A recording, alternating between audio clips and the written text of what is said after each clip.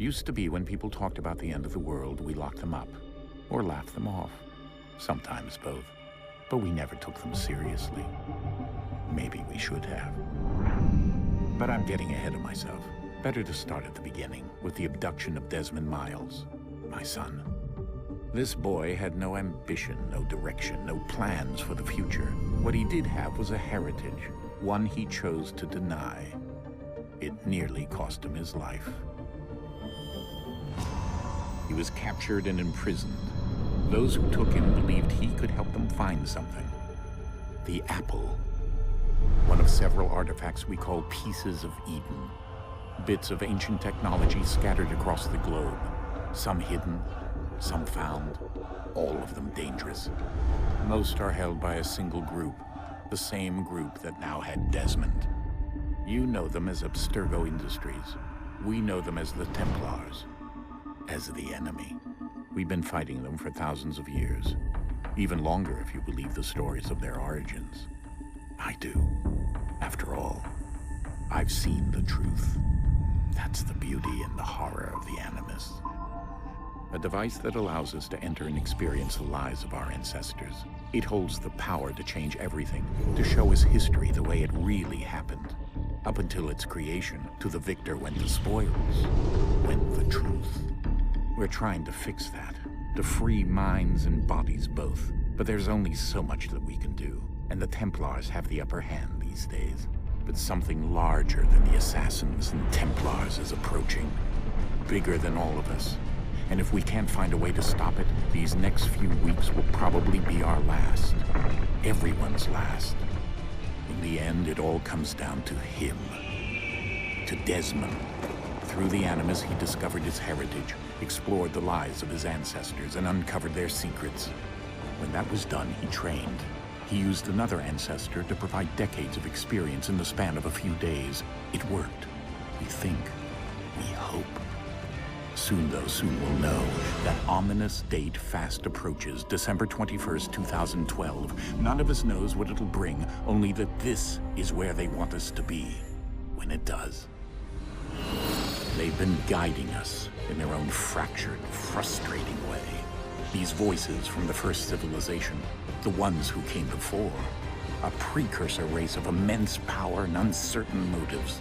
They're the ones who made the pieces of Eden. This is where they've led him, and through him, us. He stands at the entrance to this long-lost place, armed with the knowledge of Altair and the abilities of Ezio. He holds in his hands the apple of Eden, and we stand at his side, ready to support him however we can. His name is Desmond Miles, and he has brought us to the end. Hello and welcome to another stream of Assassin's Creed 3. Playing the remastered version, doing my No DeSync challenge as part of my annual playthrough. In the previous stream, an hour ago, we got the Haytham start done. Here's a recap of what happened after the... You all saw that, right? Wow. Wow, indeed. The key must be the amulet Haytham took from London. We might know what it looks like, but we're no closer to finding it. Desmond, you need to keep going. Hey, he's your ancestor too. Why don't you hop in the Animus? Really? That's your response? It's like dealing with a 6-year-old. What is wrong with you, Desmond? You want to know what's wrong? I'm sick of being treated like I'm not even here. Desmond, do this. Desmond, do that. Desmond, you better figure things out because the sun is going to turn us all to ash. And I know I was really nice to you, but actually I'm just another Templar plot twist. And yes, I would like very much for you to be controlled by a magic space wizard so that you can murder me. So there's your answer. I'm sick of being a goddamn pawn. I thought it might be different with you. I mean, you're my father, but turns out you're no better than the fucking Templars. Don't you ever equate me to those bastards again. You hear me? Everything I do, everything I have done, has been for you. Maybe I pushed a little too hard, asked a little too much, but try and remember exactly what's at stake here. You need to get it together, kid. We're running out of Right, time. that was unusual. Well, I'm just going to pretend that this never happened and get back to bringing everyone up to speed on where we stand. The news isn't good. It appears this temple is powered by a collection of, well, I guess they're batteries. You found one on your way in, but there aren't any more, at least not down here. Any idea on where we can find replacements? Not yet, so I intend to tiptoe into the Abstergo database. Now, if I can cross-reference these particular devices with their database, then maybe we'll get lucky. See what you can do. Obviously.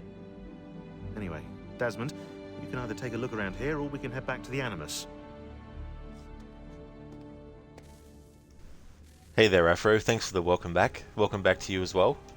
Exactly, William. Why don't you hop in? Yeah, I mean, that's the thing, right? Like, he could, and all that kind of stuff, I guess. But then we wouldn't have a story that finishes off Desmond's present-day playable version status thing. I mean, I have franchise spoilers on the tag for these Assassin's Creed streams that I do from now on, so Desmond physically dies, but his consciousness still exists in digital form. Yes? Just thought I'd, say hi. You have more important things to do right now. Jesus, Dad. What? What do you want me to say? I don't know. Hi, son. How are you? What have you been up to? I know what you've been up to. Nothing. You wasted away in some shitty apartment with a pointless job, while the rest of us were out there fighting to make a difference. You are such an asshole. Are you thinking about hitting me again? Because this time, I will hit back. Let's just get back to work, okay? Stop wasting time. Clock's ticking, Desmond. Come on, son, we've got work to do.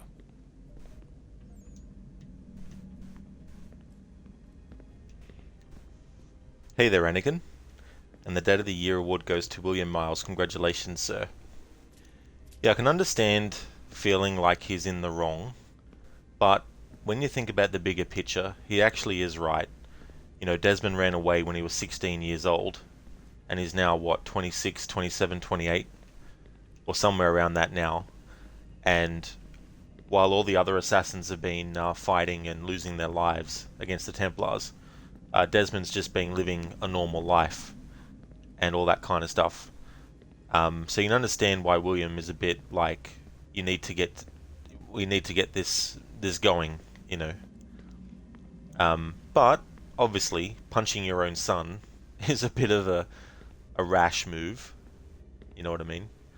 So he's in the wrong for that. But I don't know. It's one of those things, right? It's like, it's not like he tortured Desmond and cut his arm off or did something like that. I mean, yeah, punching him out. You shouldn't punch your own child out, even if they're an adult. But the other side of it is the end of the world is actually approaching, and if Desmond doesn't actually get what needs to be done, then the world's going to be blown up, or at least civilization on the planet's going to be decimated. Would you look at that? What is it? If I had to guess, I would say it's a counter. And judging from the iconography, I think it's safe to say when that's emptied, the end begins. Hello, Desmond. How's things? Same old. Another day, another ancestor. Who'd have thought you'd have a Templar in your family tree? I think he started out as an assassin. They must have turned him. Right you are, in fact. I've been reviewing our archives, and it appears that Haytham's father was indeed an assassin, which means he was likely one too, at least for a little while. What else did you find? That fella from the opera, Reginald Birch, Grand Master of the London chapter of Templars, he and Haytham's father, a man named Edward, well, they were long-time rivals. Now, it appears Birch got his hands on Haytham at a rather young age, worked his wiles to convince Haytham to switch sides. Wonder how he did it. I'll see if I can't dig up more. Honest answer, please, Desmond. Do you think we're getting out of this alive? I don't know. I mean, it's a pretty tall order. If the first Civ couldn't save the world, how the hell are we supposed to swing it? We have some time. We have less than 2 months. They had decades and a lot more resources. And the worst part is we knew this was coming for, what, hundreds of years? History repeats, it seems. The first Civ was so busy with their war against us, no one even noticed what was happening. We get advance warning and then fall to fighting with the Templars. Lovely. Hopefully, whatever's behind that door will make a difference. And if it doesn't, well, at least we tried. Back to work I go. You should consider doing the same. I'm working right now. All the visual clues are here, which means no time for chit-chat, okay? Sorry. Oh, come on, Sean. We can talk for hours and hours and hours. there's no story urgency happening in the universe of Assassin's Creed right now.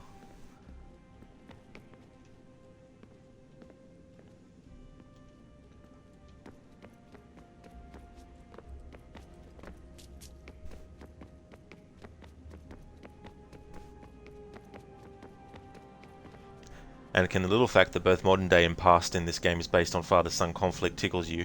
Yeah, and it's definitely done on purpose too. And this idea of, you know, that relationship, and you have Haytham, who only knew his father for 10 years. His father died when he was 10, got killed, assassinated by the Templars. And Haytham never really got to have a lifelong relationship with Edward as his father, you know. And Desmond, in a way, is similar. There was 16 years before Desmond ran away.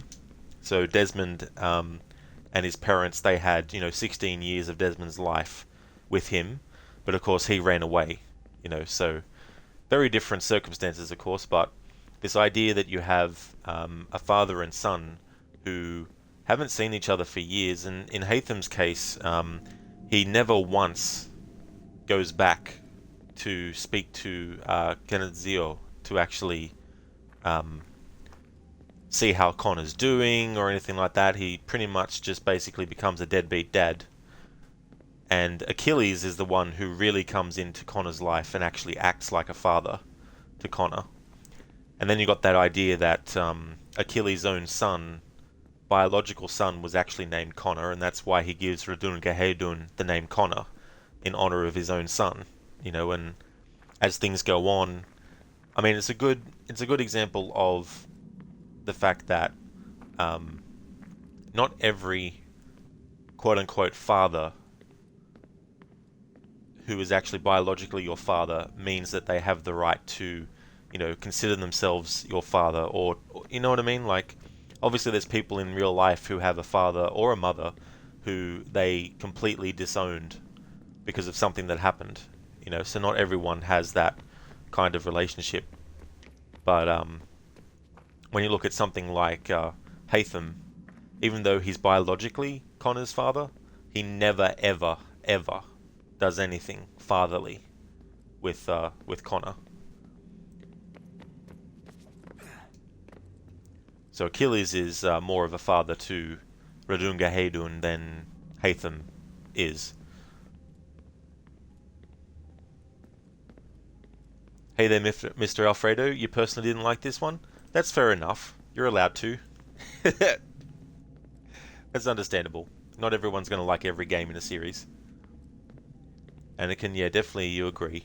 Yeah, you know, so, but it is interesting to compare the two. Desmond and his father, and Connor and his father as well. What are you working on? Lots of different stuff. If you're going into the field, we need a way to keep tabs on you and stay in touch. Hacking into local security systems won't cut it. Thanks. For what? I don't know. Everything. You've sacrificed a lot for me. You and Sean both. I mean, you upgraded the Animus, you helped train me, pulled me out of that coma. You put all that work into the database and helped me solve Clay's puzzles.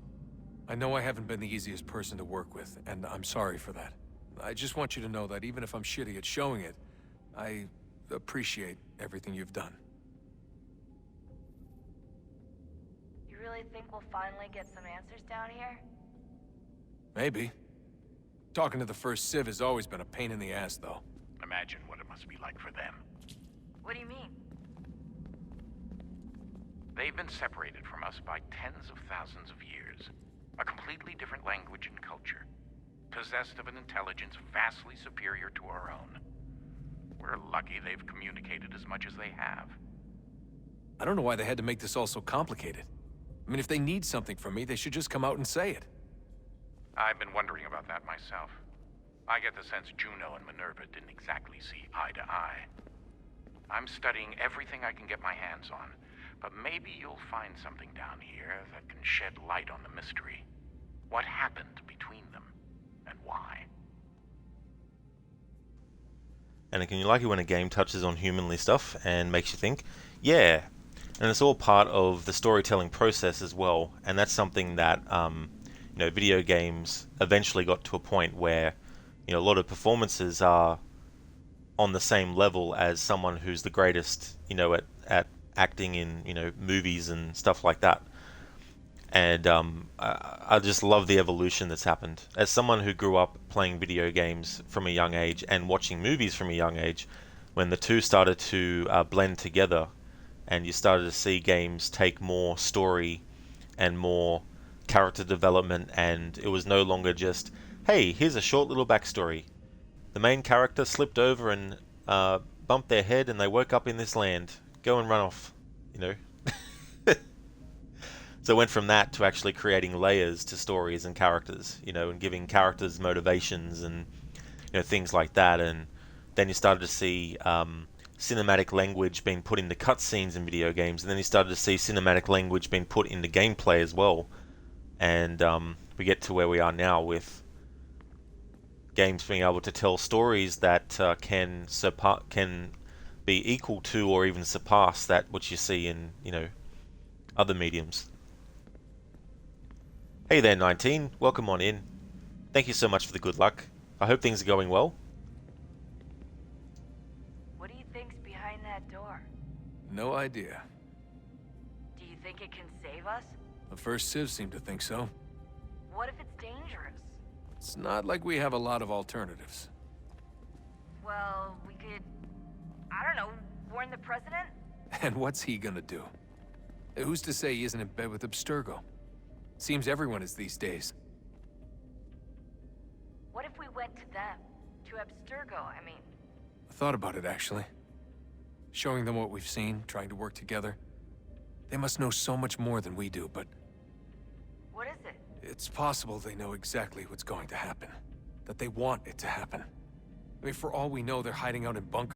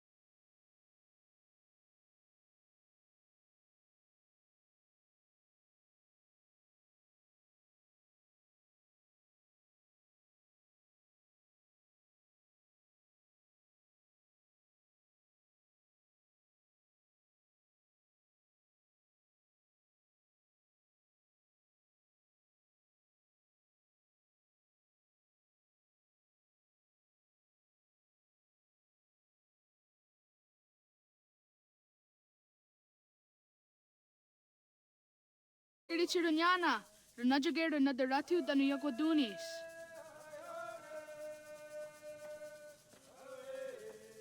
How was?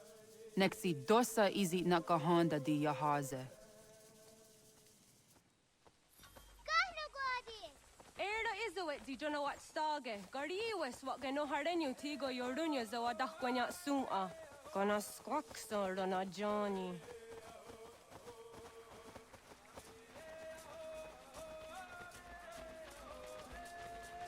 Zizohak ohanda dinyori yung garah kwatne. Hi, Sta. Hi, Sta. Zaga the dirty wasta.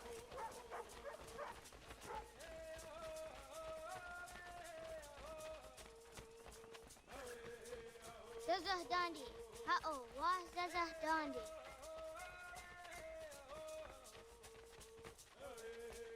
Oh yeah, 19. Yeah,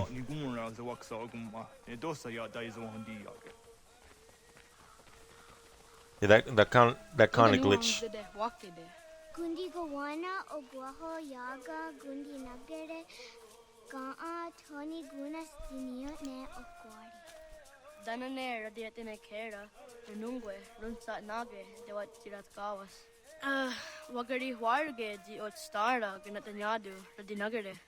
Energy de Tadiharene Ruadia the Nasqua Negi Garhaguni Tonenu. Dosa Siada Musadat.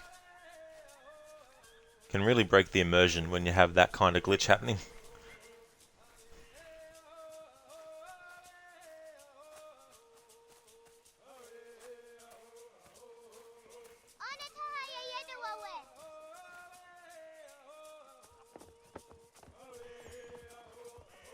Ana horde de wat karitsa runyane. Yagoda Setuga.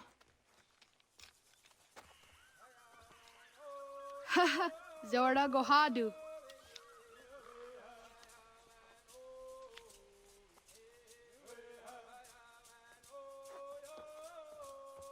Is it as a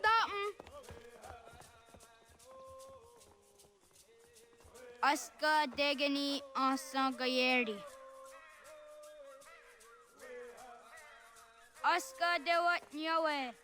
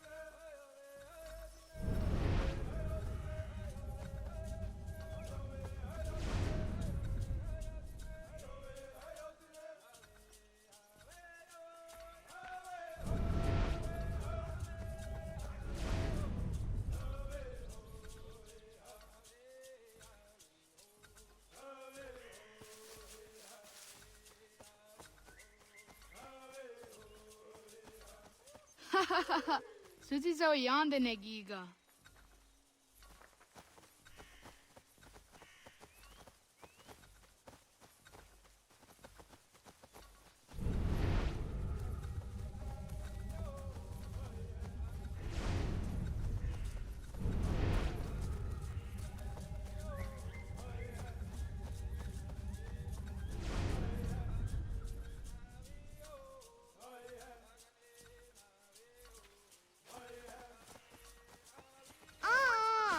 Nia di is der yonder dakwe. Yahtakweni on the Gehtakwe Ziwashta Datari.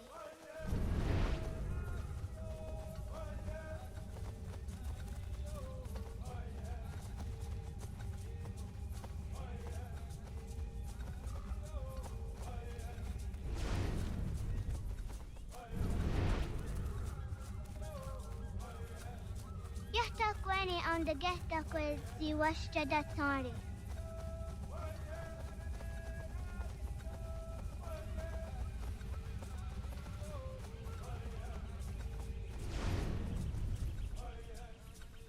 Yahtakweni on the Gehtakwe Ziwashta Datari.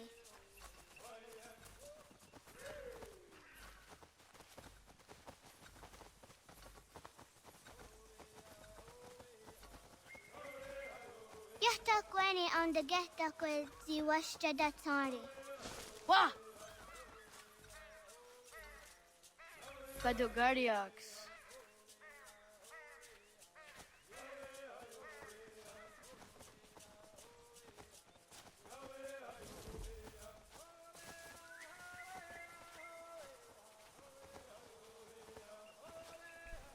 If you want to make Connor skip at this point in his life, you just have to keep pressing on and off the right trigger.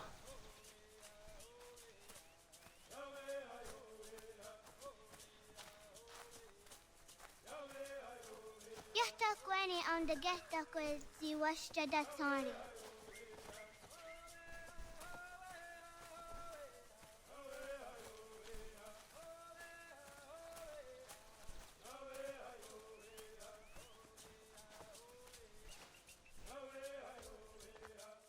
Tidawat kari tsiduni.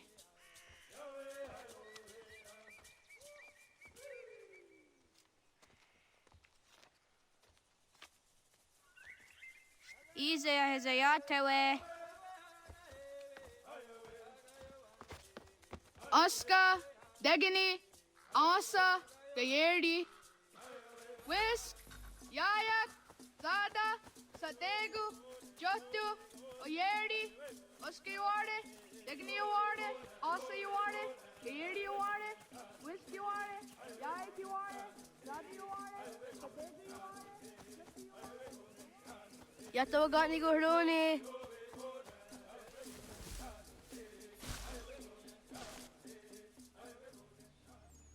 Now we see the Templars as they truly are, not through Hatham's eyes. What have we here?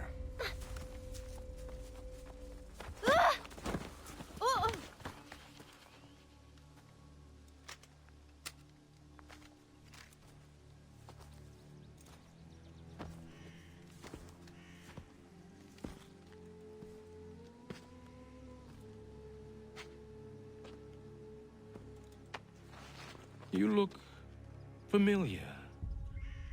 Where have I seen you before?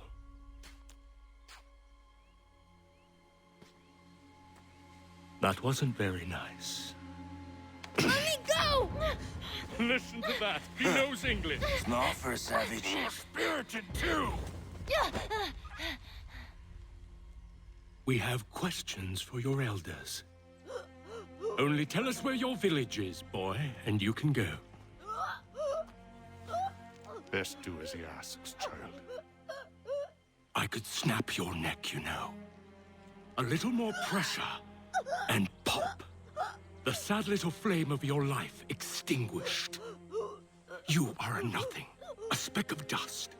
You and all your ilk, living in the dirt like animals, oblivious to the true ways of the world. The wiser among you recognize the shape of the future. They throw themselves at our feet and beg mercy. But not you, it seems. No. You cling desperately to your ways, too ignorant to know your folly. But I am not unkind.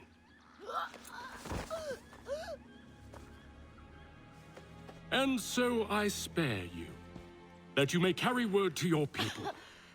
Let them know the sooner we are given what we seek, the sooner you can return to your pathetic, empty lives. A fair trade, is it not? What is your name? Charles Lee. Why do you ask? So I can find you.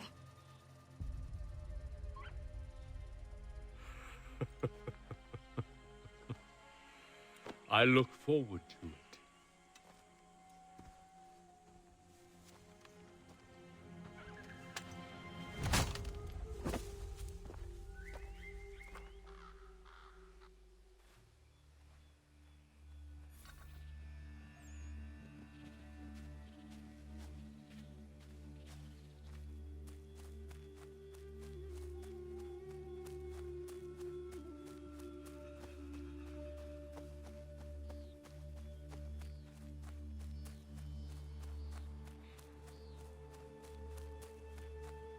Yeah!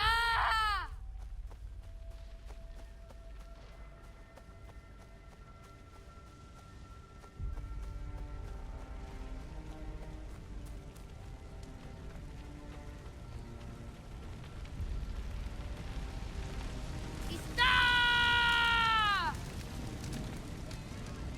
Wasega gantne istaa?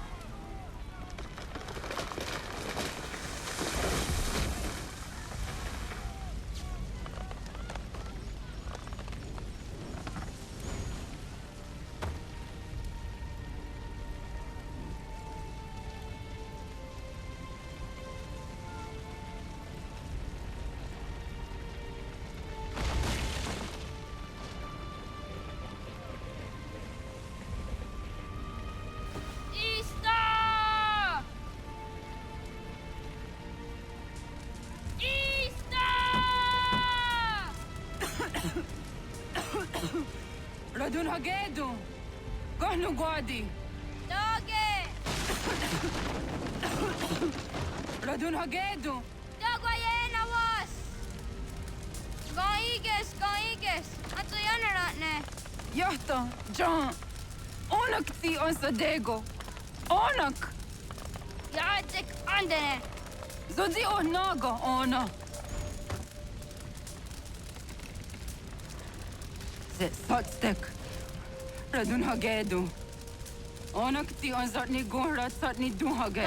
Dodek! On serek. Toga zun haak. On sesege. Nekti zaderi ondarak.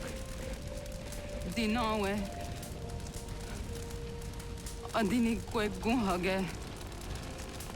Ya! Zadorissa! Dagwatka! Dagirihu! Akinyaga! Unurumpa.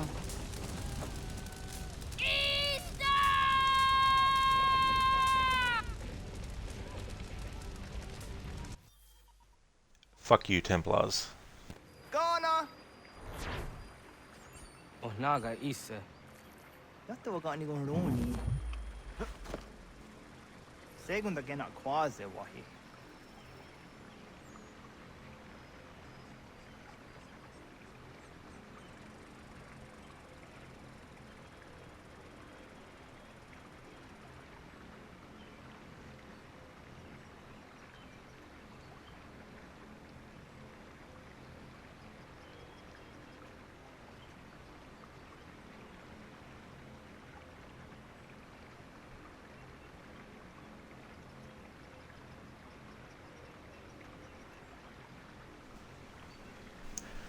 So there we go, we have the death of Connor's mother, Radunga Haydun's mother, Kanizio, sorry I can't pronounce her name, being killed.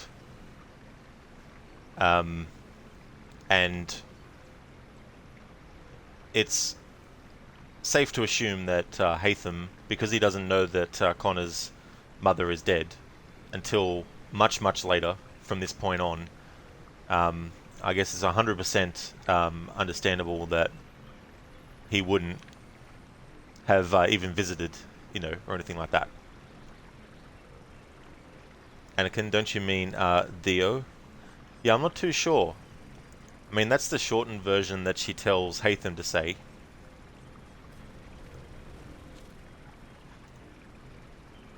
This whole thing about where is Charles Lee and that. I used to joke that it would have been funny if they did a Where's Wally / Waldo style book where it was all about trying to find where Charles Lee is in every page amongst all the people that you see. Little did I know that eventually, and it's not Charles Lee, but they eventually did a book called Where's the Assassin?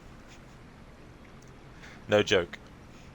There's a book called Where's the Assassin that is similar to the Where's Waldo books, where you had to find a specific character amongst, you know, literally almost hundreds of other characters on the same page. Hypnotic Phantom, thank you so much for the follow. Gats, ingeni dasseraya. Oyaner mangeni wanundo se edeni rodoke dinohoda de dom ne ayogara we ori wage. Andi jadassa wane edeni sto zeraroroke. Amando eneka ne toda di jatka tuni we ne ayedeni ti nakwa tsari.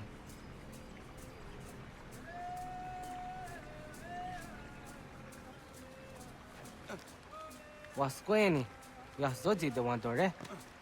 Easy ona. Yo tena de drowned in the ayena. Ha, zezak tinuwe yo zikunde.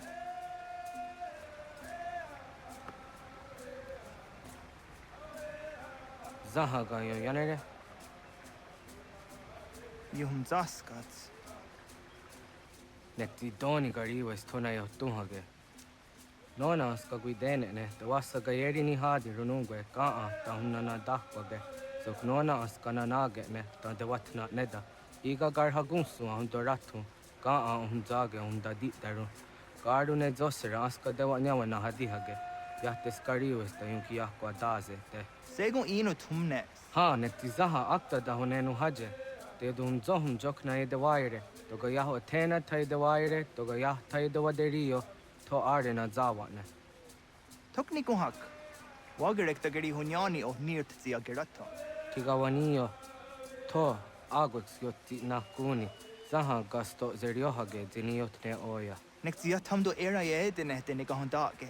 Yata diodun zohum unka ego derianderage wahi. Hau yungeni dogas ki doga andeni gweni toya yedenewe. Ne dosa ya yedini rada ne unzage. Waderian dat serakson egiga.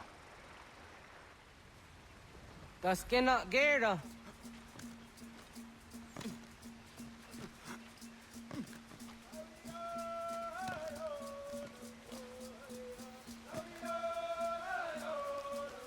Agua sayane raje.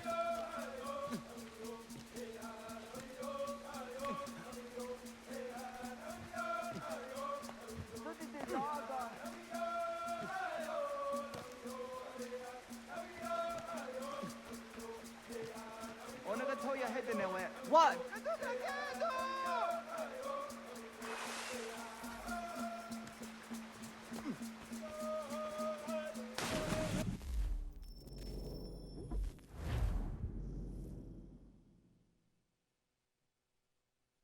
Das kena gera. Ya areko.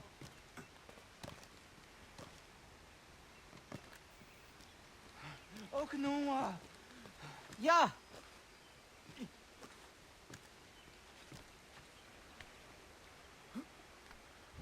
Oniot zia didenewe. Serek zaha yo snorehage nona zijahtadi. Jogu de toniot.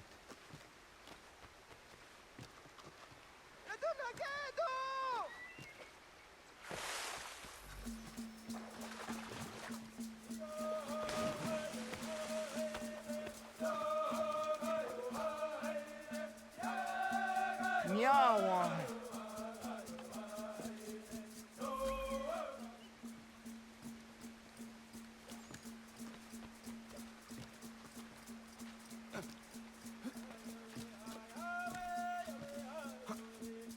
Ona andeni rata.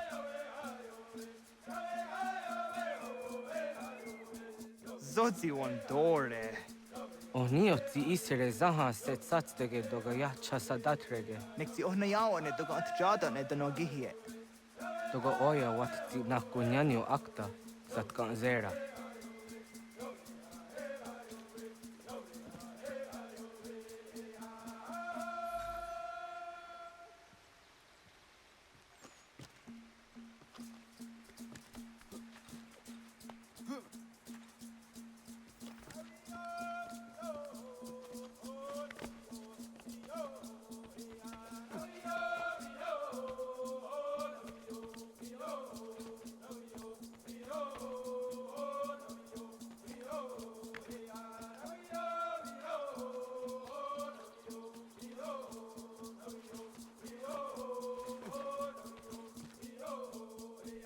Hey there, Desmond. How's things going? Radun Gahedun, exactly.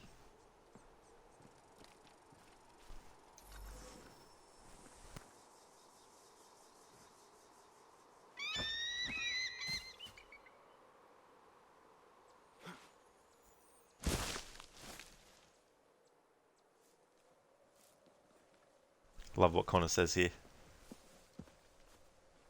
Nahoda, what got ni guruni? Yatta wak kwenyo agwego yang geni haraunge. Ga gader harde zinora agwego a seroroge. Gaduga isere yat the gayeri zinigo yung genia. And people say he doesn't have a sense of humor. The garden on the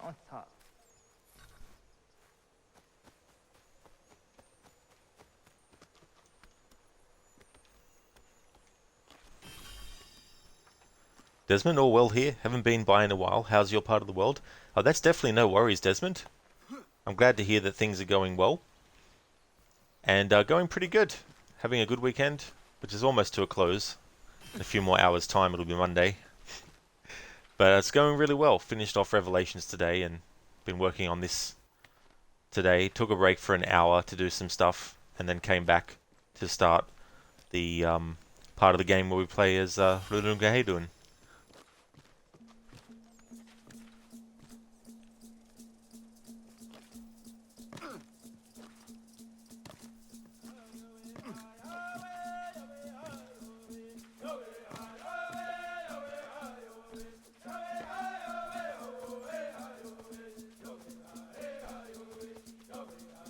You stopped by for some of the Tomb Raider no deaths and ran away. Has it aggravated you? Yeah, died again 2 hours into the attempt. So I stopped the stream and then did my Tomb Raider 2013 stream because I'm doing split streams. But we'll see how we go next week. See if I can get through the game Shadow of the Tomb Raider from start to finish without dying.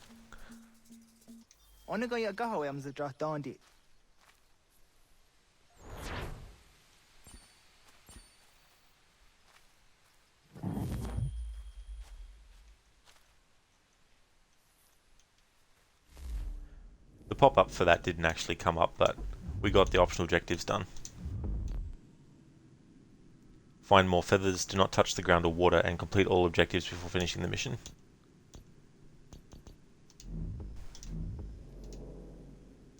Sequence 4. Hatham was brought to a first civilization site, but it didn't hold the answers he sought.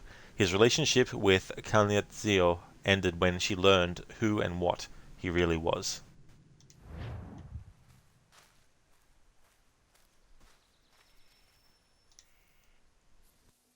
I want to go into Jahtanti on.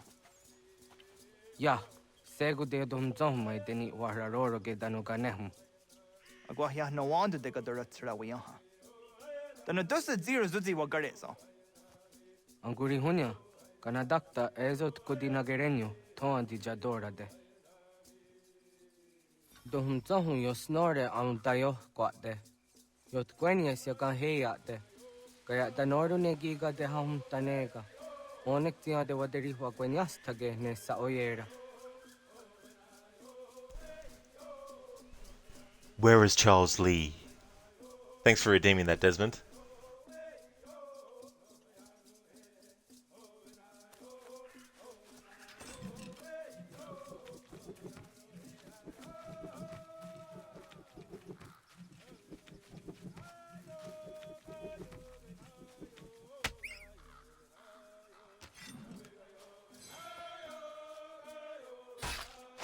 Jojera, tu onek tia setari, dinume gujat ne gundirio.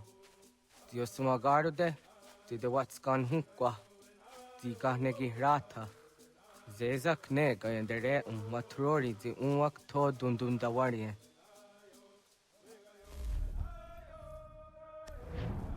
Kanaktio ne ga ayunt karhara.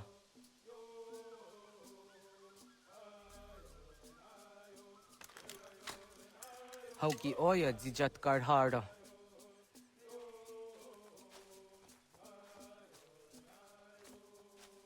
Kanto zat karhara. Kankaniot. Yuyanere, how jade nyanda ne zaha gario dawana ye deniena, tini gariwe sugenir hare. Yeah, that word. That's the word of the day. Every day you play Assassin's Creed Origins, Odyssey, I mean.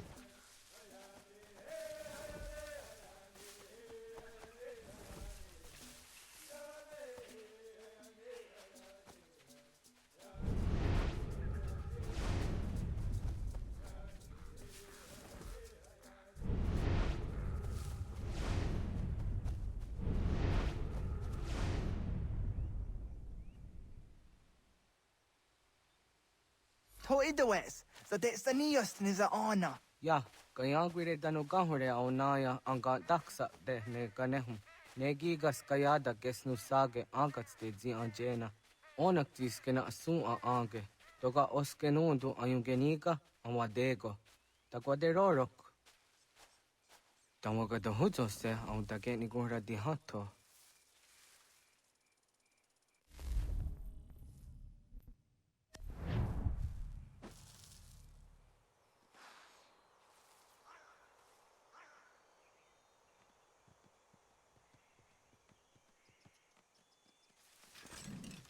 You're twenius, the nearest you are serio. You're yonere. Ona deni rorage zino hoda de yodum zohum.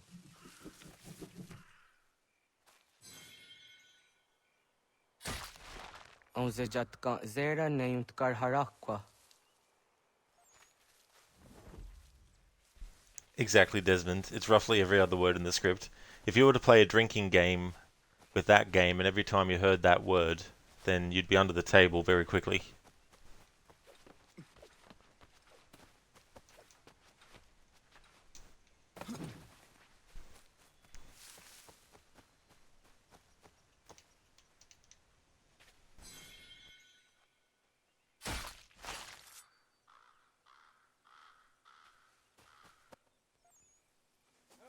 Timja dumzoni sego, nektiate zugini naktode.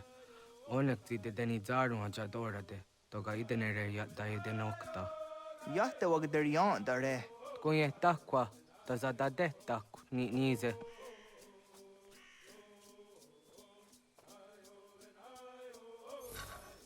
This is true, Desmond. You would be done before you left Kefalonia. would have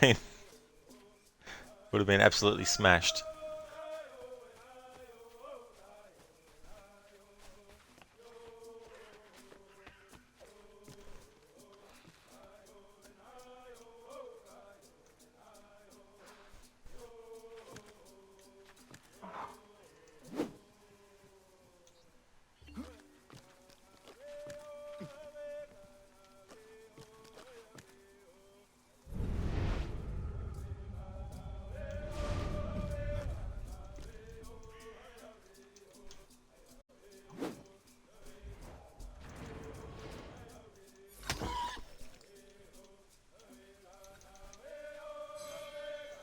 Desmond, well, it's early morning here, so you're going to have you in the background as you get ready for the day. Cheers. That's okay, Desmond. Thank you so much for stopping in to say hello for a bit. I appreciate it, and I hope that you have a good time. Thanks for leaving the lurk too.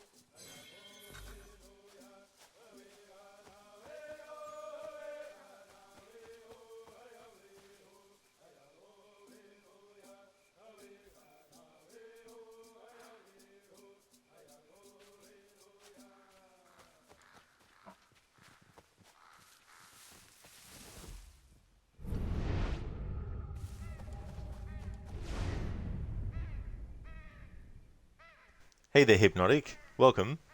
You love watching people play the AC games, but you can't. The climbing and heights mess with your vertigo, and with your vertigo bad, lol. Oh no. Yeah, that'd be frustrating too, especially if there's a game that you really, really want to play, but if it messes up with your vertigo, like that'd be so frustrating.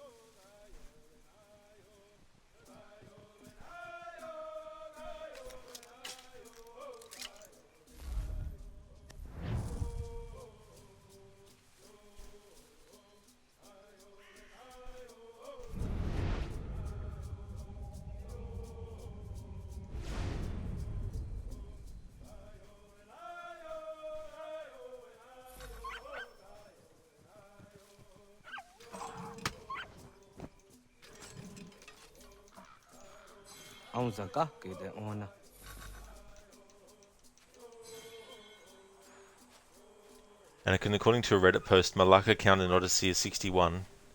Is it 61 times? Unless you're actually making an enemy catch on fire, because they can also yell that out too. They're like, Malacca! I'm on fucking fire!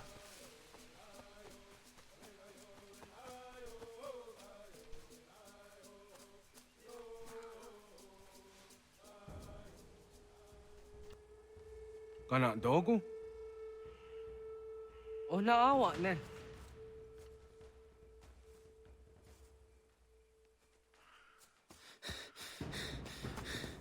Otku.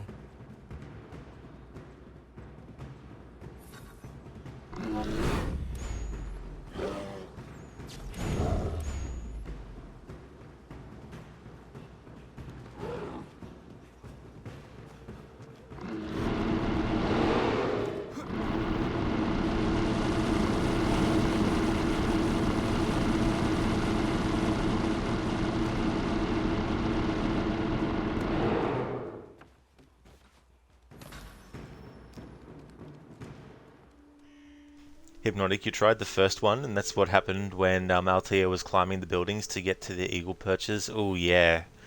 And then, like, you got games too where, like, you can be in control to a certain extent of where you put the camera. So you can, you know, correct, but then you get those moments where the game won't let you move the camera and it might be in a position that really triggers that.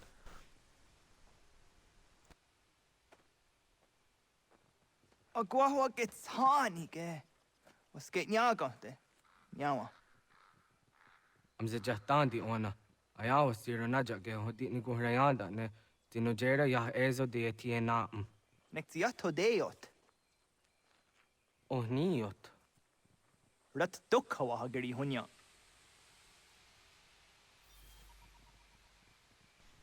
Yeah, Anakin, so, but that's 61 times, if that is including every single quest in the game, including side quests, Lost Tales of Greece, all the DLC content, then that's quite impressive to go through all that to count how many times Malacca actually gets said in the story, in, like, you know, cutscenes and stuff.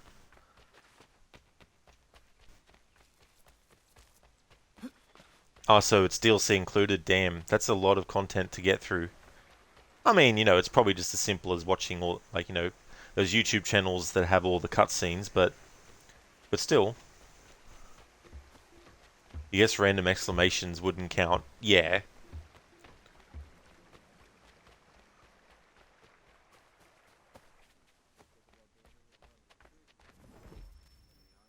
Something to remember.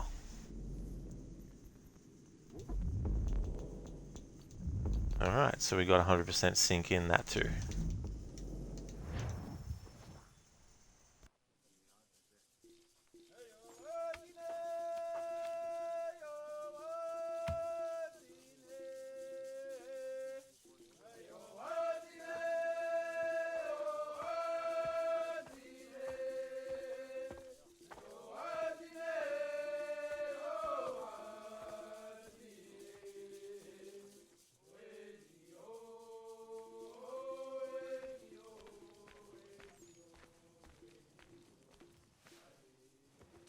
Akaderian dare Gizardi Hoye was Onojera Gia, Garha Gunchedeweta. Onojera Gia, Deatia Jataranire, ne Oya Ganyoke Haga Ziwaterio. Uma wasundade dans a deri hua seraguase. Yohunja norunge, yungwa denadayan, danu ne amha ajungwa deri wayani ne ayetia se tanisege unjunhuza. Arahaja zidogane gando ayetiri hune yukiswas saha odisas taserayanda ne. Yungwa doraz ne to na yedewayer hage. Yungwa yat dodarhe un zinogayera ne deetiswa neda. Danu ne dogat to no dewayere yot deru ayungwa jonha se. Onujera zitoni yori hawana ne aidawada den hodu.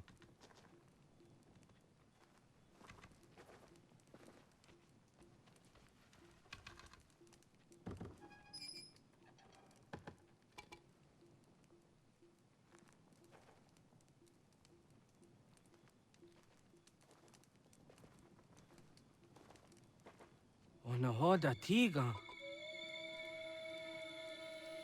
Kan hoha. Oyane?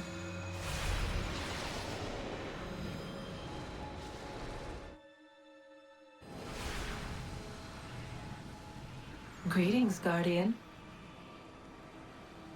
Are you a spirit? You may think of me as such. Where am I? You are where you were before. If you mean to ask what it is you now see, it is known as the Nexus. From here, probabilities are calculated so that the proper path may be chosen.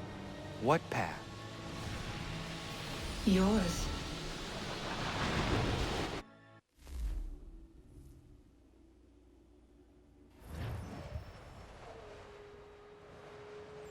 Follow me.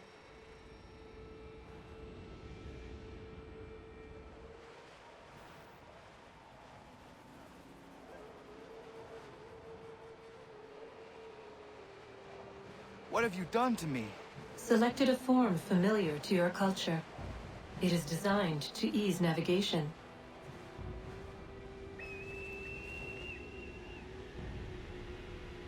We have waited millennia for your arrival. You, who will bring to him the last piece, that he may open the door. I do not understand. Nor need you. I sense my words cause pain.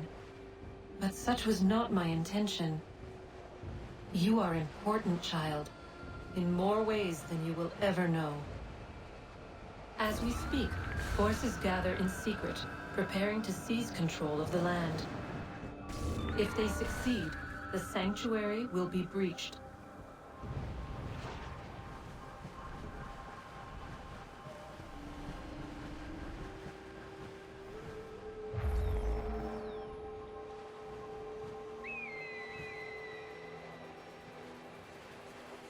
Yours is a special lineage. Past, present, future. Many are connected to you. Many who have changed the world, who will change the world. So too shall you. I have called you here that you might know your duty. You must protect Sanctuary from those who would undo our work. What sanctuary? What work?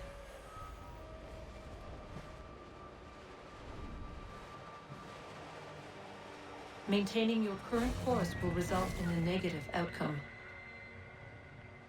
Premature access will destabilize the region. Your village and its people will be destroyed.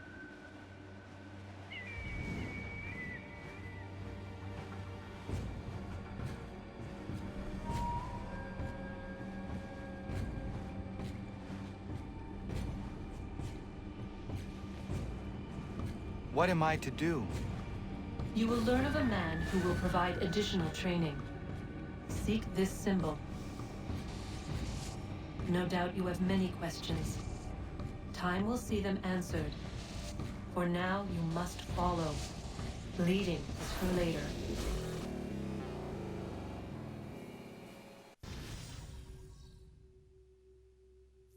Didn't want to break immersion of the story, but we're going to have to replay that again. Yeah, Desmond, designed to ease navigation, proceeds to fly through a tree-infested area. Yeah, and it's one of those things too where you don't have control over the camera and where it's gonna, you know, take you sometimes, so it can be very annoying to get the optional objective for that. And it relies on you, you know, like if you're doing this mission for the very first time, and hang on. Exclusive mission in progress, what? Anyway, I'll have to wait till the game lets me.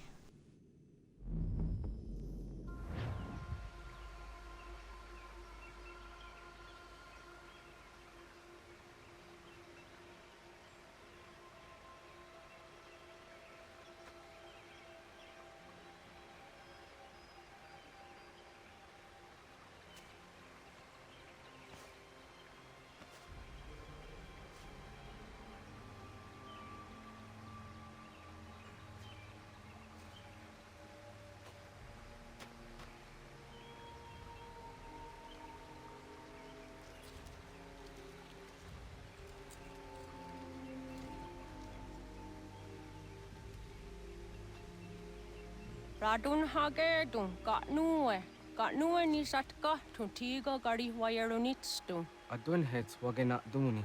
What garo di rungwe daya jadatka. Ahagena dun hase onio di akande. Da tune tiga runungwe. Easy na gahanda di tunes. Gari wesi wagaderiandere. Tanu ize gi oni. Arahajo diza detni go rizu ne dosa seri wayena.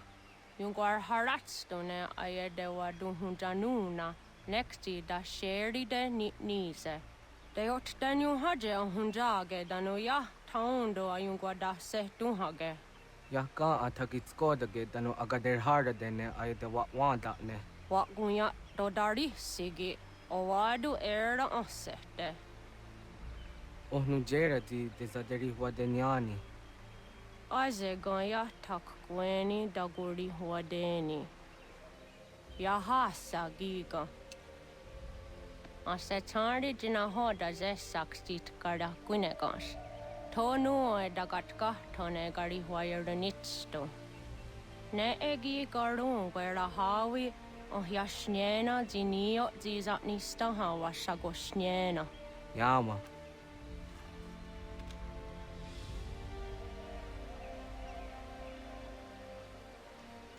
That looks like a giant piece of licorice to me. Seria sadoga, nekti gets hani suzi ezos are harde. Was sezakane gari wayronitstu, satahatsari.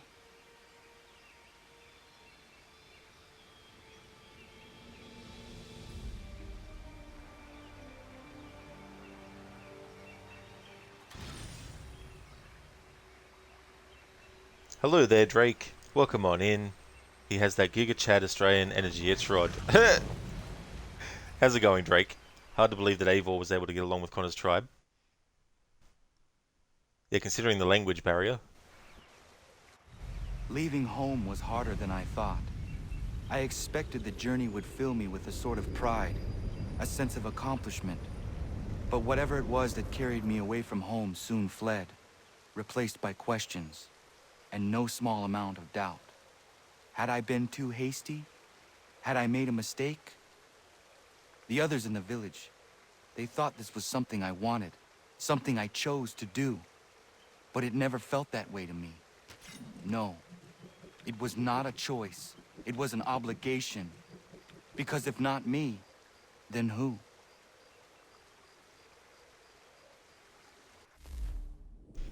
Alright, now the game will let me go back to that other memory and replay it so we can get the optional objective done this time. You're doing good, Drake? You just had 2 burgers? Nice. I hope you enjoyed that. I had an actual proper burger for the first time in ages last week. One that's not, you know, from a fast food place. And it was absolutely delicious. You forgot how beautiful this game is. Yeah. The funny thing is, I actually prefer how the original looks to the remaster. There's certain decisions that they made visually with the remaster that don't really suit the original We have waited vision. millennia for your arrival. You, who will bring to him the Well, last still going. piece, I'm up to the that he may 12th open attempt the now door. to I get do through not from start to understand. finish without Nor dying. need you. I sense my words cause pain. 2 hours into the stream, I But got such was not my killed. intention. You are important, And instead of child, trying in again, more I just ways decided than to you jump will to my ever other know. Tomb Raider playthrough I've got going at the moment. As we speak, forces gather in secret, preparing to seize control But of the land. next Friday, we'll try If they again. succeed, See how we the go. sanctuary will be breached.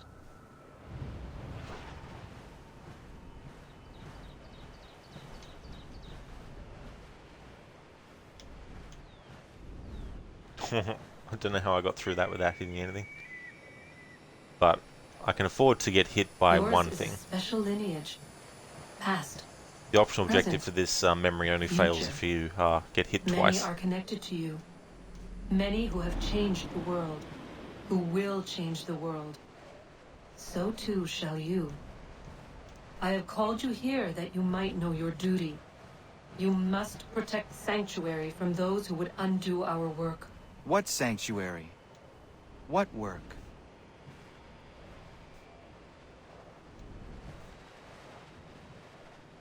Maintaining your current course will result in a negative outcome.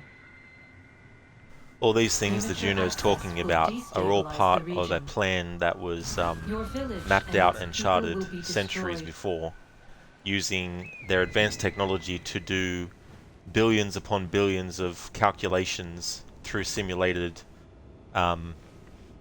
experiences, trying to figure out the best way to get what they wanted done. What And am so I to essentially do? everything that Eivor did You will learn of a man when who he will was provide there, additional when she training. was there, because Eivor Seek is this canon symbol. female, everything that she did No in doubt this you have region many where Connor questions. lives, that Time will see them Eivor did, answered. was all For planned now by you Juno must to happen. follow, leaving And for later. it being left there at the village, and Connor's ancestors keeping it, and then Connor getting it, and then all this kind of stuff is all going to the plan that Juno was able to figure out was going to happen, you know.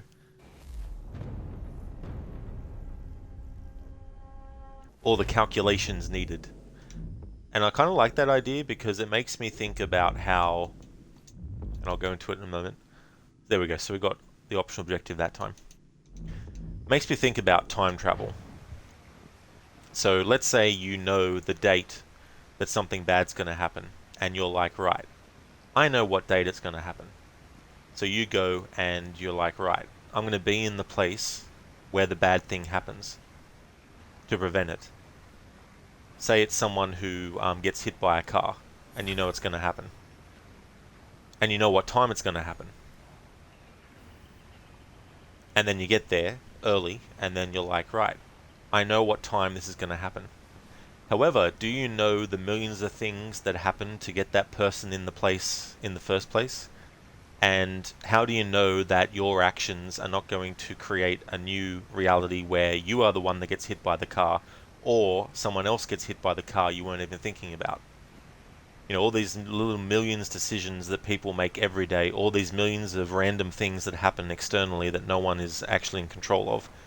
You know, to truly actually know whether or not what you're about to go back in time and fix will actually be fixed, there's so many things that you would have to consider, right? So when you think about what Juno was doing and the other Isu, where they're not looking into a crystal ball and looking in and being shown what will happen and go, right, that's what's going to happen. They're using highly sophisticated technology to create millions upon millions of possibilities along every single second of every single minute of every single hour of every single day of existence moving forward, and figuring out, okay, which one of these is our best bet to get this outcome, you know. And they decided that the events that we actually play are the way to go to get the results that they want.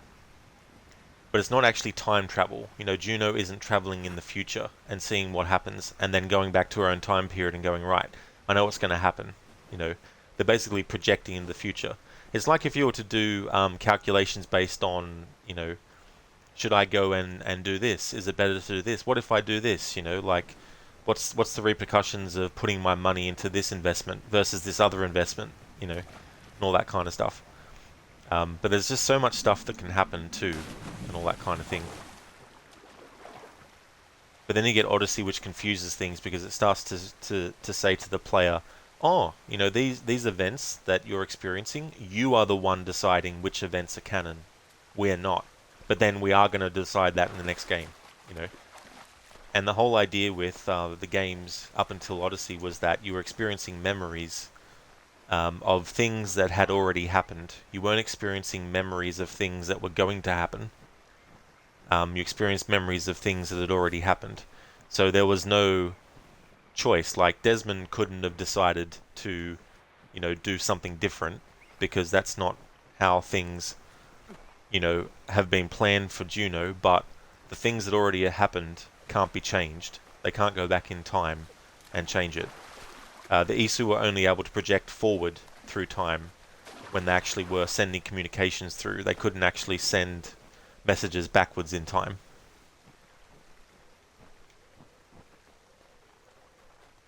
Drake, every time you die in Tomb Raider, we take a shot. You remember the time when you were so bored that you decided to get 100% sync on this game? The secret is thinking out of the box. Juno is extremely manipulative. For once, you're counting on Basim to destroy them. If Dutch is looking for someone to initiate the plan, Juno would be that person to make them happen. Looking forward for the Isu to calculate your chances of playing AC Rogue? Well, when I become a billionaire, that's when I'll play Assassin's Creed Rogue again, for the second time ever. Until that time, which will never happen, I'll never be a billionaire. You won't be seeing me play Assassin's Creed Rogue ever again. Not that you've even seen me play it once, because I've already done that years ago, when the game came out, before I was a streamer. But you're right, Juno is extremely manipulative. Definitely shows her true colours at the end of this game. But there's also clues in the other games when you replay them after knowing that she's a villain. Clues that let you know that it was coming up. It was going to be a thing. Basim to destroy them. Yeah, I don't know. So that's the thing with Basim. What he's going to do. I guess we'll find out in Mirage. Anakin, you can be a guest streamer on your channel to stream Rogue. No, you won't see Assassin's Creed Rogue played on this channel. I actually did an April Fool's joke once where I went to my laptop and streamed from that, but I kickstarted it off with the title screen for Rogue. It was a video with the title screen, so I had that set up and, you know, was waiting for a bit for people to come in. And they're like, "Oh, you actually playing it?" Like, nope, April Fool's. Drake, you can picture my disgust of every second playing Rogue. It's just one of those time-wasting things. I'd rather spend the time it would take to replay Rogue to replay games in the series that I actually like, instead of spending that time playing a game that I don't like.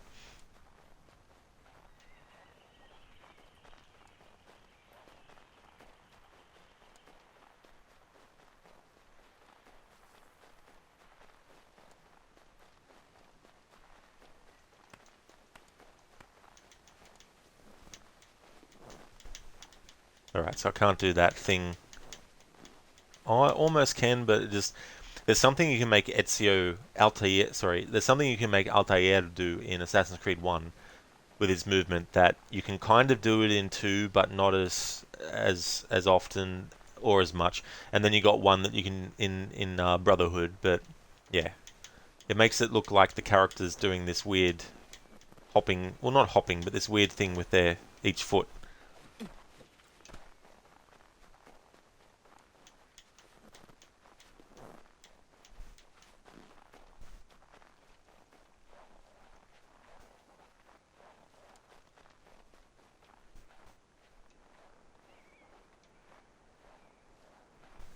Hey, Achilles. Get out of the way! After him!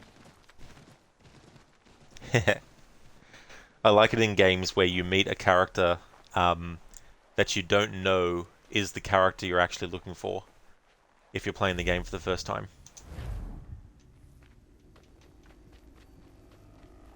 In Assassin's Creed Unity, Arno literally walks past the main villain of the game early in the game, but he doesn't know because he doesn't even know anything about the Assassins and Templars anyway.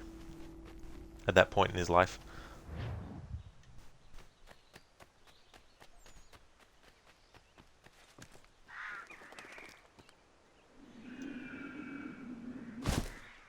Down we go.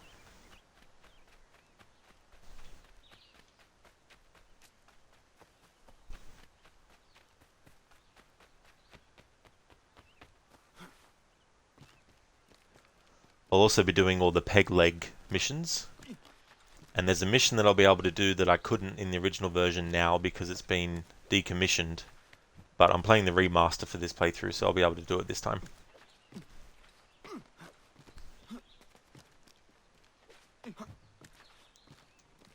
Drake, during your PS3 years, the Kenway trilogy has to be the most polished modernization of Ezio trilogy.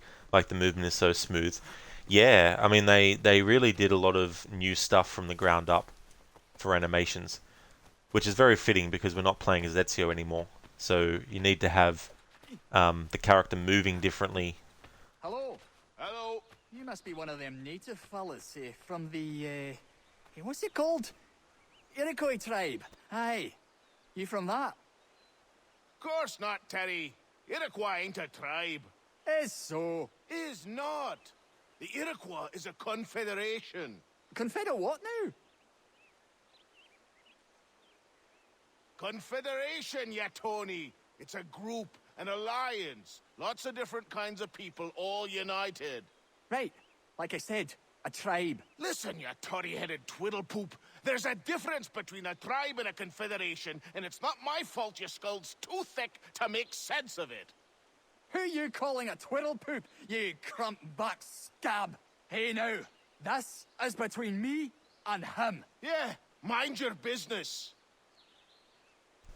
So I don't know who the actor for Terry is, because in the IMDb for this game it doesn't even have Terry's character, so don't know who voices him. But that's who voices Godfrey, this dude here. And they're the other games in the series that he's been in. He's also in Deus Ex Human Revolution and Mankind Divided as Lazarus, the radio personality. Drake, let me get this straight. For the Animus storyline of Assassin's Creed, the order would be Rogue, Black Flag, and 3, right? Well, yeah, if you take the present day out of it, and you were to do the time periods that they take place in. Although, Crooked actually did a playthrough last year where he played through Assassin's Creed 3, Rogue, Black Flag, and Liberation, doing the missions in the year in which they took place in. So jumping around from one game to the other, because one game had something happen in this year, and then the other game had something happen the year after, and all that kind of stuff. So it's a bit back and forth, actually, between Rogue, Black Flag, and 3 and Liberation. So if you wanted to play them in actual specific timeline order, you'd have to jump between games. We'll tend to the wounded, private matters being discussed here. Best you move along.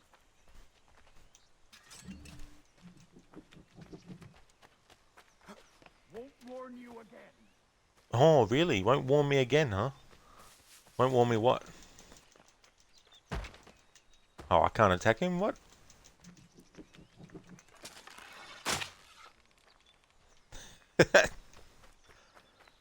That's okay, Drake. I'll see you when you get back, dude. Oh, that's something I realized that I could do.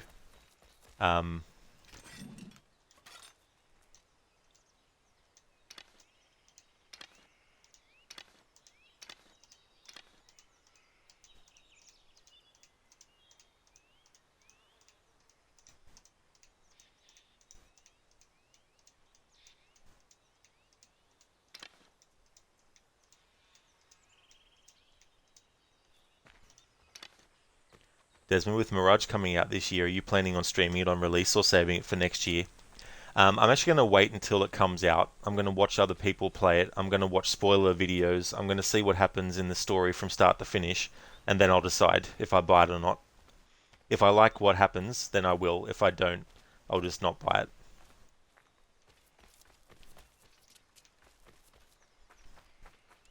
That's how I'm going to treat every Assassin's Creed game from now on.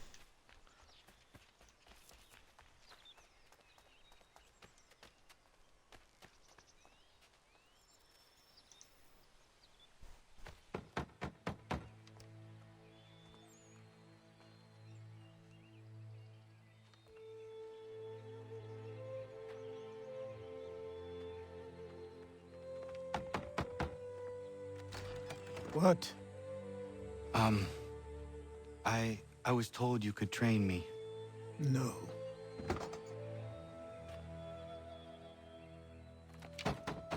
Go away. I'm not leaving!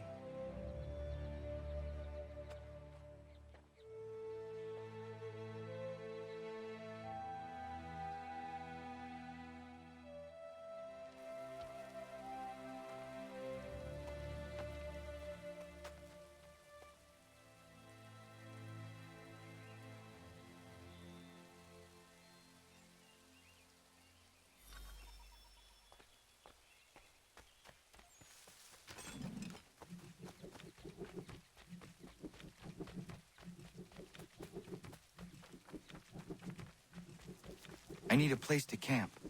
This should do.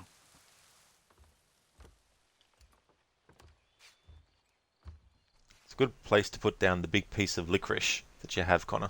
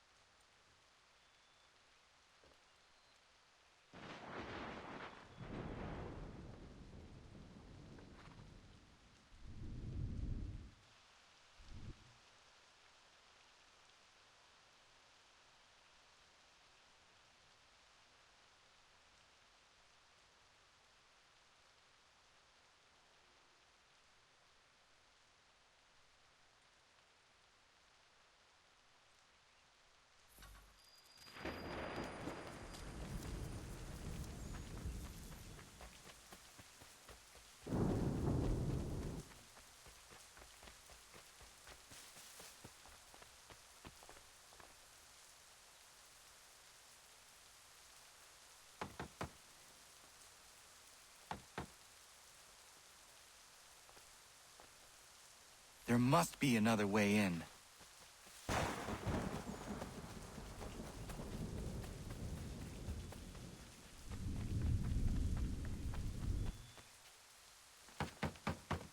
Please, all I ask is a moment of your time. I apologize if I've been unclear or otherwise confused you with my words. It was never my intention to mislead, so let me try to clarify. Get the hell off my land.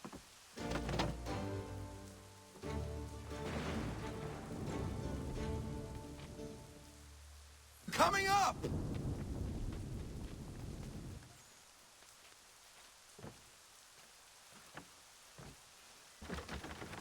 Just hear me out. What are you so afraid of? Afraid? You think I'm afraid of anything? Least of all a self-important little scab like you? Or you might dream of being a hero, of riding to rescues, of saving the world. But stay this course, and the only thing you're gonna be is dead. The world's moved on, boy. Best you do too.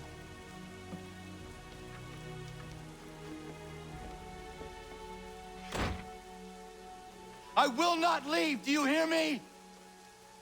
I'm never leaving. Just wait, old man.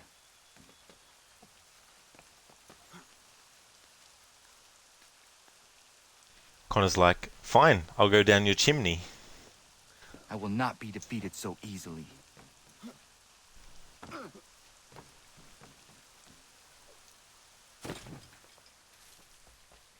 You will train me. You have to.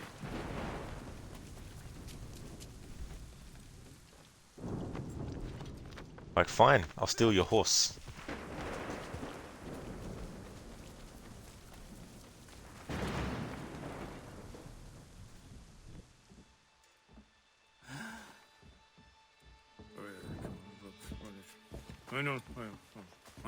These are square toes. This'll be easy. That's what you said last time, and I wound up with a dead horse and a dark eye. Who are you? No one you need concern yourself with, little britches.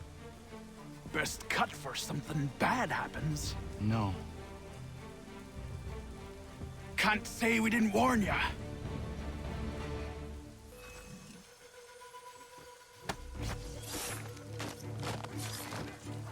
Brothers!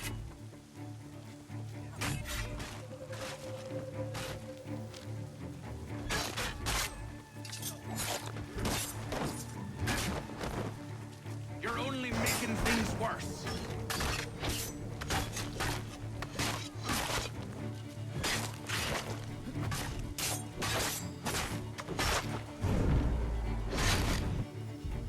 Why are you here? What do you want? Best ask the boss man.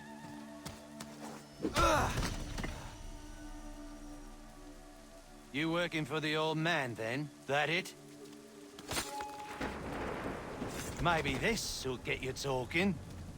Oh. Oh. Oh. Thank you. Clean this up. Oh. Then I suppose we should talk. No. Ugh! Oh. That's what they went with. You've just been stabbed. Make a noise. Ugh! That's not it. No, we don't want that. How about... Oh. That's perfect. Go with that.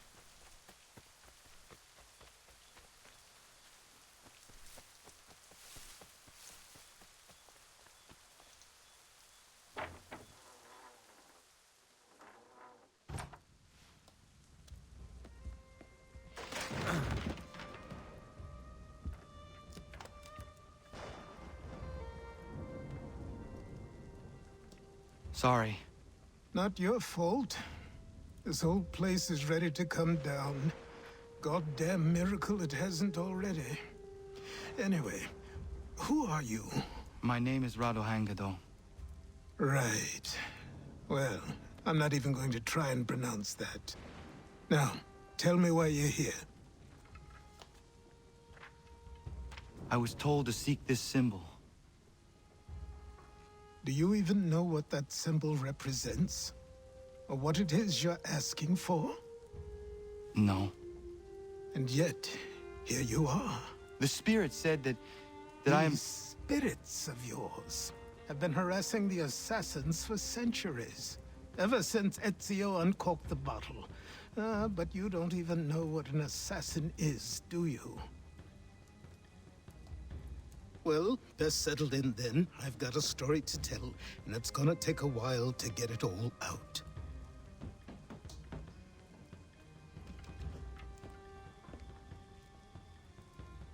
There's this asshole called Shay as well.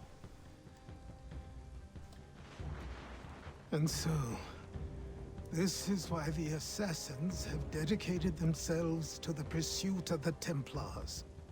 Because if they succeed, your spirit's visions will become reality. Then I will stop them. Oh, I have no doubt you'll try. Come on, I've something to show you. Careful. Wasn't a joke when I said this place was coming apart. Why don't you repair it? What's the point? Besides, I don't have materials for the job. So buy them.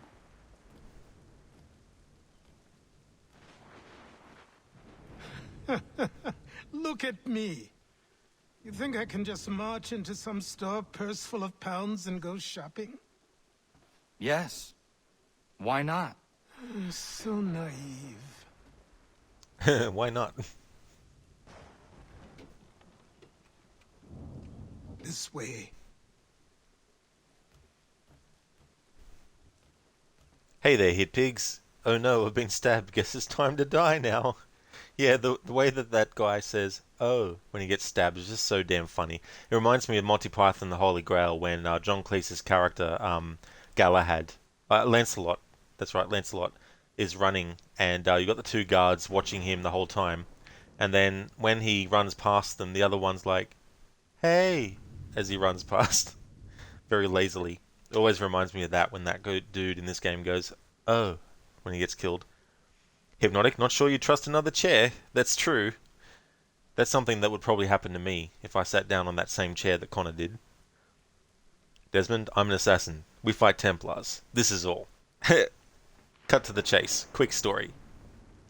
Hitpigs, what a great conversation. Yeah, great conversation. I'm actually curious. I wonder what kinds of things Achilles would actually tell Verdun Gahedun. Now that's the point where the writers of Rogue were probably like, well, we can fill in some of the gaps of what Achilles might have told Connor. But the problem with that is, if Shay is such an important and integral character in the franchise, why isn't he mentioned in Assassin's Creed 3? Or the novelization or the novel Assassin's Creed 3 Forsaken? Because he didn't exist then, you know. So there's a big discrepancy with a lot of stuff. And they didn't even show how Achilles' wife and son were killed, or how they died in Rogue. Like, there's nothing on that either. Which you think that would have been a very important story point to have in that game, about what happens to Achilles' wife and child. Hypnotic, you're not naive, you're native. Get it right, old man. Exactly, you forgot a letter.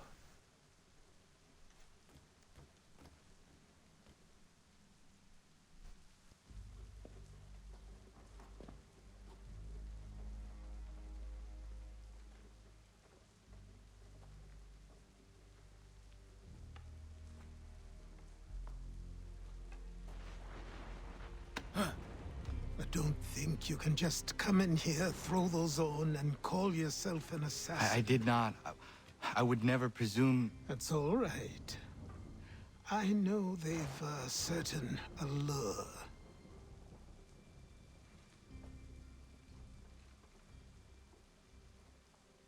Very well. I'll train you. Then we'll know if you've the right to wear those robes. Thank you. Name's Achilles.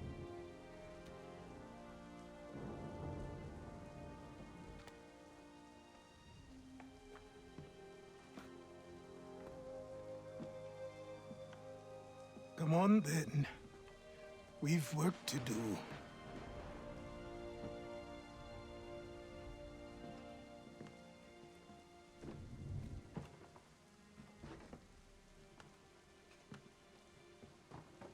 You are a speck of dust, a nothing. You and all your kind, living in the dirt like animals, oblivious to the true ways of the world. What do the Templars want? What they've always wanted. Control. They see an opportunity in the colonies. A chance for new beginnings, unfettered by the chaos of the past. This is why they backed the British. Here they have a chance to illustrate the merits of their beliefs. A people in service to the principles of order and structure. I have seen what is to come if they succeed. They have to die, don't they?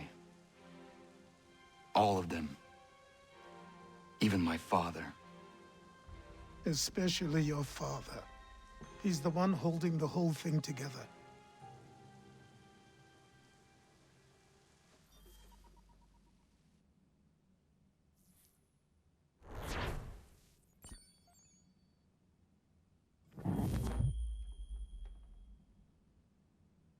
So I trained. In running, in climbing, in fighting, in falling. And for every lesson that concerned the body, there were two that concerned the mind. Language, philosophy, logic, the arts. Achilles taught most often of the Assassins and Templars, their structures, origins, and purpose. Centuries of history condensed into a few short days. I told him of the men who had burned my village, of Charles Lee, and my promise to him. Achilles explained that Lee and his followers were Templars, and that they were led by none other than my own father. If I was to serve the Order, these men would become my targets. So I worked harder, learned faster, but for all my progress, it was clear that I still had much to learn. My training had only just begun. Desmond, it's not Achilles' fault he got it wrong. Connor left the tea in the harbour. He sure did. And that tea would have been very, very delicious, as Lucy Thorne says in Assassin's Creed Syndicate. Oops, wrong command rod. There we go. Hypnotic, and I'll bet this outfit will magically fit. Absolutely. Achilles was like, right, I need to make sure that this outfit fits any potential recruit that I might actually train. Hit Pigs, his father has a pretty snazzy getup. Yeah, he's very, very well dressed for that time period.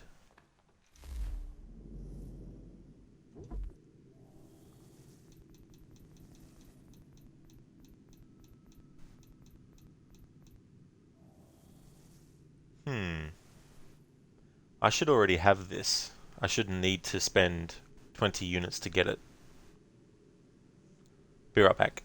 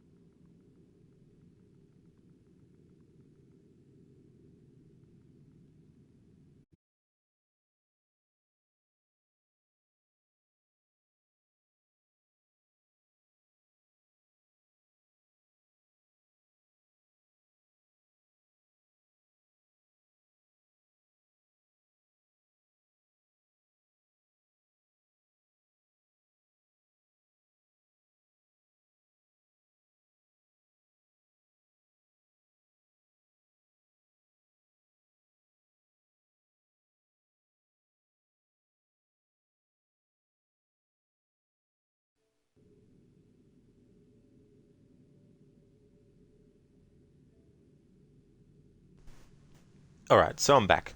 Alright, so I still have these outfits already from, well, it's called UB Connect now. So once we actually get to the point in the game where we get the outfit, we should be able to select it.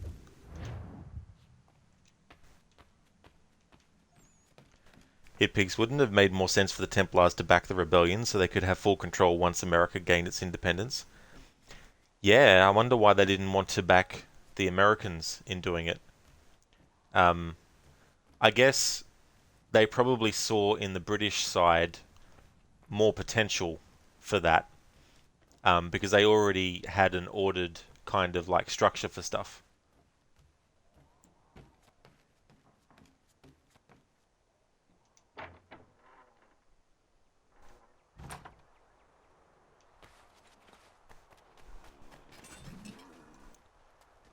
Now look at the time of day. And listen to what Achilles says to Connor when we get near him versus what he says in the cutscene.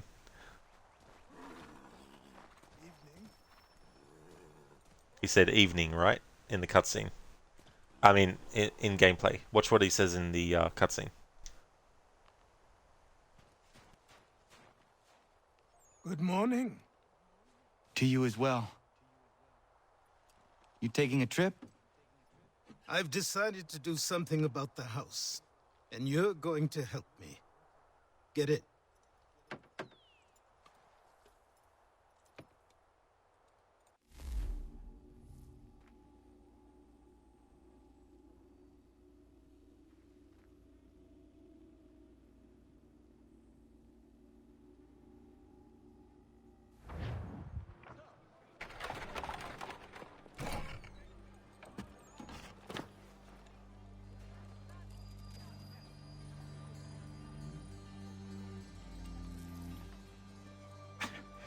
Don't stare.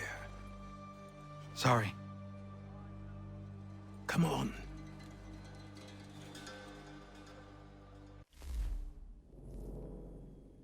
Sequence 5. A vision of a first civilization woman has spurred Radungahedun to leave his village. He searches for a way to protect it from the encroaching colonists. Desmond, Achilles is so amazing he lives in 2 time zones, and in that cutscene you travel between the 2. Exactly. Flick of the wrist and he's in a different time zone. Magic. This place is incredible. The people, the sounds and smells.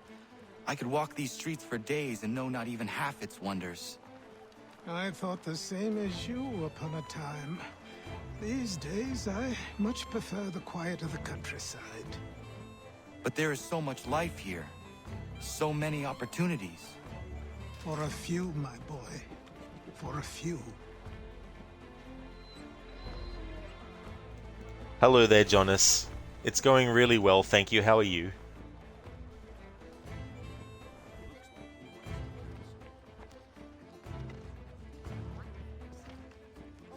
There's a store close to here. You're to buy the items on this list. Tell them where the carriage is, and they'll see that it's loaded. Understood? Yes. Good. You're also going to need a new name. Your skin is fair enough that you might pass for one with Spanish or Italian blood. Better to be thought a Spaniard than a native. And both are better still than I. That is not true. What's true and what is aren't always the same. What would you call me then? Kana. Yes, that will be your name. All right then, off you go.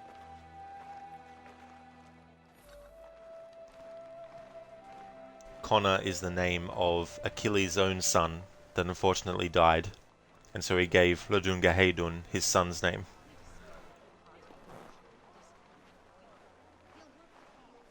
Jonas, apart from your AFL team losing, you're good. Well, I'm glad to hear that you're going good in that respect. That sucks though that your team lost. I hope that they can get a win in the next game, in the next round. Hitpigs, is Connor the most Spanish name you could think of? Yeah, that's the thing. I mean, I don't know what other name he could give him, but yeah, I don't know. Is Connor even a name that is used much? I don't know in that respect. Desmond, you're not a native. Ignore the moccasins and stone tomahawk. Yeah, don't worry about those aspects.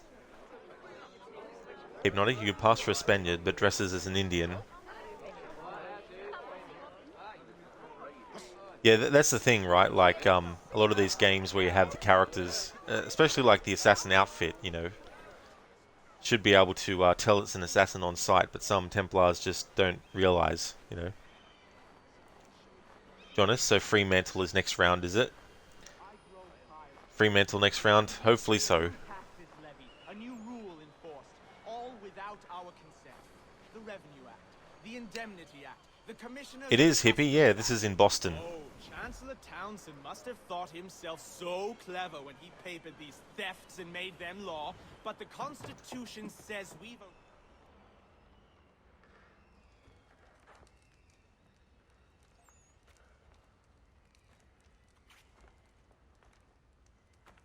You lost? I need the items on this list. Will you be paying with coin or trade?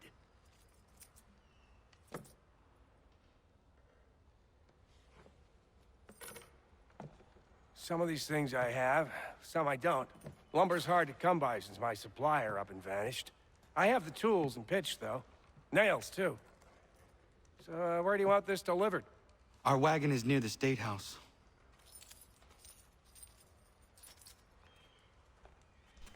Hopefully there's no other wagons near the near that house. I'm not, Jonas, no. No, I don't really follow that. I should return to Achilles. Who stands in Parliament for Boston? For New York? Ragtag and Riffraff, come with me! Ragtag and Riffraff, come with me. Customs house to toss some quips at the lobsters. Yeah, Hypnotic, that is a generic description.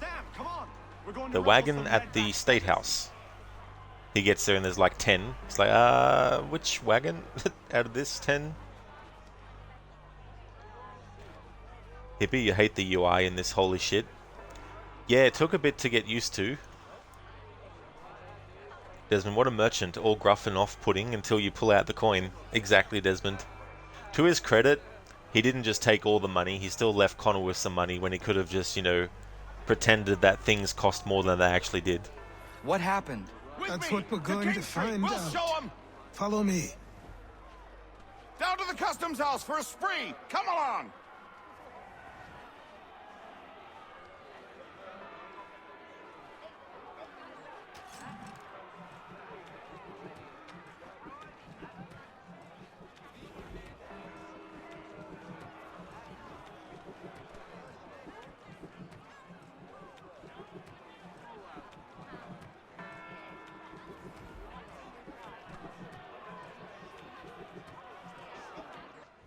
I say again, disperse! Congregating in this manner is forbidden! We're not going anywhere, Bug! Oi! Why did you go back to England? No good can come of this chaos! Return to your homes, and all will be forgiven! Never! Not until you've answered for your crimes! You're right, cowards! You don't scare us! Pointing guns at unarmed We folk. ain't afraid! There. Is that my father? Yes, which means trouble is sure to follow. I need you to tail his accomplice. This crowd is a powder keg. We can't allow him to light the fuse. But nothing. Do as I say and go. Come on, you gosh-gutted coward! You doesn't shoot at me! Hey, Lobster! Go ahead! Fire your little gun! You red-back, rum-soaked, bacon-faced lout! I'd as soon fight you this one!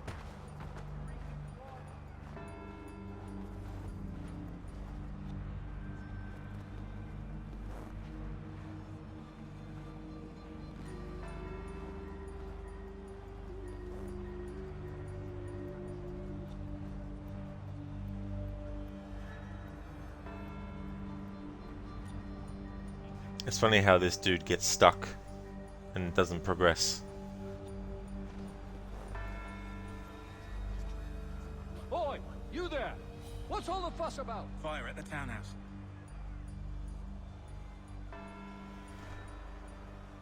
Hey, Hashigato, bro standing like he's selling trousers. Wonder how much of a lucrative business that would have been back then. You in the crowd, don't disperse. Trying to tell them not to disperse. Desmond, the shot heard around the world. Yeah. That's the thing, right? I think in real life they don't even I think there's conflicting reports of what actually happened. Hypnotic, nothing like practicing your tomahawk twirling skills on the street. Exactly, no one will think that is suspicious at all. And speaking of that, you'll see me do that quite often in this playthrough when I'm having Connor run around places.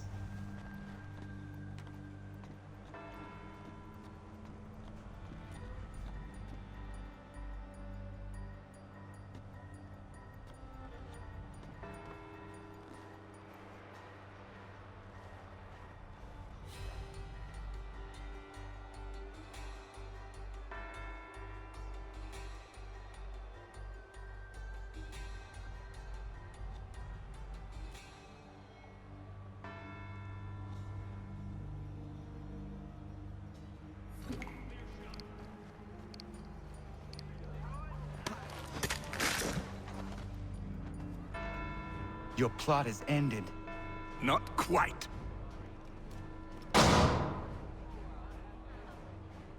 Damn you! Fire!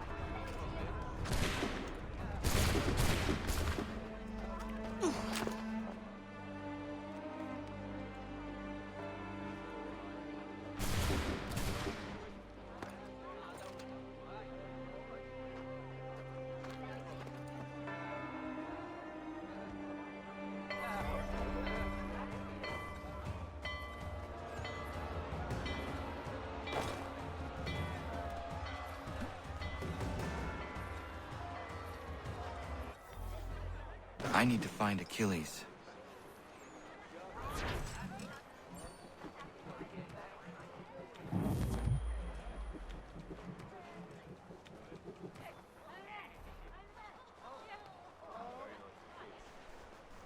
Yes, that is true, Hypnotic. He has a bow.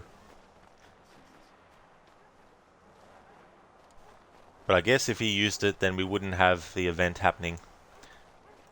But still. In Shadow of the Tomb Raider, there's a point where Lara gets attacked by these people throwing spears. And she has on her at that point a rifle and a pistol. And yet what weapon does she use to try and kill the enemies with in the cutscene? Her bow and arrow. And what happens when she does? She misses.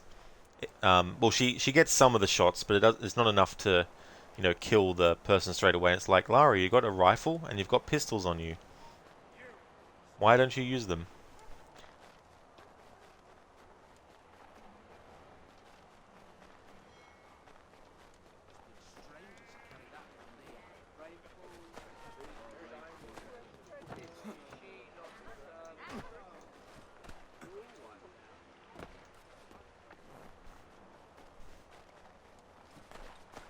Over here.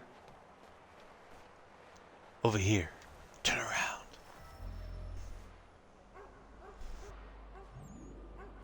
You're Achilles' boy. Connor, was it? I saw what happened at the townhouse. A fine mess, that. Who are you? Samuel Adams, at your service. Achilles asked me to get you out of Boston. Explain. The whole city's looking for you. Oh yay, oh yay! A criminal stalks the streets, wanted in connection with the massacre at the townhouse. Citizens are advised to call the guards if they see him. £10 to whoever brings this madman. What am I supposed to do?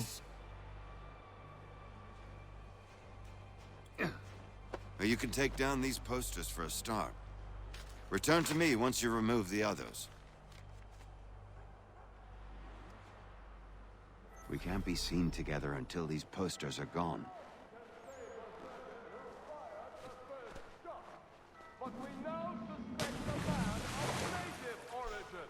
Hypnotic game logic, I guess. Exactly. It's that thing where they try to make the character have to not do something in order to let the story go the way that they want it to. And sometimes that's, you know, hard to pull off. Sometimes, you know, things do it really well. Samuel Adams, I make a great lager. Yeah, that's something I didn't know about him until recent years, actually.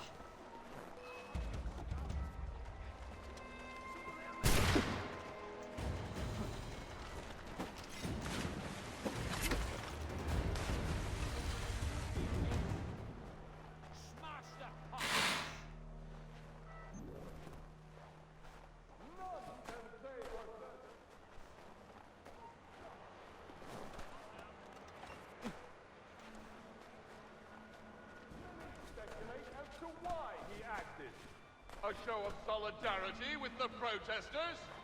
Vengeance for an attack on his people? Or was it merely an act of madness? I fear we shall have no answers until he is in custody. So long as he still walks the streets, all of us are in danger.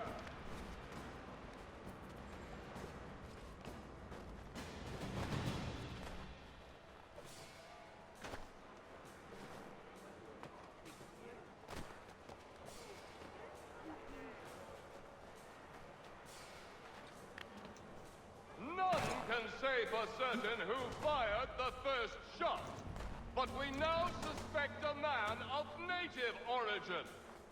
Many speculate as to why he acted. A show of solidarity with the protesters?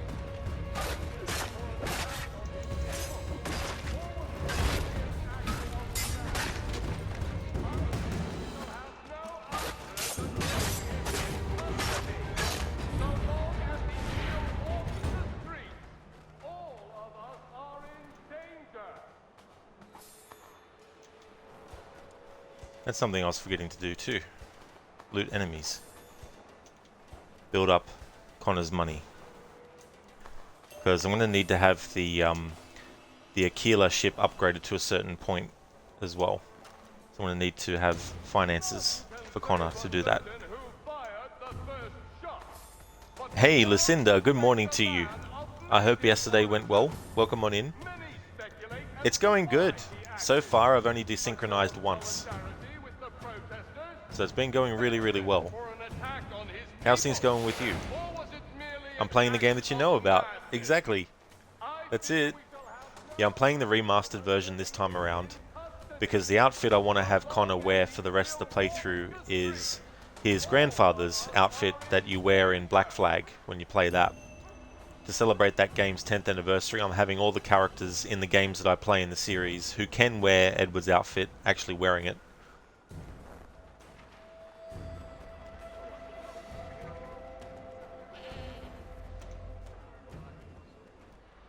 Ah, Connor. There you are. I'd like you to meet Cyrus. Is he the killer? Tease. Cyrus is on our side, or rather, for the right price, he will be. Have you seen this man? Watch and learn.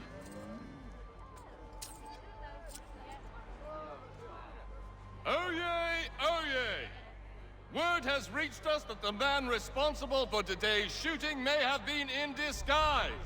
A wig and makeup tin were found near the scene of the crime.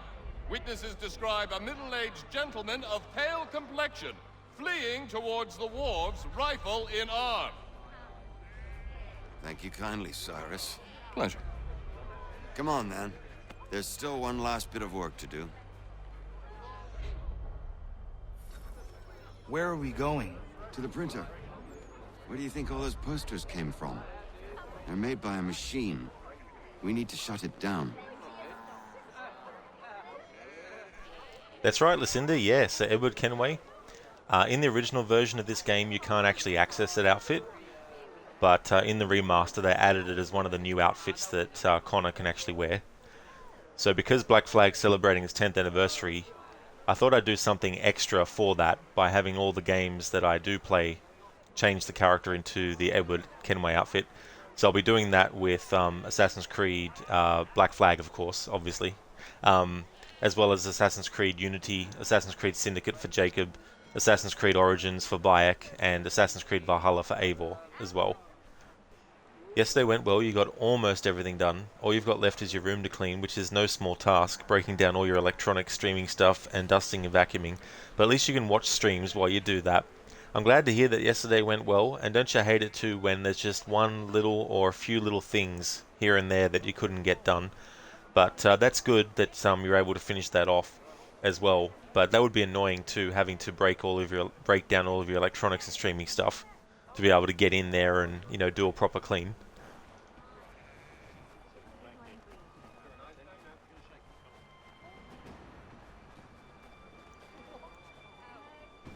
Damn it, we're too late. They've set up a checkpoint. Come on, this way. I can go by rooftop and meet you there. No. Better you learn about the tunnels now. Tunnels? The Masons have a whole network of them under the city. They're quite useful when speed and secrecy are required.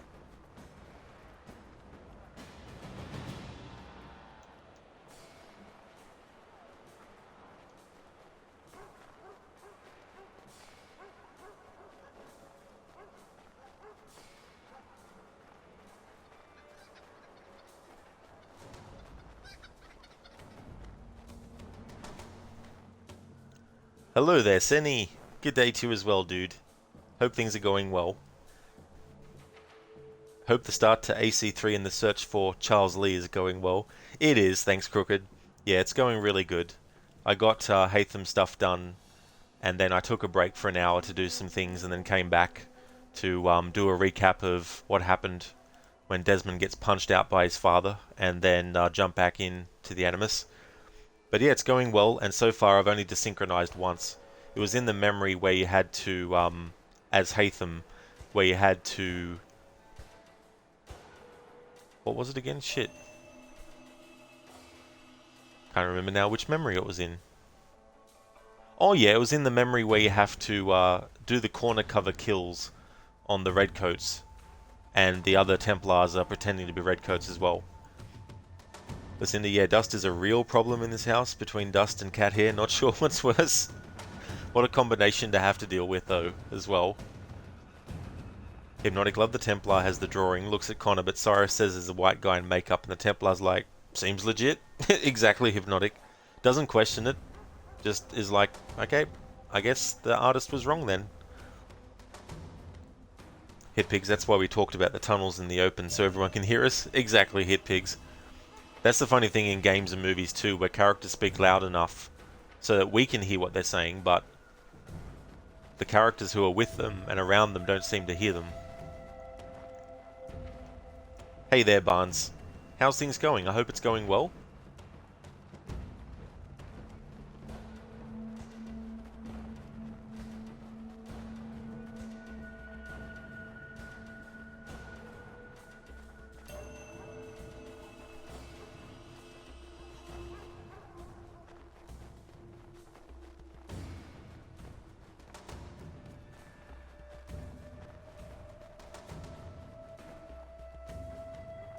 Here we go. I actually forgot to put the message up the top about what... So that's the command to see how many times desynchronization has happened.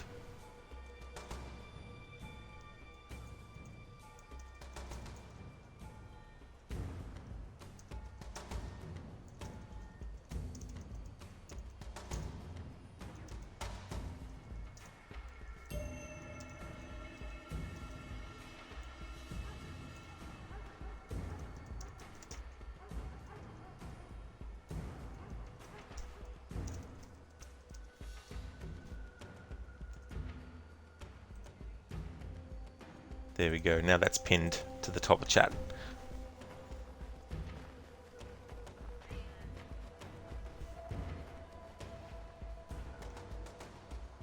Here we are, then.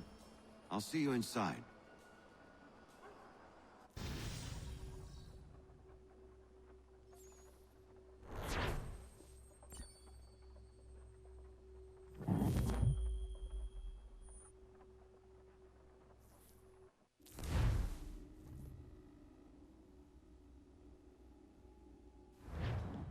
Hold on.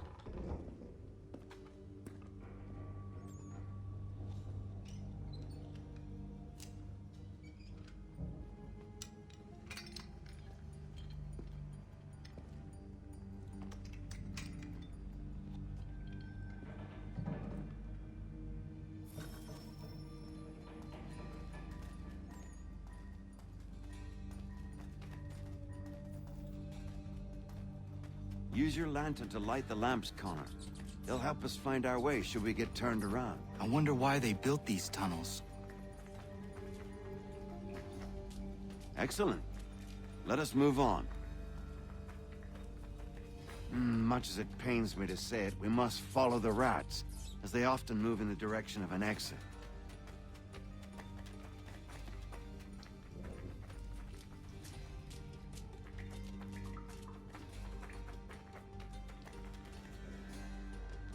Well, well. You were right. I apologize for ever doubting. No wonder Achilles has taken such an interest in you. Arse. I don't suppose lockpicking is part of your repertoire? No, that's a door, Samuel Adams, not an arse.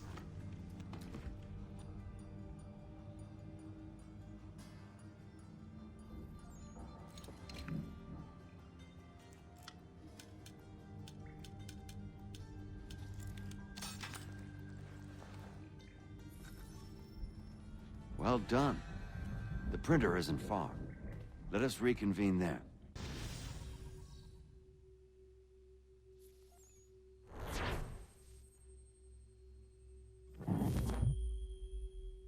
I'm so glad they made it in this remaster that you just have to press the right trigger once. Don't have to keep tapping it like you do in the original version.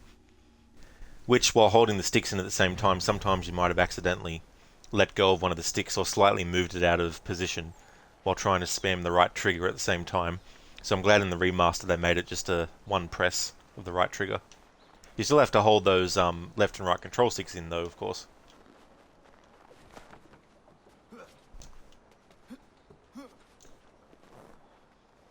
Yeah, it was Lucinda, you know, because there were so many times where I accidentally slightly moved one of the control sticks out of the way, which means the whole minigame has to reset.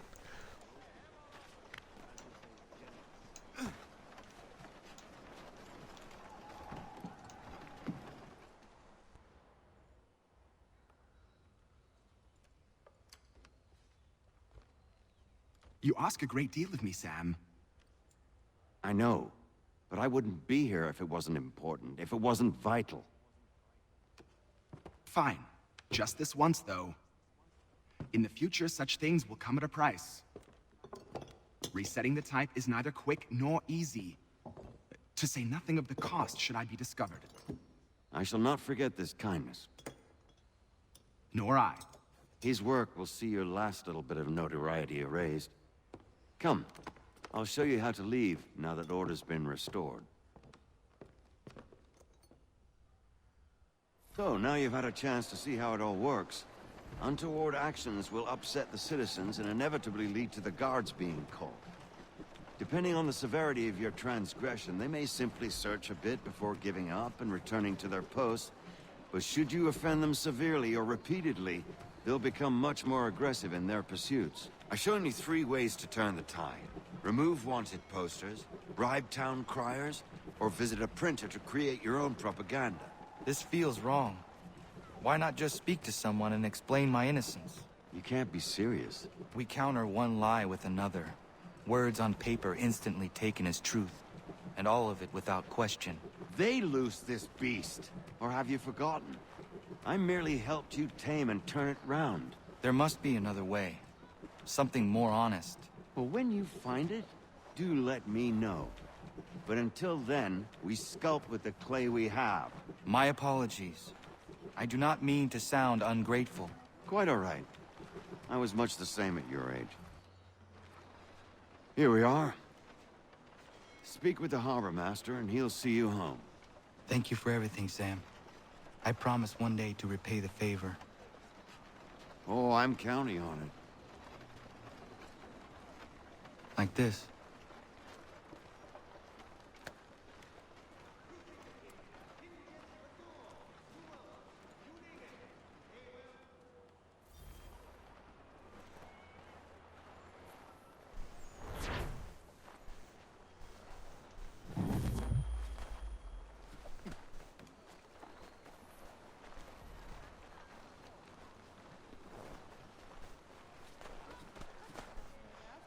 Lucinda, lockpicking in Kingdom Come Deliverance was insufferable. Having to find the right angle to hold one stick, hold it there the whole time, while moving the other stick in a circle, while also keeping an eye on the sweet spot if you fail a lockpick detection, so you just never lockpicked anything. I don't blame you for completely bypassing that part of that game.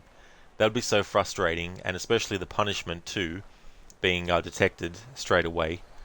And when it comes to that kind of stuff, they need to make sure that the only reason it might be challenging is given the level of lockpick skill you need or whatnot. But when they make the challenge the actual physical things needed to actually make it happen, and it's very complex like that, it's a bit unfair. That guy was walking backwards. I completely did not even notice.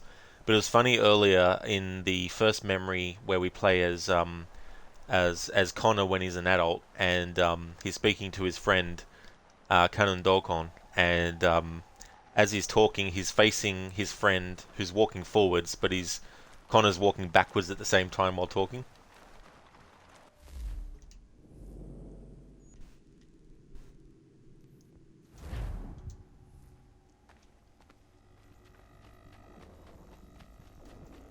Sometimes you can make Connor run off the screen.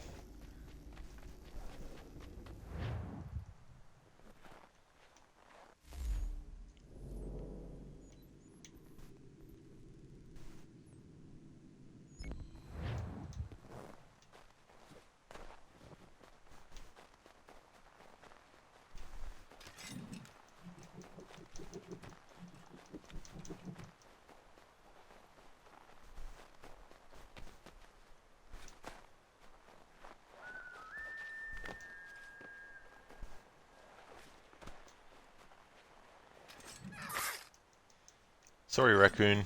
Sorry, Lucinda.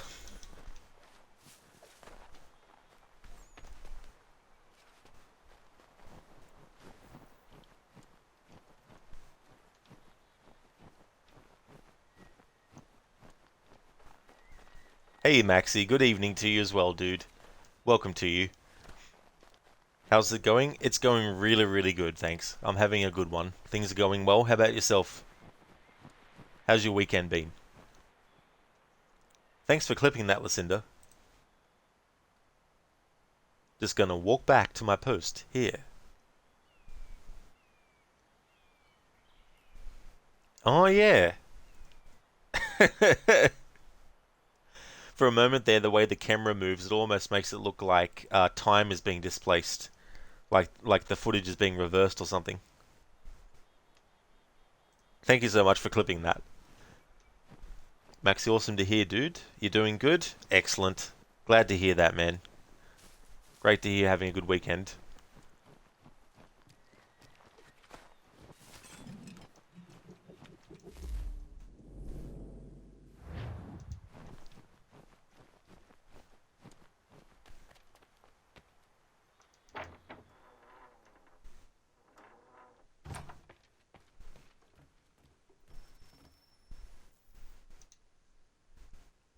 Welcome back. You left me in Boston.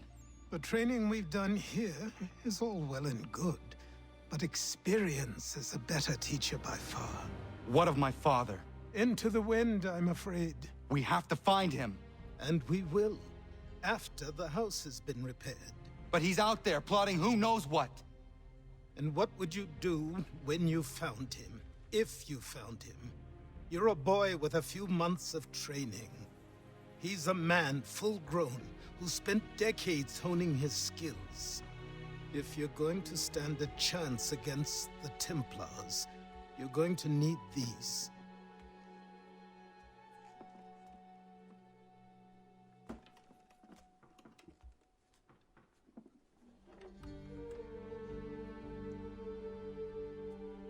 Go on before I change my mind.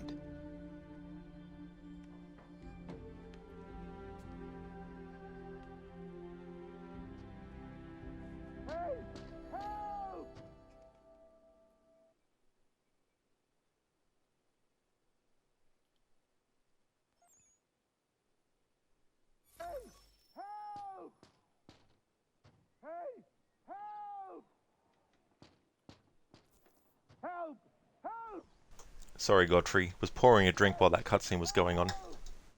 You need help, Godfrey? You sure? Help? You want help, Godfrey? Alright. Godfrey and Terry. The shenanigans you both get up to. Lucinda Dr. Zier. That's it. Yeah, Roger Aaron Brown. As soon as I heard his voice in Dying Light, when I saw you play it, I was like, uh-huh. Achilles.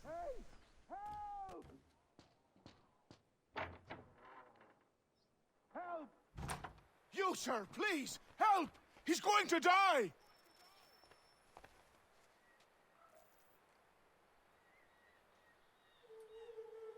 Who? There's no time! Please, come!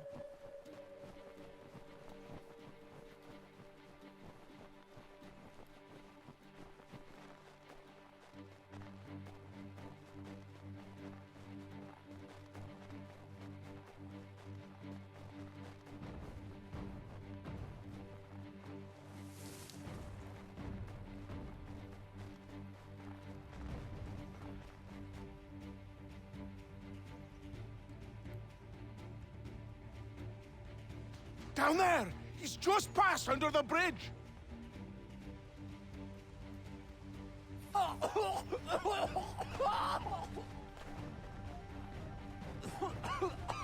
Help me!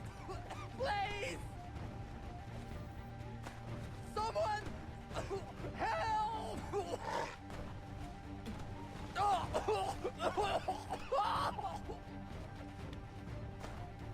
Someone! Help! Someone! Help!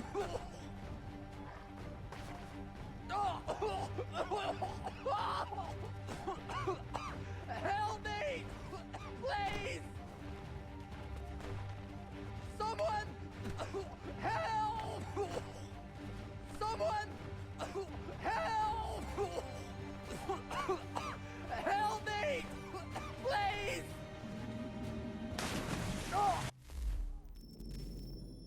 Now come on, game. Don't you fucking bullshit me. It's supposed to go into a cutscene once you get close to him. Someone! Help!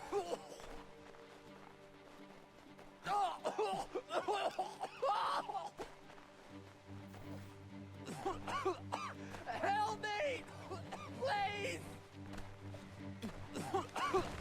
Help me! Please!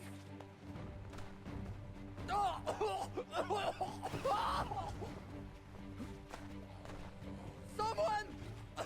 Help! Help me!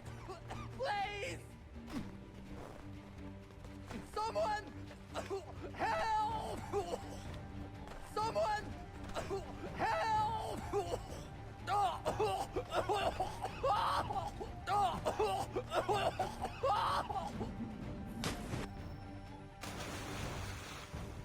I see, so you had to literally be right next to him for it to count.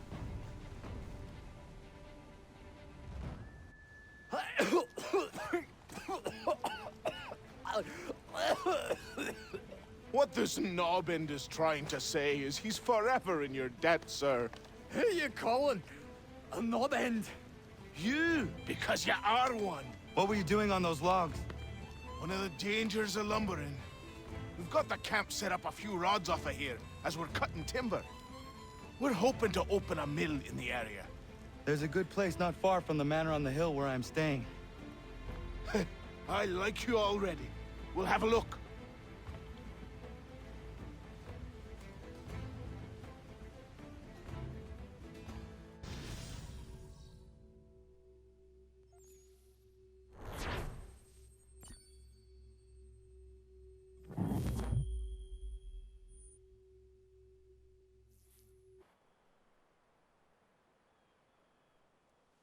I'll miss There the you are. peace and quiet, but we can certainly use the wood. And another? The manor needs a lot of work. That and other things. Meet me at the small shack by the shoreline when you have time. There's something else you need to see. What is it? What is it? An asset. Aye. We have to load these all up. Take them to Big Dave, and then we have to unload. Hey. After all that, it'll be... They're talking about Big Dave, a character that hasn't entered the story yet when you're doing the homestead missions. And what about the timing of that? What is it? Achilles says it as part of the cutscene, and then one of the woodworkers are like, "What is it?"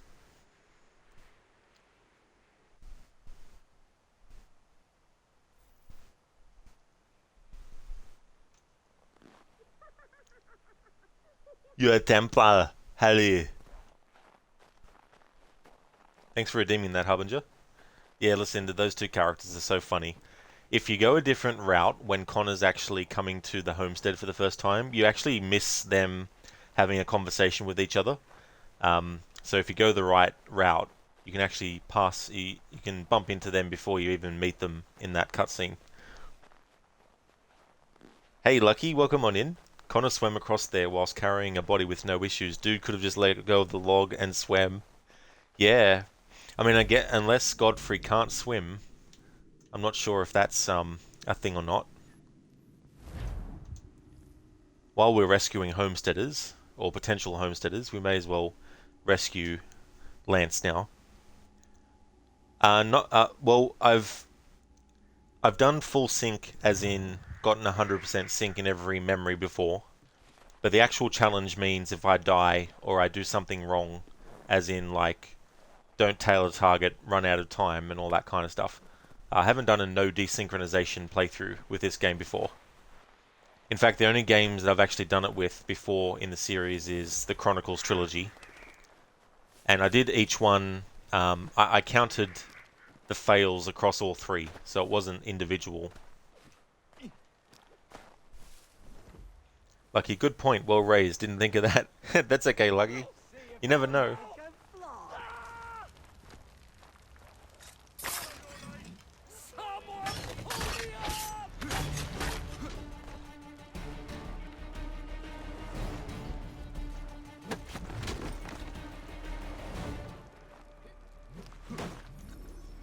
Someone pull me up!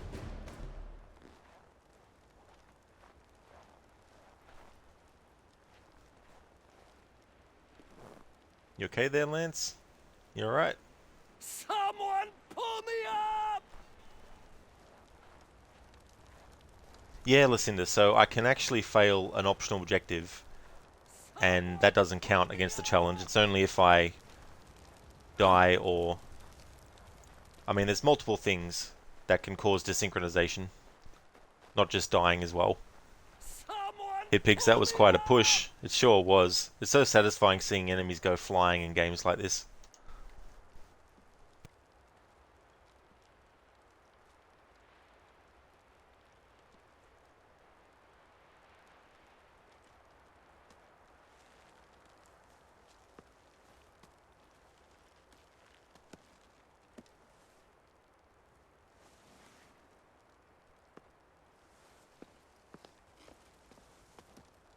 Thank you.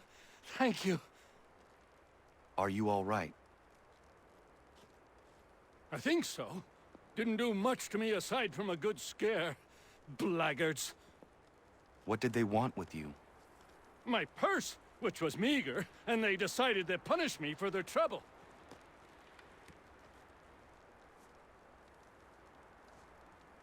silly, really. My tools and equipment were worth a king's share to the right man.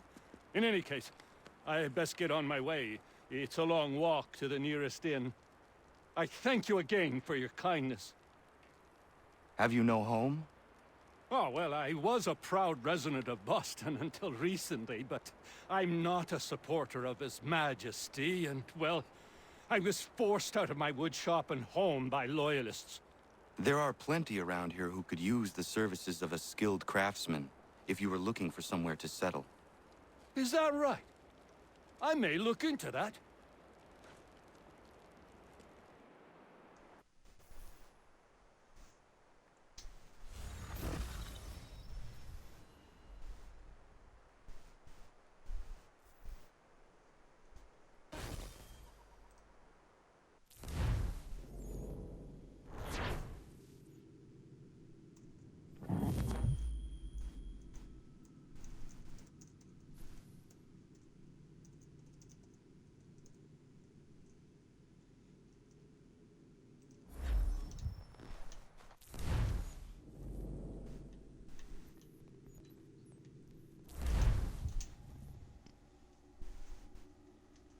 I found him!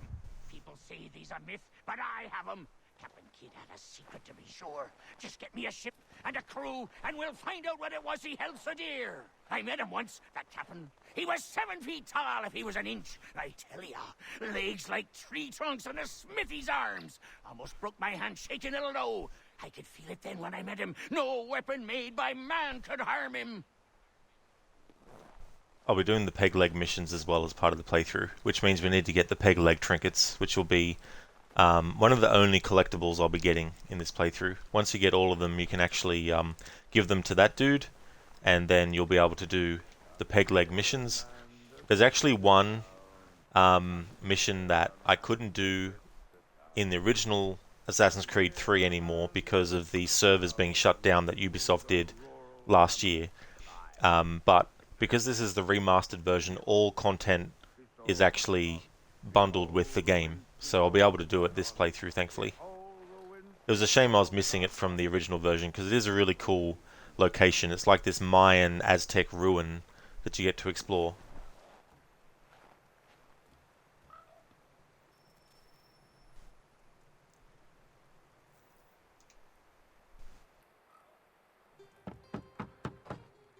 Go away!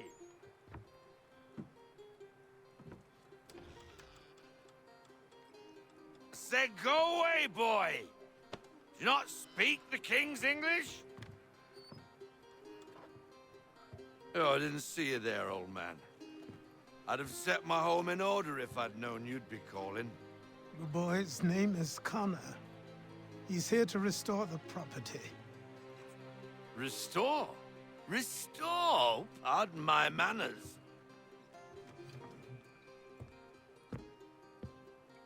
She's still the fastest in the Atlantic. Sure, she needs some attention. Minor things mostly, but with a little affection, she'll fly again. Who is she? Who is she? Why, the Aquila boy, the ghost of the North Seas. The boat. A boat? She's a ship boy, and make no mistake about it. I thought you brought him here to restore order. I reckon he's the greenest thing on the frontier. Connor, meet me back at the manor when you've finished here. You said it requires repairs. You able? She does need work. A ship is a she, boy. And yes, I can refit her, but I'm lacking in the proper supplies. Some quality timber would help me get started. I can see to that.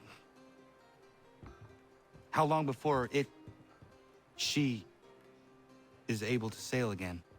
Just get me the lumber, boy, and I'll raise a crew. Connor's expression. So the thing about Connor as a character is he does have a sense of humor, but it's not on display every moment you see him. But you had the moment where he fell from the tree while trying to get feathers, and when his friend is like, "Are you okay?" and he's like, Connor's like, I meant to do that. And then that look that we see on Connor's face as well when Faulkner falls down. That's true, Lucky, yeah. I remember the first time I played this game and I heard his voice and I was like, he sounds familiar. Then I had a look online and then boom. I was like, awesome.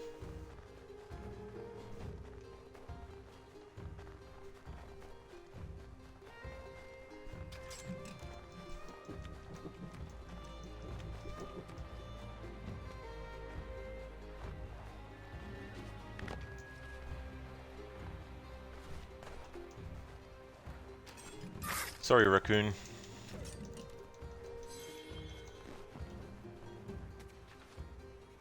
Oop.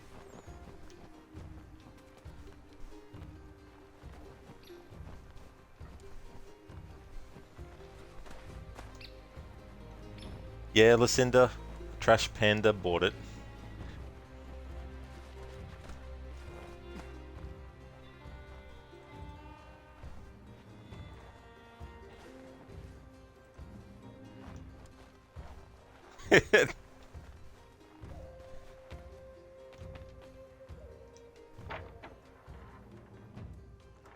There's probably a city of them, though. There you are. I've something to show you. Come, take a look. What is it? A ledger. It lets us manage the homestead's dealings. And these? That was years ago. Before the slow fever, before the Templars, before everything collapsed.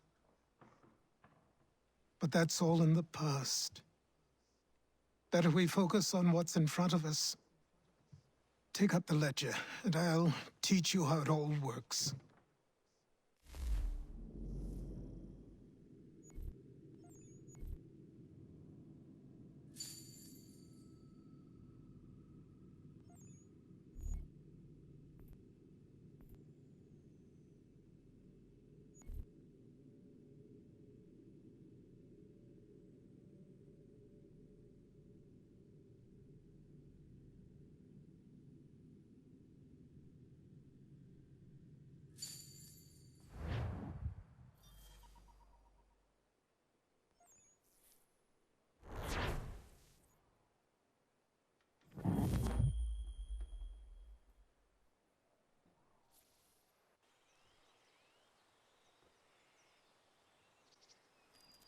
Time passed quickly after that. My days a blur of study, training, and work. What little free time Achilles allowed me was spent learning about the Templars, about Charles Lee and my father. I longed to confront them, to put an end to their schemes, to ensure my people would remain untroubled and free. But I knew it was too soon, that to approach them now would see me killed. All my work would be for nothing. Patience, restraint. These proved the most difficult subjects for me. But in time, I mastered them as well. Days became months, months became years. And as my skills and knowledge grew, so too did I.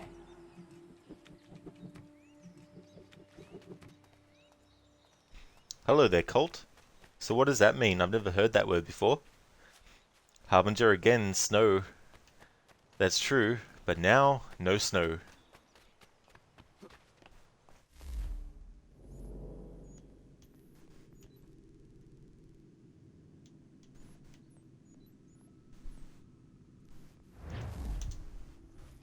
Lucinda, you're looking at a detail on a wall in Resident Evil 3 Remake, and one of the awards went to the city of Raccoon instead of Raccoon City. What a bit of a typo that was. Like, holy shit. Or maybe we got it all wrong. Maybe it was City of Raccoons all along. Colt, a Kudair is a character who is calm and collected on the outside and never panics. They show little emotion and in extreme cases are completely emotionless, but they may be hiding their true feelings deep down. Ah, I got you, Colt. Yeah, I mean, there's definitely a lot of moments where Connor may appear to be expressing a certain, expression, but it doesn't necessarily mean that the meaning that is being construed is the meaning that's actually being implied. But there's plenty of moments too when you do the homestead missions where you see Connor smiling and all that kind of stuff as well. Colt, it's like the term tsundere, but referring to a character like Connor. Oh, okay. Yeah, I haven't really... That's an anime term, isn't it? As well. Lucinda, you love how straightforward Connor is, direct. Exactly, Lucinda. You know, like if he's upset with you, he'll let you know. Like he won't pretend that he's not, and then, you know, have you try and guess whether he's, you know, angry at you or whatnot. He's very direct. He's very blunt, and his main goal, you know, he's very determined. And when he feels like his time's just being wasted, you know, he'll let people know. And that's why sometimes when he's touched by certain characters, he brushes their hand away, because he's not interested in the social dance of, you know, doing this and then doing that in order to make sure that this happens. So sometimes he just wants to go straight to the point as well. But I mean, you know, not everyone in the world in real life, if you want to look at real life, not everyone in the world likes to be touched either. So, you know, there's definitely a lot of people in the world who, when they say hello to you, will put their hand on your shoulder and on your neck when they greet you and stuff. And I guess when there's a level of comfort between the two people, that's one thing. But when it's just a random stranger who's meeting you for the first time and putting their hands on you like that, not everyone's gonna, you know, want anything to do with that person afterwards, you know, or anything like that.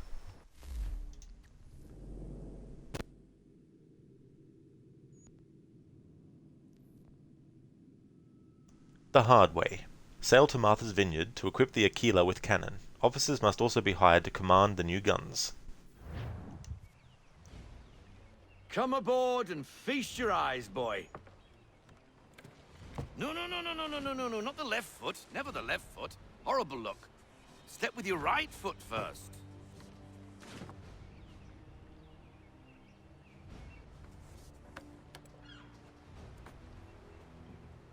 She is solid? Aye. Weatherly and sleek. She'll fetch 12 knots in a stiff gale. Ne'er a ship from here to Singapore can outrun her on her best day.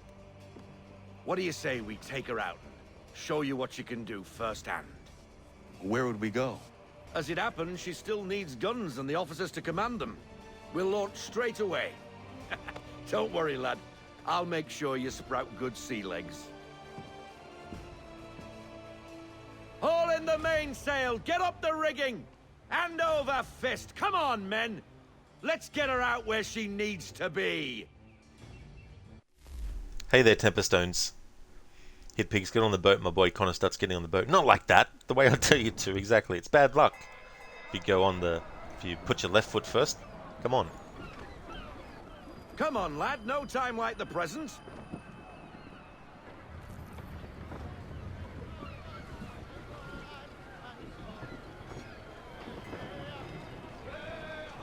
Take the helm.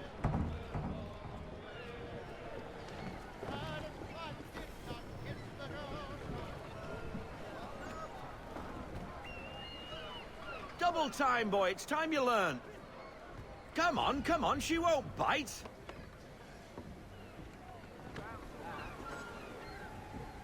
Half sail! Ah! The Aquila flies again. Do you feel it, lad? Set a course for Martha's Vineyard.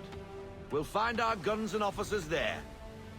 She's a nimble vessel, but the faster she goes, the more cumbersome she grows.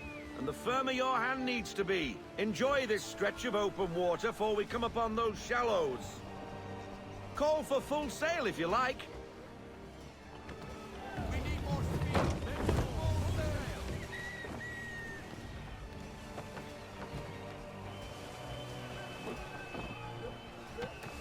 Wind looks to be shifting. Stay alert, Connor. Gusty winds can be difficult to manage. I want everything. Loosen to full sail.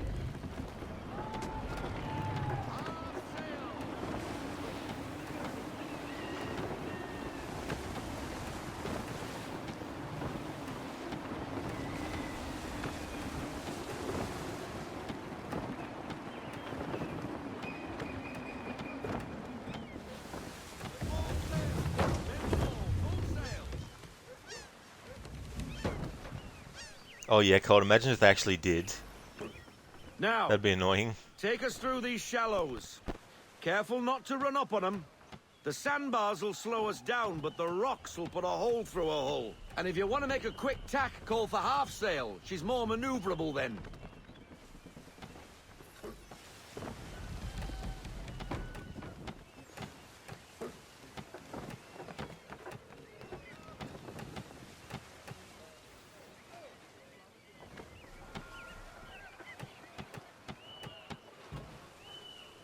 Mind those other vessels! Hold your tack to keep your right of way!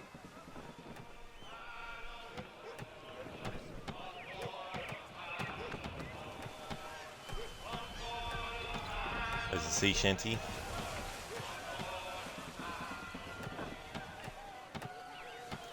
Yeah, Hit Pigs, that's a good question. Unfortunately too, you can't actually change the camera perspective. That's something that would have been good if they had that as an option. For people who need to be able to see. I mean, you can move the camera like this, but you can't go to a different view, like a first-person view from the front of the ship.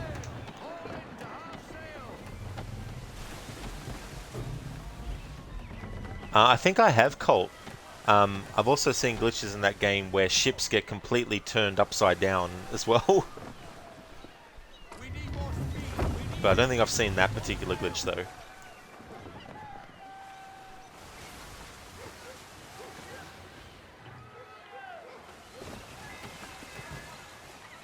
Cottages! We're close!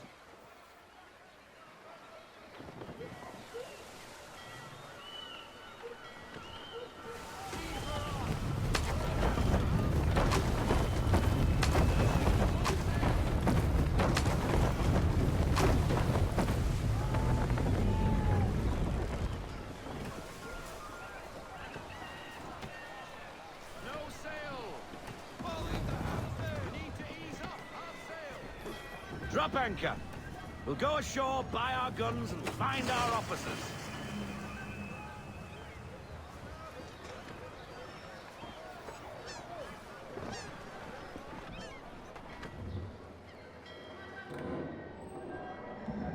Oh, hello, Miss Mandy. You're looking every bit as ravishing as I remember. After all these years, you sail all the way to the vineyard to pay me compliments? We are looking for David and Richard Clutterbuck. Nice to see you, too. Robert Faulkner. Where the hell you been? Sorry for leaving like I did, lads, but where I was going, no one could know. You two working much? No. Between contracts at the moment. Well, we're looking for gunnery officers. What would you two say to working with me again? We'd be for getting into a few more scraps. Good show. The Aquila is a fine vessel. We're fitting all the guns as we speak. Looks like your friend's about to catch a beating. Where is Charles Lee? I don't much care for your tone, boy. Hey, you don't want to be doing that, Biddle. Bobby Faulkner turned to wet nursing. It's good you finally realize you're a shite sailor. Whoa, whoa, whoa, not in here, gentlemen. Better still, not at all. Bobby, take your friends and get out!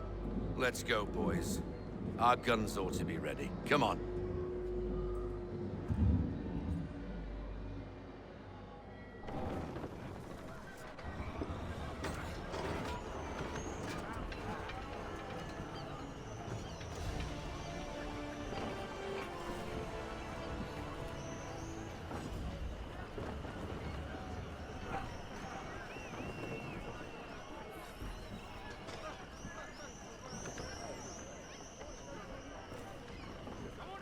Listen, the boat parts were difficult for you to manage. I think the time between saying a command and having it executed was difficult to manage, compensating, etc.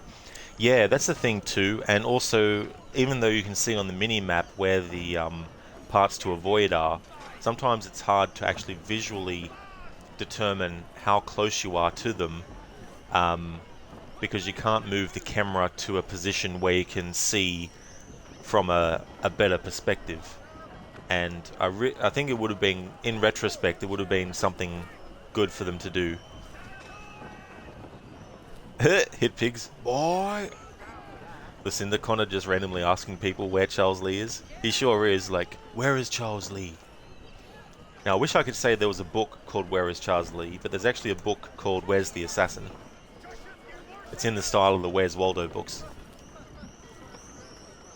Hit Pigs, well, you should probably go to sleep now. Have a great stream and a fun time in the new world. Thank you so much, Hit Pigs, for being here. I really appreciate it, dude. Hope you have a great one. Hope you have a great rest.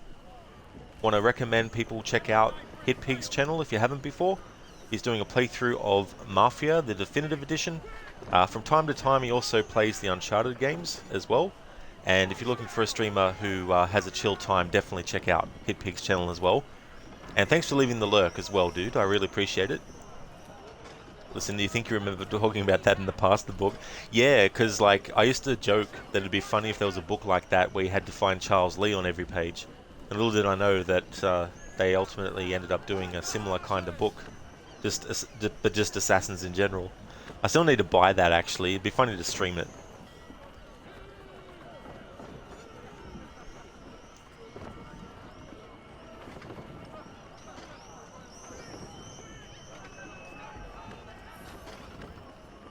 What the bloody hell was that about? The older man is a Templar.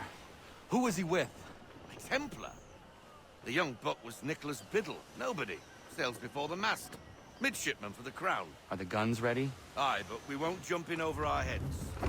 We'll find a suitable target and show you how they work. We've fitted her with a modest amount of guns to start, but rest assured there's ample room to add more should you feel the need.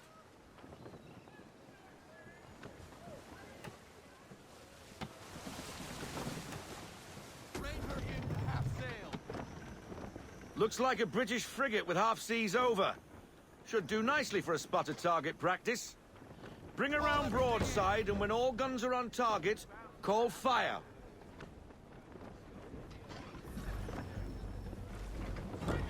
Round shot for a start. Well done, boy. Now, aim all guns at her bow and do as much damage as possible.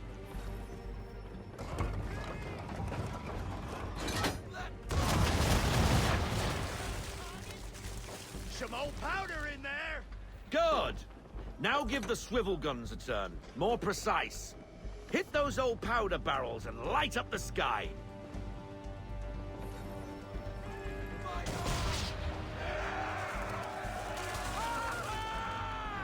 Never gets old! Not bad for a spot, Captain.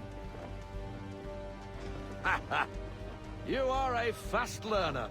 Provided something interests me. Ah, getting a taste for the open sea, are we? We'll make a jack tar out of you yet. Now we should be getting back. The old man is like to have my hide for keeping you out so long. The ship captaining gene skipped Haytham Kenway. Went from Edward Kenway to his grandson, Connor Kenway.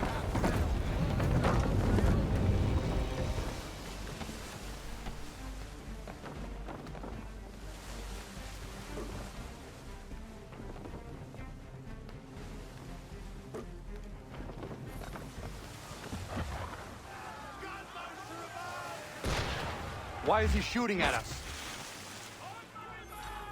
Destroying property of the crown, disturbing the king's peace, take your pick. What do we do? Naught else but to fight back. Sink the bastard. Use the swivels on him, Captain.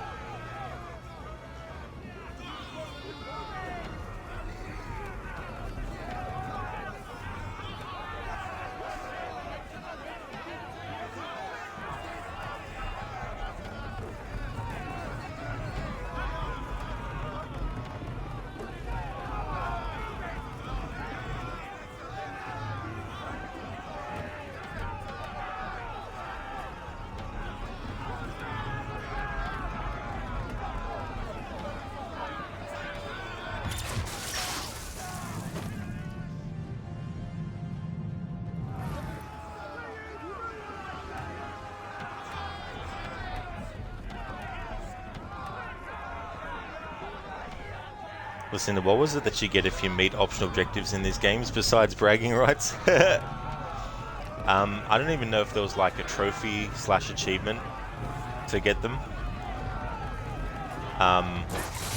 But whoops, when they introduced them into the series, the optional objectives were an indication of what the actual character did when they were alive. And for Desmond to fully synchronize with them, you had to do actions that that character literally did. You know what I mean? So that's like the story reason for it. But outside of that, though, I think it's just a self-accomplishment thing. They've never made it required for progression of story or anything like that. Right, come on, ship. I thought they would have shot at me a bit more than this. Need to get the optional objective of bracing 3 times when attacked. Here. Here's a bit of an incentive.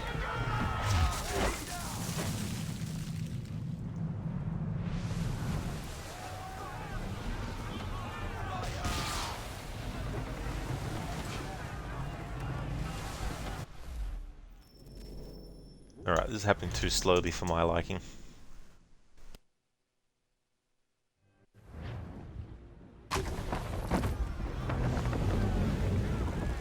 Why is he shooting at us? Destroying property of the crown, disturbing the king's peace, take your pick. What do we do? Naught else but to fight back. Sink the bastard. Use the swivels on him, Captain!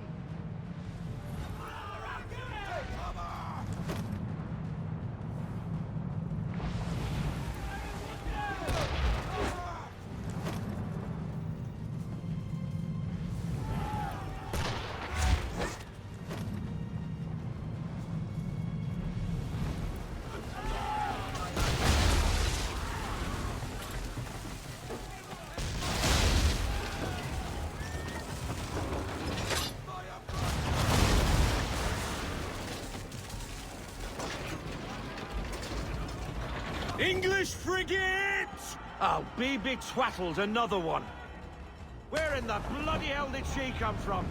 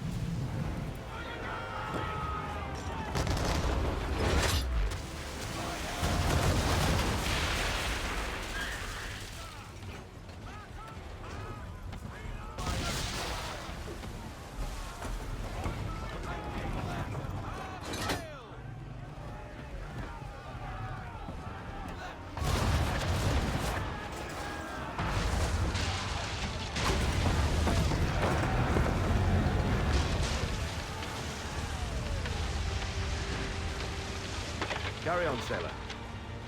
Not bad for your first voyage, eh, boy? Now we best be getting back, or the old man'll have my guts for garters.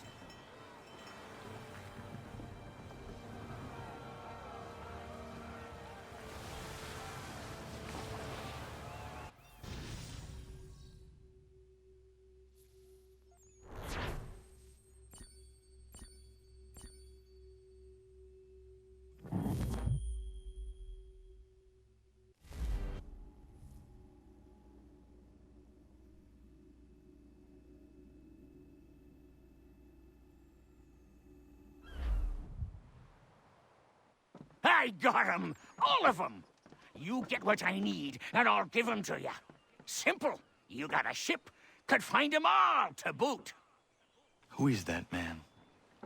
Him? Some old salt always on about letters he's got from Captain Kidd. Nonsense, really, but he doesn't hurt no one, so I'll leave him be. Talk to him if you fancy, but be warned he'll chew your ear off. Anyway, the Aquila's here for you. If you should get a pang for the open sea, we'll be waiting. Now, I implore you to head up the hill before the old man comes out of retirement just for me.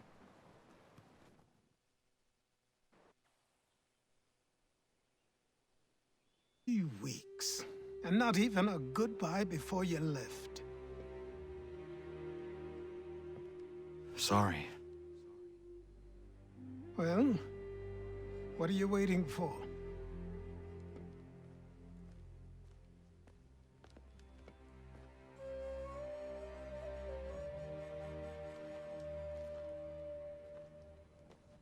Put them on.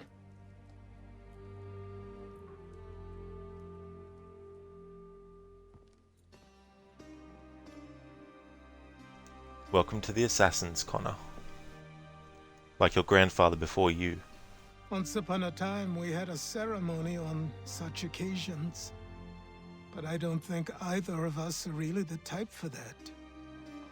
You've your tools and training, your targets and goals. And now you have your title. Welcome to the Brotherhood, Connor.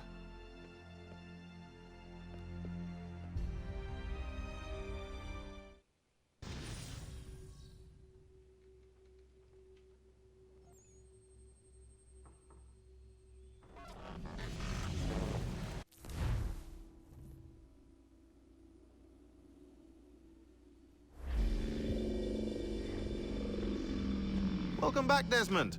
You'll be happy to hear there's actually good news for once. Yeah?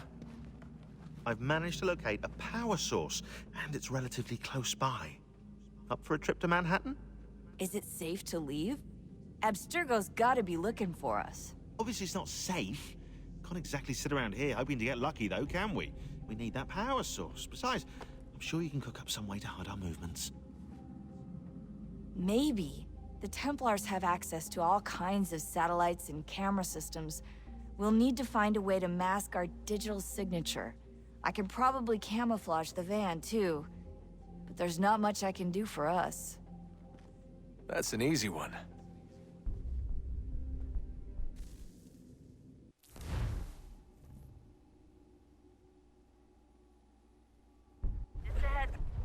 Local utility companies have assured the public that they're completely prepared for the upcoming solar maximum. Disruptions to service are expected to be minimal. If only they knew. What's this? A remote-operated camera. It'll provide us with a feed while you're on mission. This will let us talk to each other. We're almost there, so listen up. The artifact is in an office penthouse in Lower Manhattan. At this time of night, direct infiltration is going to get you noticed.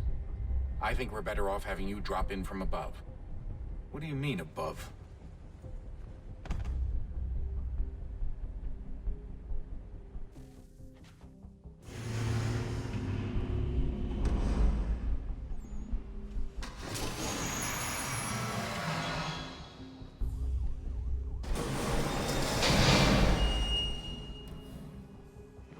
Can you hear me? Testing, 1, 2, 3. Yep, read you just fine. Now why don't you power up the camera?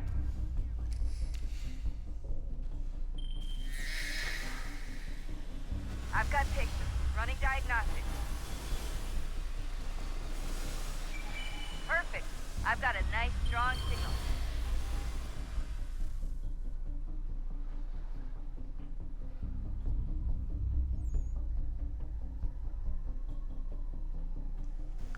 Listen, I don't blame you for restarting. Hate it when you're trying to bait out enemies to do specific things and they just don't want to. Or when you've really screwed something up and you're finally just like, okay, fine, just kill me and I'll do it over again. And then it takes forever for them to kill you. Exactly. There's been so many games where that's happened to me. You know, and if you're not doing that, the enemies are attacking you in full force and repeatedly. But when you actually want them to kill you, they just stand back for a bit. Harbinger, you can already see the challenge goal for the Black Flag Anniversary run. All legendary ships without upgrades. No, Harbinger. I definitely won't be doing that. that would probably take a long time. But there will be multiple playthroughs of Black Flag. So when I get to it for my annual series, I've already got a challenge chosen for that playthrough. And then for the rest of the year, there'll be multiple playthroughs of the game as well, doing different things. One of the reasons why I've wanted to get these games done earlier in the year than I did last year is because one of the playthroughs for Black Flag is one that I need a lot of time for. And that's all I'll reveal about it. It's kind of like a secret playthrough. I don't think anyone's ever tried the type of playthrough I have in mind for Black Flag. At least not on a streaming platform. It is Lucinda, yeah, so I brought that back. But I actually remembered too, I also have it as a BTTV emote as well.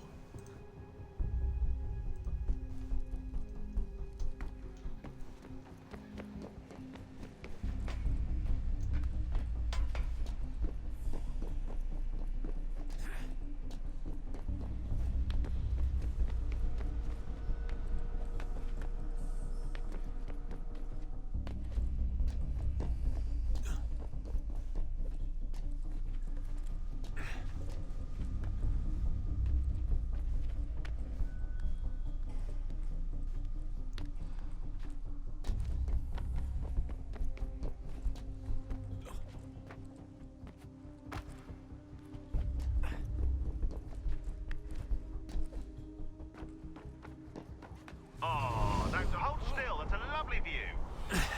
Seriously, Sean? Fuck you.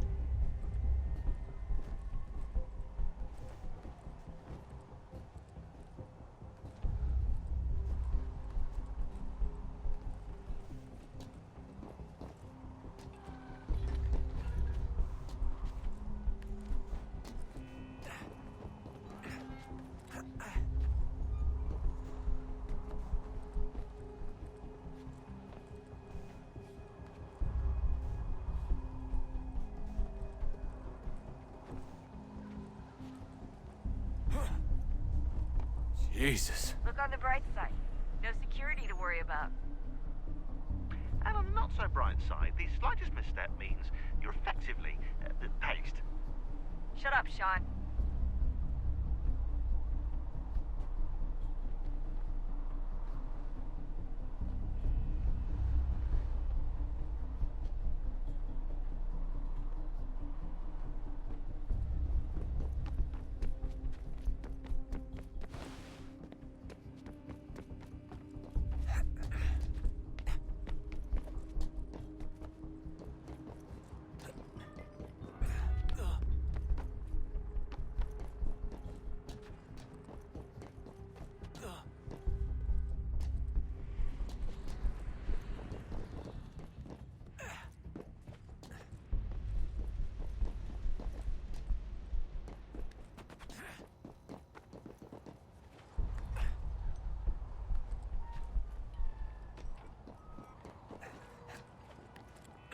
Almost there, Desmond.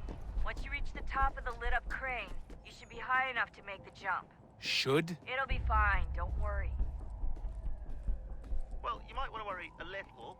I'm pretty sure she was high when she was running the numbers. Sean! A joke. It was a joke. Or was it?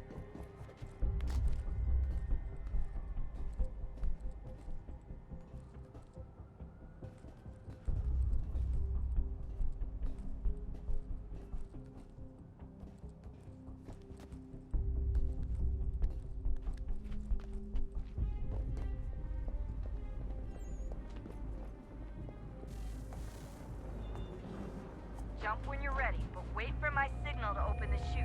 Timing's really important here. Too soon or too late, and you'll miss the building.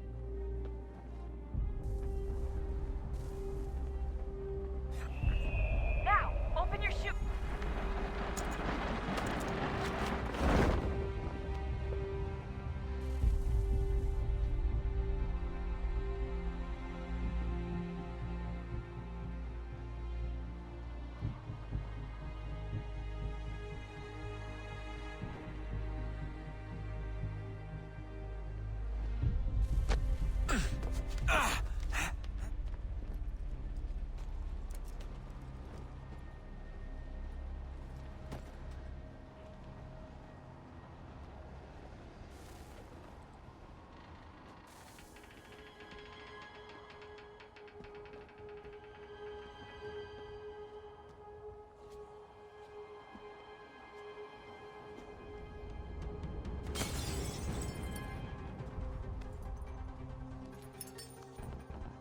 That wasn't so bad.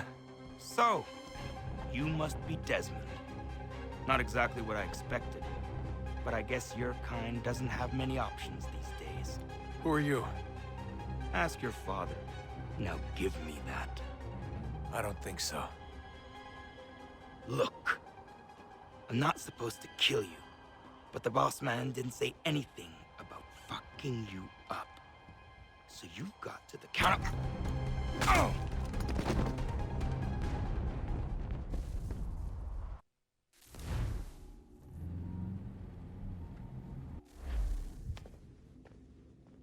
So who the hell is Daniel Cross? Believe it or not, he used to be an assassin.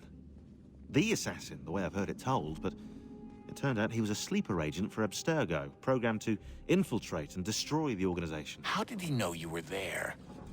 We could be compromised. They must have caught me snooping inside their network and sent Cross to see what we were after. If they were aware of our current location, we'd know. Though, I will say this, it doesn't bode very well for future expeditions. I've set up some cameras topside. If anyone shows up, we'll see it. I'd suggest you go see about finding a socket for that power source. Or we can return to Connor if you prefer. All the artifacts in the world won't mean a thing without the key.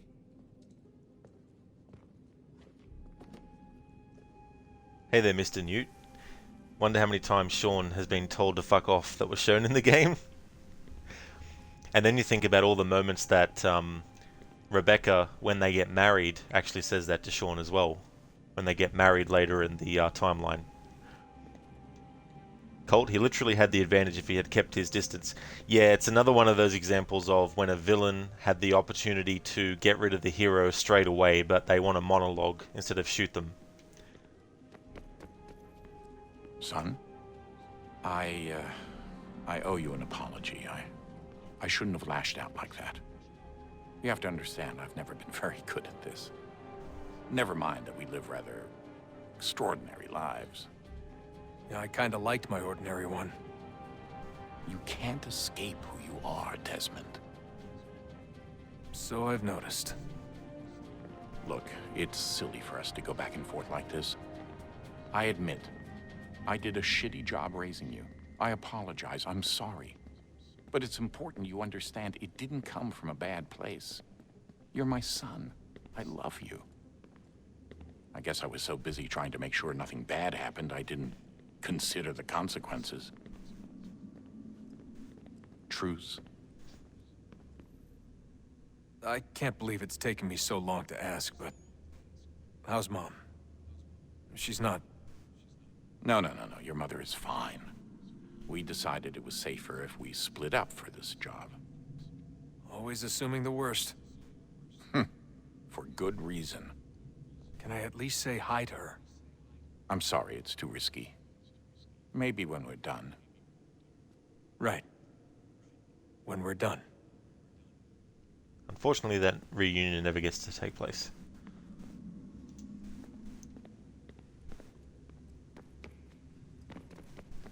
Have we ever tried to make peace with the Templars? Throughout our history, there have been moments. Several, in fact. But it's impossible. There are existential differences, insurmountable. If there were to be unity, it wouldn't be a truce so much as a submission. But knowing what's about to happen, wouldn't it make sense to try and talk to Vidic? Come to an arrangement, even if it's only temporary? We'd all be so busy watching our backs, nothing would get accomplished. Imagine that. We're more productive at war. Well, have we ever tried sending in someone? Doing to them what they did to us with Lucy? Or Cross? We have, and it's never worked. We've sent people who were either too weak and found themselves turned, or too strong and were unable to carry out the charade.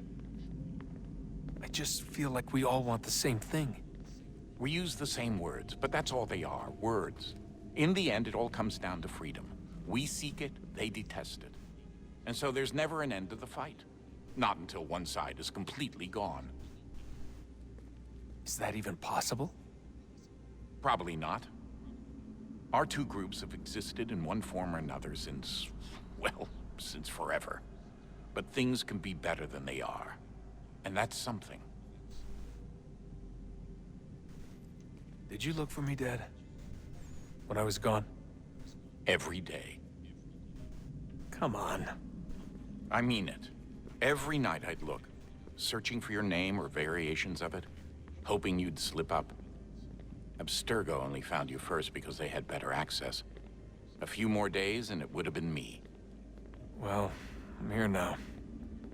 And I'm glad. Do you think Lucy regretted what she was doing? I used to think I knew her well, but clearly that wasn't the case. So I really can't give you an honest answer. She seemed so sincere, though. Like she really wanted to make a difference. Yes, well, when I first met him, I thought the same thing about Cross. It just keeps happening over and over again. What does? Everything. Don't get weird on me, Desmond. No, it's fine. I'm fine. Don't worry. All right, then. You should think about getting back in the Animus. We've got to find that key. We should probably get back to Connor. Come on, son. We got work to do. That would have been an interesting concept for one of the games, to actually have you play as an assassin who was sent to infiltrate the Templar organization from within, and maybe there could have been another character that was doing that also, and one of the other characters ends up being corrupted by the Templars, whereas the character that you play as is able to keep up the charade. But maybe at the end of the story something happens where the assassin who was keeping up the charade really well gets killed.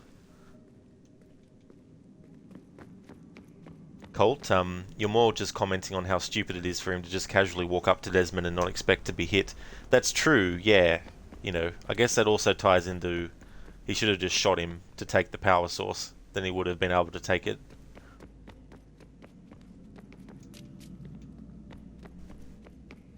Ah, Desmond, there you are. Can I ask a favor? Maybe. When this is all over, I'd like to try turning the dial back on the Animus. Like, all the way back. To the time of the first civilization. You think it would work? There was no real loss of fidelity when you visited Altair. Then again, that was about 1,000 years ago, and I'm looking at going back at least 70,000 more. Sure, I'd be up for it. It'd be interesting to see what things were like back then. Excellent. I think it would prove most enlightening. Lucinda, don't get weird. Just don't. Don't get weird on me, Desmond.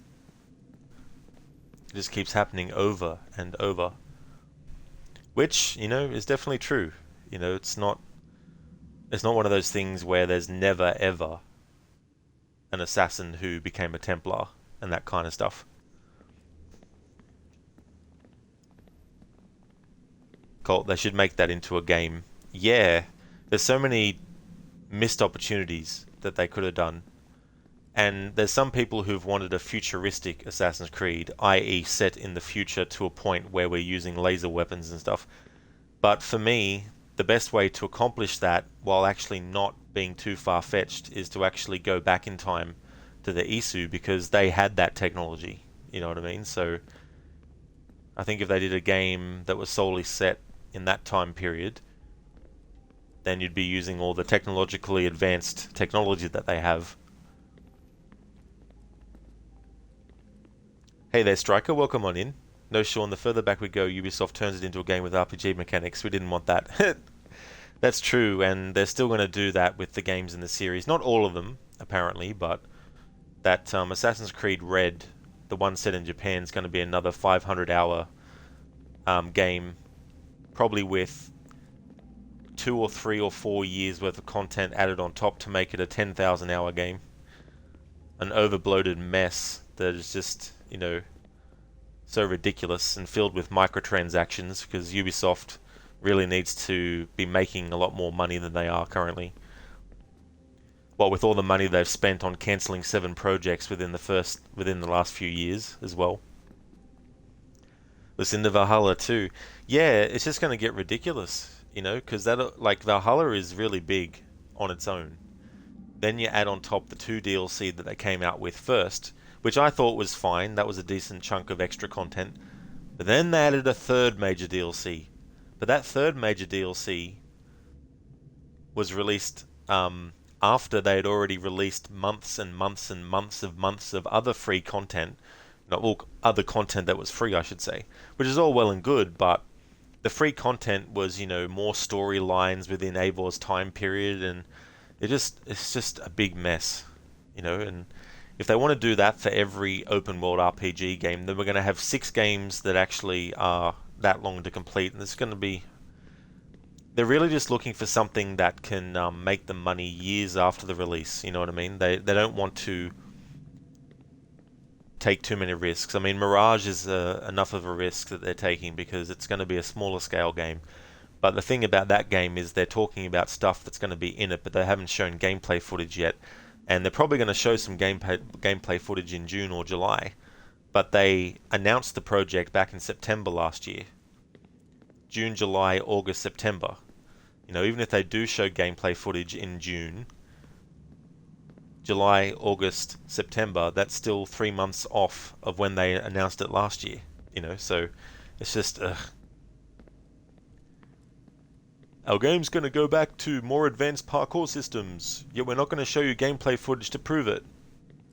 We're just going to put the pre-order out there so that people can pre-order the game while we talk about all the rhetoric that we want about what we're going to put in it. And then, you know, if it turns out not to be 100% true, well, at least, hey, you know, they got their money's worth.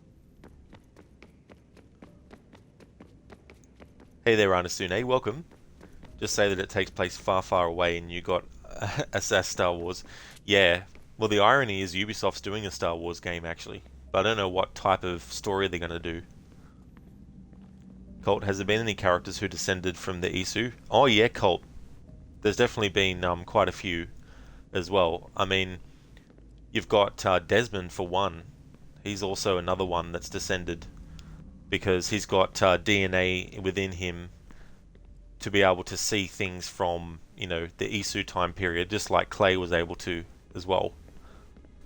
Striker, the canon protagonist from Odyssey. Yeah, well, that's the one that gets advertised the most in marketing as well. Even though there's been a lot of other female characters before her that, you know, don't get the spotlight anymore. Or don't get any focus as well. Listen, it reminds you of Bethesda announcing Elder Scrolls 6 3 years ago, and still haven't said anything else about it 3 years later. Exactly, Lucinda. You know, they're just banking on the hype to get them across the finish line without really revealing too much years afterwards. You know what I mean? It's just ridiculous the way that they do these things. Like, you would think that they, like with Mirage, you would think that they'd announce it in September, and then in November of that year release a teaser that shows some gameplay. Then in December release another teaser, and then in February release a full trailer. You know, at least get some hype going with actual visual proof of what they're saying in interviews is going to be in it. You know, because right now we have jack shit, and Jack left town. So this is how it started. What are you up to? Just brushing up on my American history. Well, I say history. They certainly teach you strange things in the States. Like what? Well, for all the talk of this being a revolutionary war, it was a civil one. Well, not that kind of civil. I mean, there was no America versus Britain. It was Brit on Brit action. And you can clearly see how the whole thing got started. One war gave birth to the other. You mean the 7 Years' War? Exactly. Seems the Crown overspent in its attempt to keep the French out, wound up with a great deal of debt. Believing that the colonists should help to shoulder the burden, new taxes were created. It was a reasonable request, even if Parliament was rather, well, undiplomatic about it. Well, it's not really fair to tax people for a war they didn't want any part of. What? Didn't want any part of? Did you not notice George Washington with Edward Braddock? He was right there in the middle of it. So here you have the Crown spending who knows how much money to secure a place for the colonists to thrive, and then, when they ask for a little bit of help... Right, look, think of it this way. King George and the colonists, they all go out to dinner, right? And when the bill comes, George asks for them to kick in and pay their share. Fair enough. But keep in mind, he's been taking them out to dinner gratis for decades now. But the colonists, oh no, they insist they only had a glass of water and a side salad. Never mind the table's full of half-eaten food and empty bottles of wine. Now, when the king points this out, what do the colonists do? Oh, they flip the table over and they storm out the restaurant. Probably intending to return later and burn it down. You left out the part where the king pointed a gun at the colonists and asked them to cover dinner for everyone in the restaurant. Right, yeah, interesting take. If he pulled out a gun, and I'm not sure he did, it would only have been after the 100th failed attempt at getting them to pay their fair share. But how do you define someone's fair share? Oh, well, with a war, apparently. I wonder how many other places like this exist. There are dozens of them, all over the world. And somehow no one's ever found one before us. I don't think that's true. Oh? When I was at Abstergo, Vidic talked about silencing discoveries made by non-Templars. And I'm sure Abstergo has dug up plenty. The things they must know. Regretting throwing in with us? No. Just looking forward to when we can finally trounce those bastards so I can dive into their archives. Oh, I think I found a lead on another power source. Later, Desmond. I'm in the middle of something very important right now. That's a rule. Just follow that as a rule.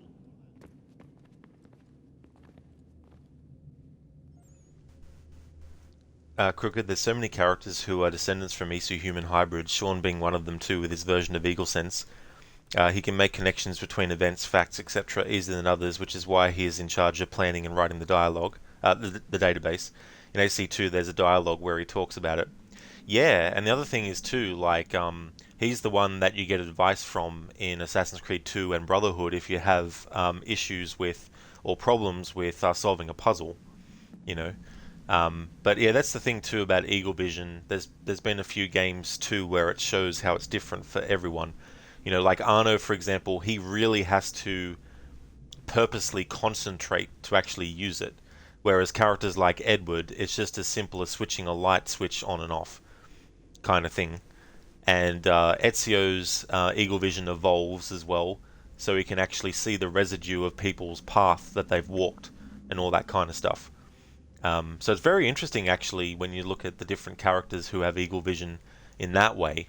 And then you got characters like Bayek and Aya and Cassandra and Eivor who can actually literally see through the eyes of their eagle and Eivor through their raven.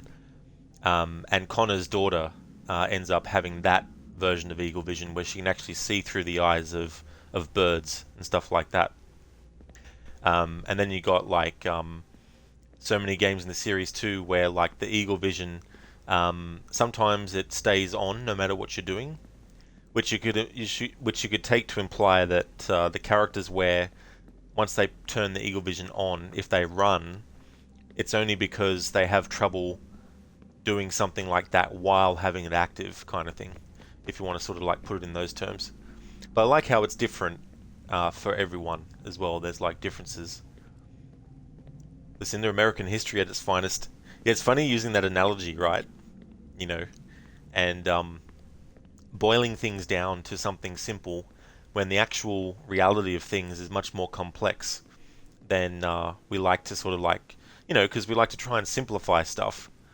But in the act of simplifying things, you also take out details which, if were actually kept in, would help give a broader picture of stuff. It's kind of like, you know, the too long didn't read of historical stuff. You know what I mean? Striker, is it Eagle Sense or is it an arrogant asshat? Well, that's up to people, I guess. I mean, I actually like Sean as a character. You know, I think that when he first meets Desmond, he's a bit of an arsehole to Desmond, but it's only from a perspective of Desmond, since he was 16 years old, has basically just been living up life. Not 100% living it up like, you know, he became rich and stuff like that, but what I mean to say is, while all the other assassins were fighting and some were dying for, you know, the cause and fighting the Templars, Desmond was able to, you know, have a quote-unquote normal life while they were doing all that kind of stuff. And when Sean looks at the recordings of the events in Assassin's Creed 1 when Desmond was in Abstergo and the tapes and stuff, he comments about how, you know, Desmond didn't even try to escape, kind of thing. So when he says that kind of stuff, it's understandable to think of him as an asshole. But I think of him as one of those characters that once you get to know him and all that, then you start to like him. But that's just me. I know not everyone's going to like every character in existence in everything, but at first I was like a bit standoffish with him as a character, but then after Assassin's Creed 2 was over and then Brotherhood started, it was just like, you know, some guy making quips. And as soon as they said that the reason Arno can only use it in pulses is because no one taught him how to use it, but in your personal opinion, you think it would make sense if that's what it is, like for those who had to unlock it. Yeah, well that's the thing too, you know, like Mary in Black Flag mentions how for some it takes years to tease out, implying that it takes a long time for people to train it, you know. So that's also something that could be Arno's case, you know, where he wasn't trained properly to use it. But yeah, I sort of like to look at it from the lens of what Mary says, where she's like, you know, for some it comes really easy, for others they have to really work at it. And for characters like Altair, Ezio, it really comes naturally. Same with Edward Kenway. Whereas with Desmond, it was something he had to actually learn and get training from, and the training that he got was the memories of Altair that he experienced and the bleeding effect combining with that to make him be able to unlock Eagle Vision and all that kind of stuff. I know everyone thinks I'm being silly, but I can't shake the feeling we're being watched. We are being watched. By Juno. Or some version of her. Do you think it's a recording? Or is she a ghost? Or something else? Is she talking to us the way Minerva talked to Ezio? No clue. I mean, who knows what else they were working on down here? There's still so many rooms we don't have access to. But do you think she's like literally down here, waiting somewhere, still alive? Still alive? That's mental. That means she'd be at least 75, 80,000 years old? Oh, powerful, yeah, but not that powerful. They came down here looking for a way to survive. Maybe they found one. Hello, Sailcat. Welcome on into you. I hope it's going well. Was it weird seeing Cross? What do you mean? It's different for you. You don't know about what happened, I guess. For a long time, he was important to us. He was a different person. Sean said he was a sleeper agent. Like Lucy. It was different. She made a choice, but Cross, if you read the files, Abstergo just... They did terrible things to him. Rebecca? You're lucky. We all are. We have people who care about us, who look out for us. He was all alone, and the people he thought he could trust, they used him. Did you know him? No, but I knew Hannah. Who's that? She tried to help him. She trusted him. But there was a raid about a year ago. She stayed behind so the others could escape. Tried to reason with him to see if she could fix things. Well, what happened? What do you think happened? He killed her. That's what he does. That's all he knows how to do. Sometimes it seems like that's all any of us know how to do. Rebecca. I just want to be alone right now. I just want to be alone right now. Anasune, if Desmond has such high concentration of Isu DNA as said in Revelations, it sounds weird how he had to unlock Eagle Vision. Yeah, I guess it's not something that when he was literally born he started to see in Eagle Vision. So the fact that he has that in his DNA doesn't change the fact that he had to learn how to use it. And it was something that he didn't know was even a thing until he unlocked it after the events of Assassin's Creed 1 when he experienced the memories of Altair and fully synchronized with him, and the bleeding effect caused him to be able to actually use it as well. So it'd be different for someone who knew early in their life that they had that ability and kept training with it every day versus someone who had no idea it was even a thing. Therefore, they didn't train it every day and all that kind of stuff. I mean, maybe there were some things that Desmond was able to quote-unquote predict before it happened, in a way. Not like hours and days and weeks into the future. But I mean, like, split-second things. You know, maybe there was something like that. I mean, he was a bartender for a while, and I imagine that there would have been things that he was able to experience and things like that. So I guess it's just one of those things. But because we didn't know that Eagle Vision was a thing when first playing Assassin's Creed 1 until we literally unlocked it. I mean, until Altair used it, I should say. But Desmond didn't know it existed until he actually used it for the first time. Good luck, Desmond. These are troubled times. The already uneasy alliance between the Crown and its subjects frays. And behind them both the Templars plot, pulling strings and moving pieces. History dictates they seek order through control. But how will they affect it here? Who supports them? And what conspiracies have they already spun? All these things I must determine. Connor! For only by knowing my Spare end a can I moment. hope to stop them. Of course. Have a look. What is it? Xingbao, or rope dart if you prefer. One of the many plans given to us by Xiao Yun to... Sorry. We'll have to work on this.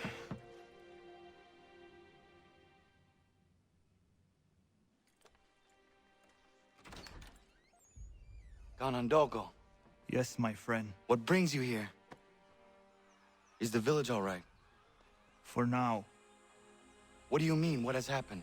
Men came, claiming we had to leave. They said that the land was being sold, and that the Confederacy had consented. We sent an envoy, but they would not listen. You must refuse! We cannot oppose the Sachem, but you're right as well. We cannot give up our home. Do you have a name? Do you know who is responsible? He's called William Johnson. Where is Johnson now? In Boston, making preparations for the sale. Sale? This is theft! Connor, take care. These men are powerful. What would you have me do? I made a promise to my people. If you insist upon this course of action, seek out Sam Adams in Boston. He'll be able to help.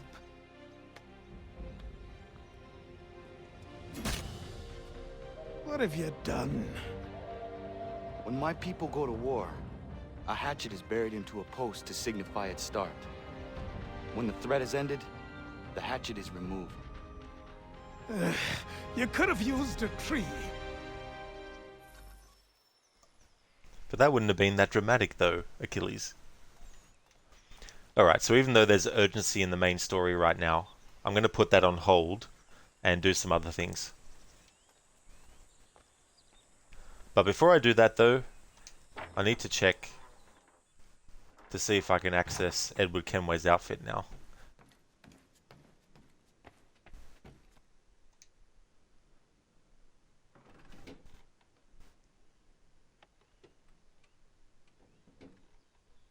It's so cool that we get the rope dart as well. From a truly underrated and undervalued assassin, Xiao Jun. Ubisoft be like, how about we make a game where we play as a Chinese assassin? I know, we'll come up with a completely different character. And it's like, hello, Xiao Jun. She's a Chinese assassin. Do a game with her. Like, hello, Ubisoft. Do you remember your own characters in your own franchise? You know, so it's kind of like missed opportunity after missed opportunity after missed opportunity after missed opportunity. But what do they do with the character though? Oh, we'll put her in stories that are non-canon. It's like, what the fuck are you fucking doing? If you're going to do non-canon stories, make sure every character's not actually in the canon of the series, you know what I mean? It's like the DLC for Watch Dogs Legion. The assassin that you play as in that is new. So if it was just them and a Templar that we never knew, which it is, then that would be fine doing that as a non-canon thing. But they heavily reference Evie and Jacob Fry and Edward Kenway, and they're all canon characters.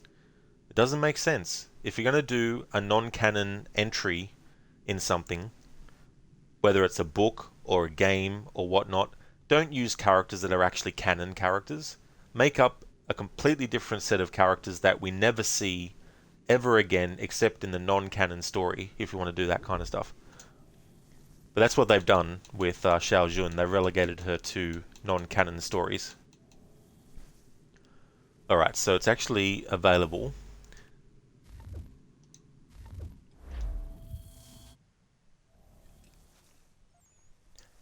Alrighty then. As part of celebrating the 10th anniversary of Assassin's Creed Black Flag, the games in the series that I play that let you wear Edward's outfit, I'm going to have them wear Edward's outfit. So we've got Connor in the remastered version of AC3. In the original version, he can't wear this outfit.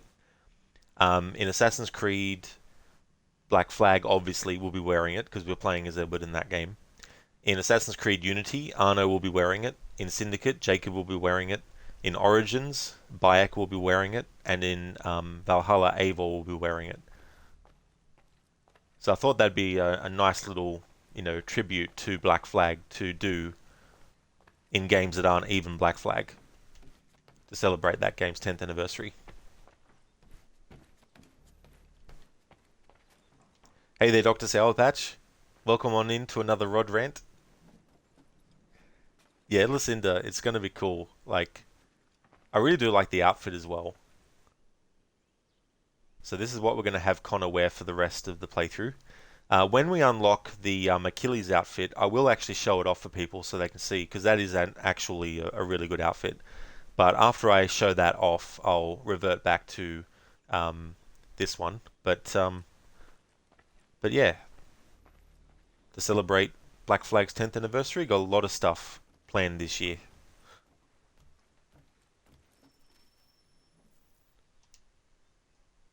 Connor, it has occurred to me that the times we live in will be looked upon by future generations with a certain degree of scrutiny, no matter the outcome.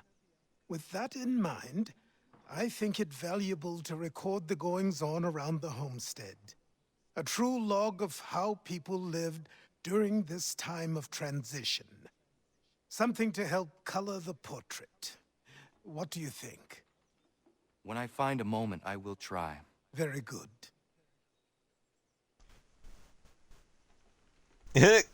Crooked, my name is Captain Piss Off, and this is my story. It'd be so funny if there was a mod where you could use an AI voice to change when people say Edward's name to say Captain Piss Off. It'd be hard to do too, because there'd be some points where Edward's name is said very quickly. But could you imagine Stede Bonnet yelling out, Captain Piss Off! When he's trying to get his attention? And then, what's his face? Woods Rogers is like, he called you Captain Piss Off. And so now if you're going to use canon characters, rather than make it completely non-canon, maybe it could be semi-canon, as in maybe it could have been something Abstergo altered to mislead, like Liberation.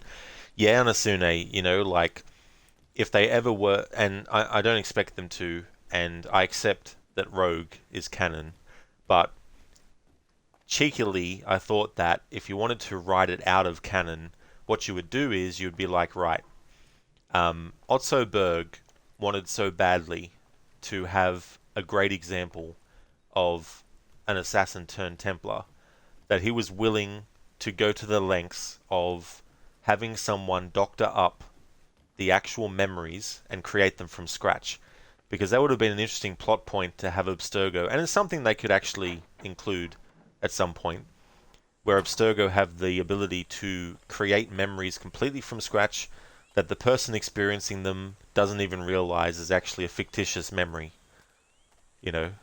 Whereas in Liberation, they take the footage of the memory that gets recorded by the Animus and they edit it. But then Erudito hacks into the cloud server that supports the game and is able to unveil the truth of what actually happened in certain points.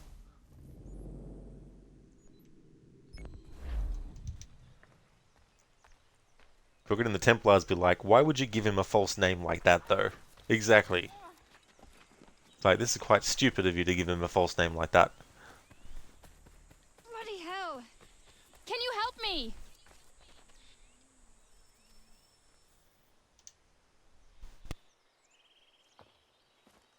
Are you all right? What do you think? How did this happen? Poachers in the woods. I asked them to leave. This was their answer. Come on. We need to get that arm looked at. What if the men who did this? They can wait. Your wound cannot.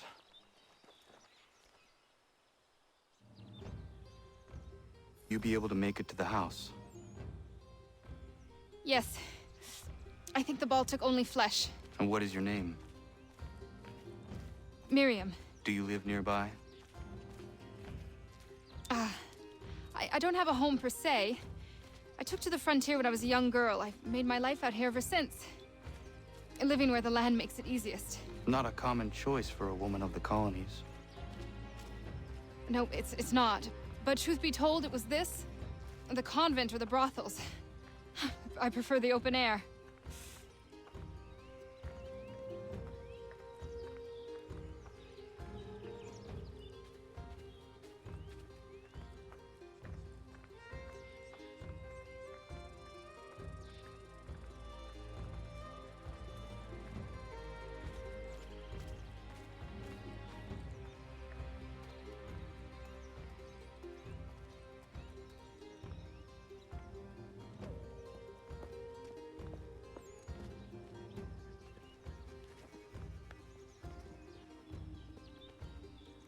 Kana, what are you doing?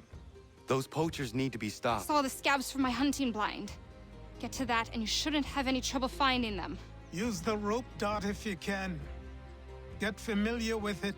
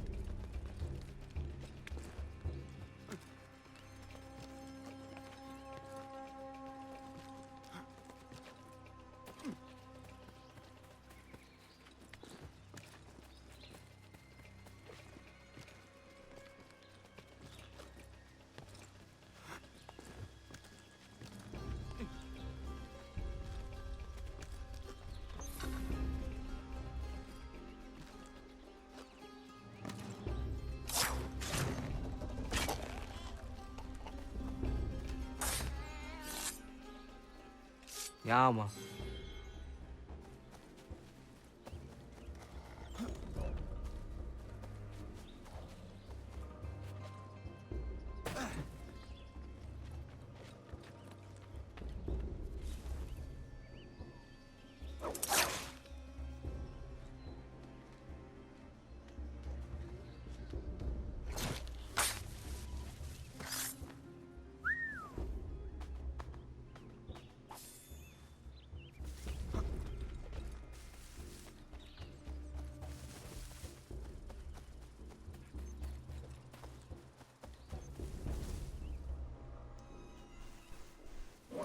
Get over here!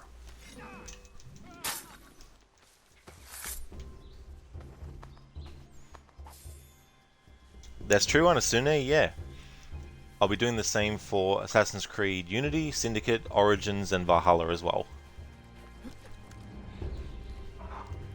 And Asune, wait, you thought this was like a 10th anniversary thing. Wait, is it? You just got a massive brain fart. Some of that Mohawk land we purchased for free hunting soon. Might be we make a good haul up there. I hear tell lumbering will be allowed to boot. What does he want?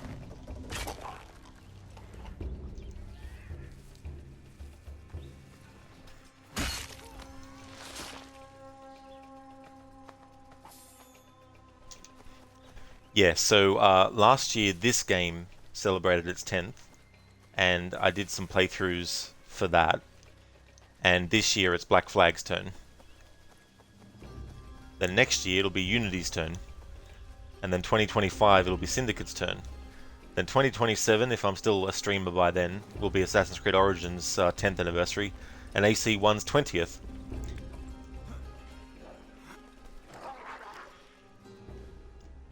Hey! Where are you, fellas?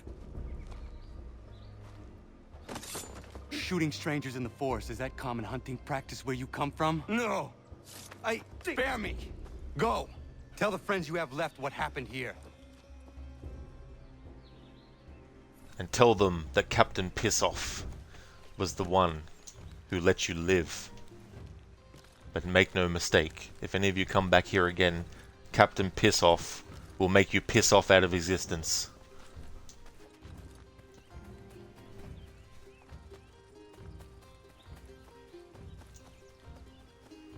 Yeah, Anasune, so with Black Flag, there's going to be multiple playthroughs this year, doing different things.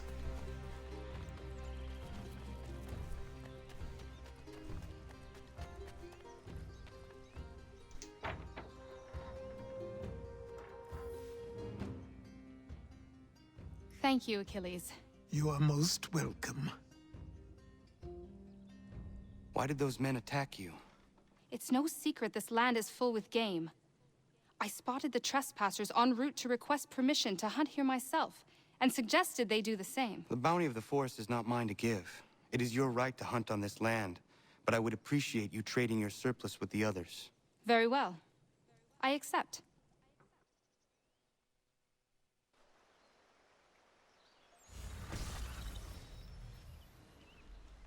Yeah, Anakin. Yeah, when I finish this, it'll be Liberation first, but then I'll be doing Black Flag after that.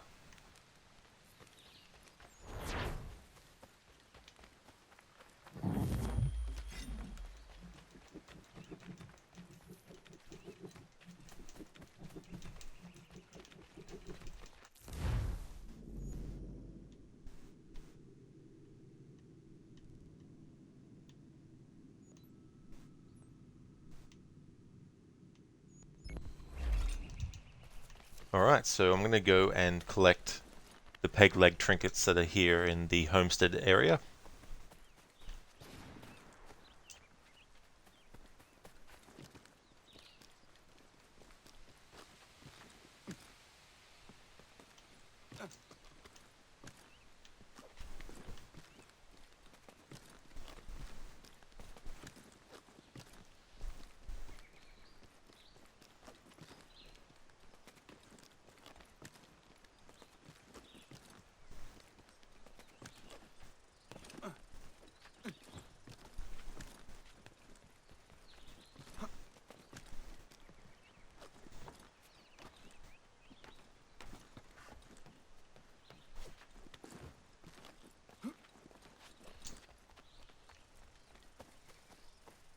Anasune, Connor's fingerless gloves fit pretty well with Edward's robes.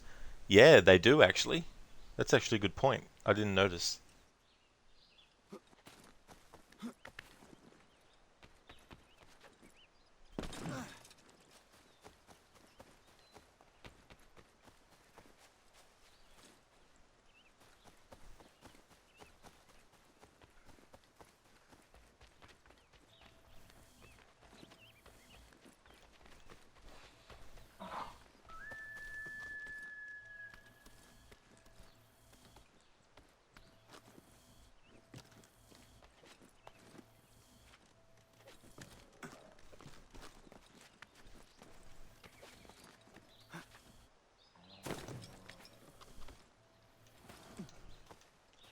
Where are you, wolf? Could use your pelt. There it is.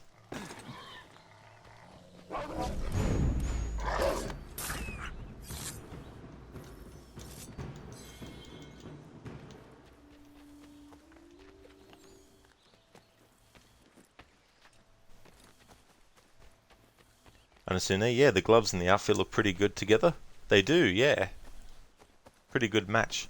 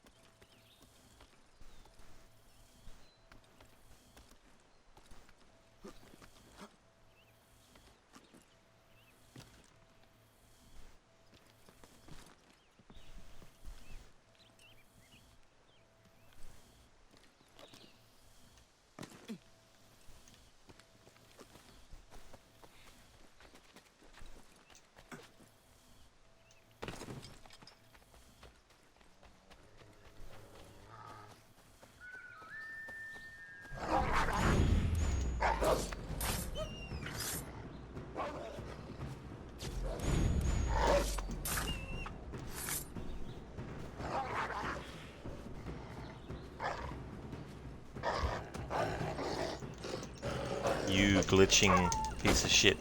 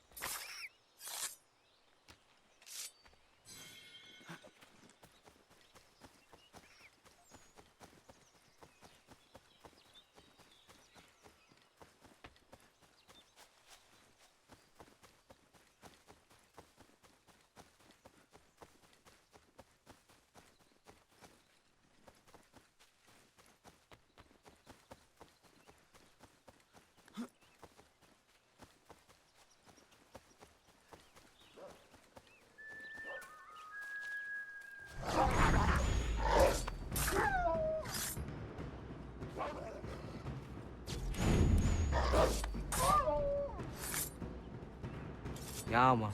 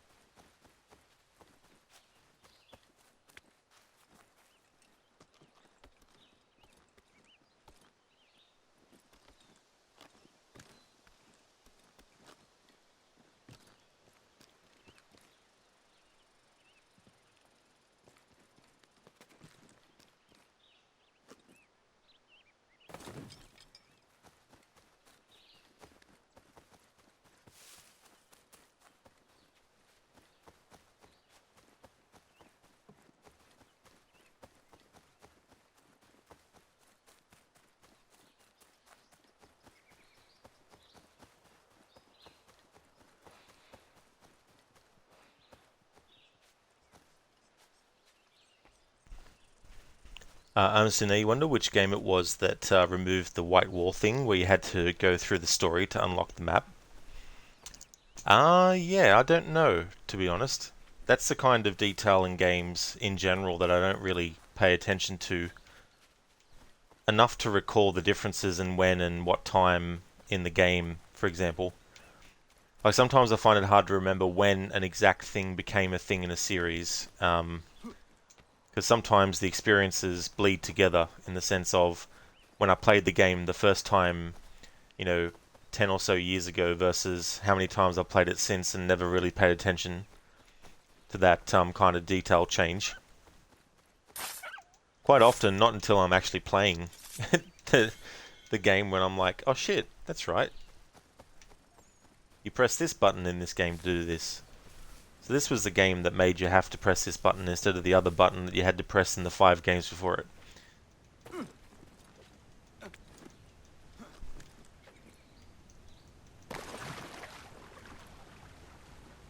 Hey there, Ryu. Welcome back, dude.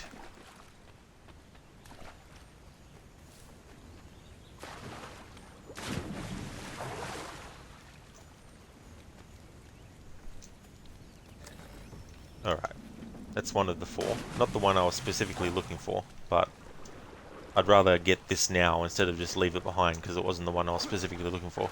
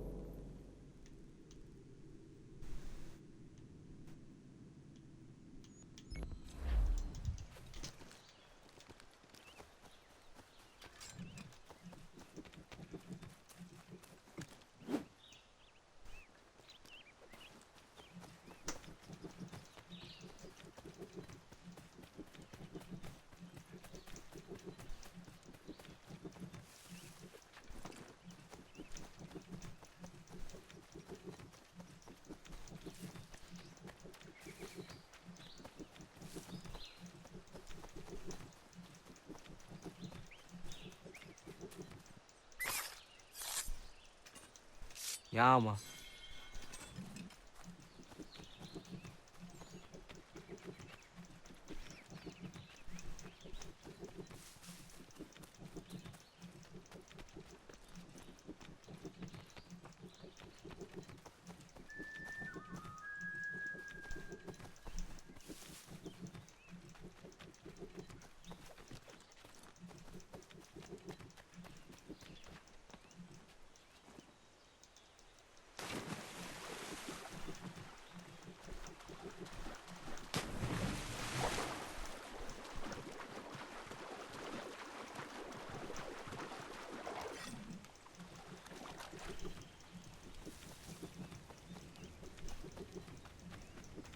Honestly, something you've been thinking about is Odyssey is very different from other AC games. Like, it's so different that it's pretty much like if EA took Need for Speed and were like, this isn't Skyrim-y enough. Yeah. Well, see, there's been RPG elements in basic form for a long time, but the thing is the ability to upgrade your weapons in and of itself something that you would say is an RPG element, is building a quote-unquote community by doing activities which unlock new abilities and buildings, is that also an RPG element? If so, if you categorize those as RPG elements, then RPG elements have been in the series since Assassin's Creed 2. However, if you are looking at RPG elements and you're saying, right, it's a leveling up system in the way of your character starts off at 0, and as you progress through the game you get XP, and that XP levels you up, and the level increases by 1 every time you fill up your XP meter. And in that sense, Assassin's Creed Syndicate is probably the first one to actually do that. In Unity, your level is designated by what quality gear and weapons you actually have equipped, rather than the actual character increases their level.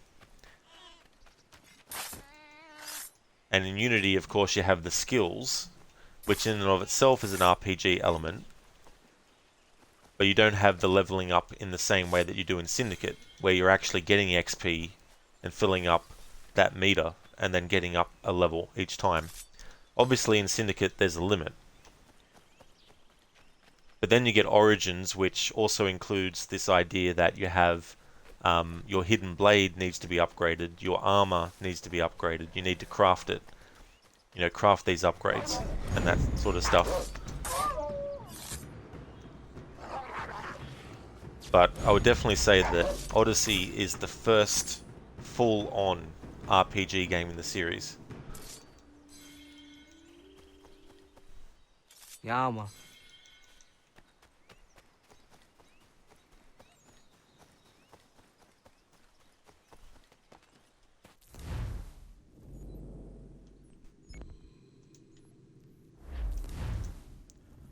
And Asuna, you mean how drastically different it is from other games, not specifically RPG elements? Oh, I see what you mean now, yeah.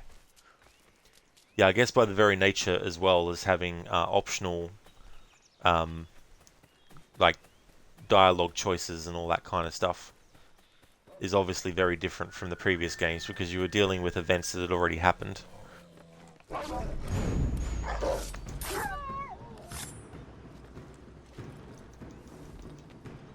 Yeah, man.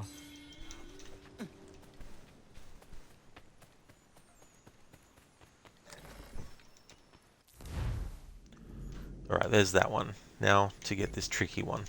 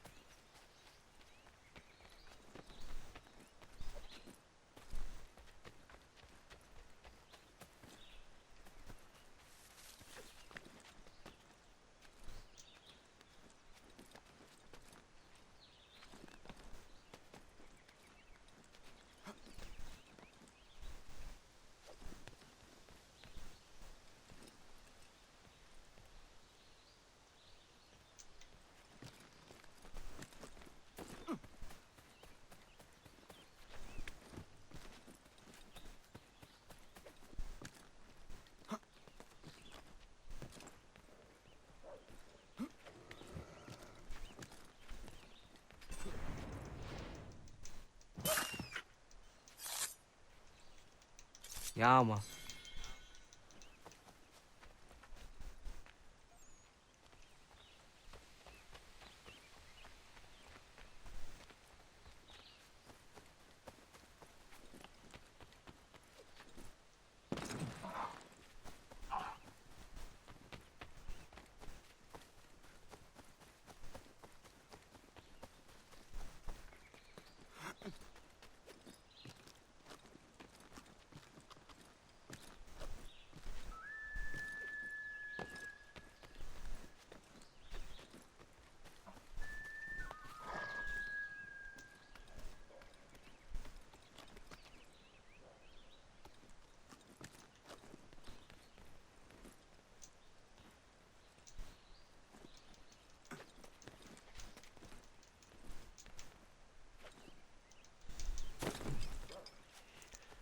It's funny, the last time I played this game was the original Xbox 360 version, and I don't remember it being this difficult to get the correct pathing that you need to get. There's a specific point on the cliff face that you need to climb.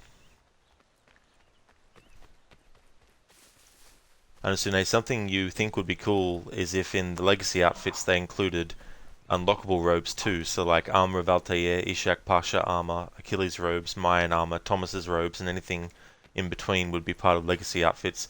Yeah, I think that too, because there's some really cool outfits that the characters in the series have worn that aren't just their general or default outfit. That would be cool to actually have other characters wear. Crooked, Quebec doesn't want to make traditional AC games to begin with. As long as there's superpowers, arcadey physics, and dick jokes, they're happy. Exactly, Crooked. You know, they view Assassin's Creed as a joke, so they put things in to make fun of the series, trying to coat it as tongue-in-cheek, when they're actually, you know, criticizing the series. And you get a little bit of that in Syndicate, here and there. Like you have Jacob not knowing who Ezio is. And it's like, I'm sure a lot of assassins know who Ezio is. You know? It's not like all the assassins weren't known by other orders around the world. You know what I mean?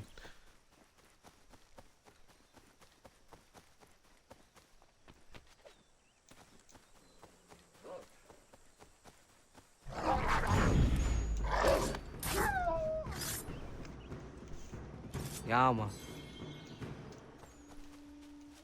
But that's the thing too, like they take what Origins did and then they turn it into something that Origins wasn't supposed to make it into, but they thought that's what they wanted to progress it into. So they're like, oh, okay, so there's a big giant snake that the character fights in Origins.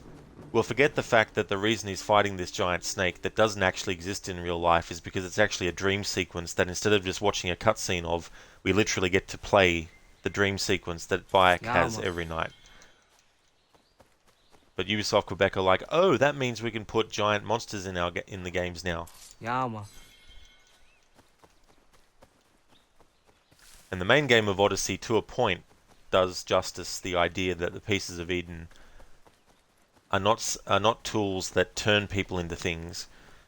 They're tools that make people observing the person with it look like something different. And they do that to an extent in Odyssey, where you have the Cyclops, the Medusa, the Sphinx, and the Minotaur. But when Cassandra / Alexius actually kills them, there's actually a human body left behind.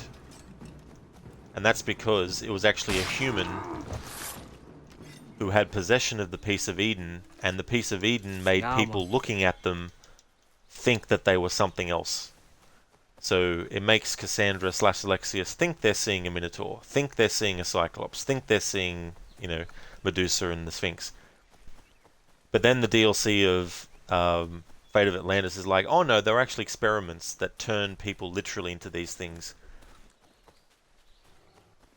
And it's like they couldn't even get their own story straight.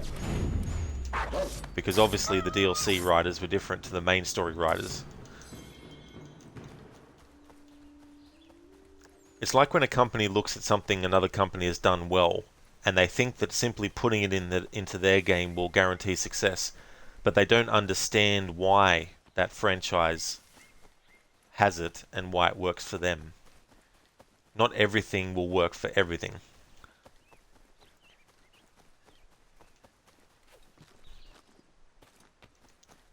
Afro Granddad outfit. That's right, Afro.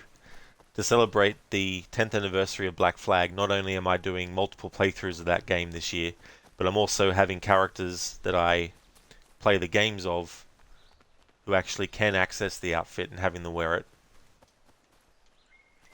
Kind of baffling that outfit is like 100 years old. Yeah, it's still in pristine condition as well. It's almost brand new.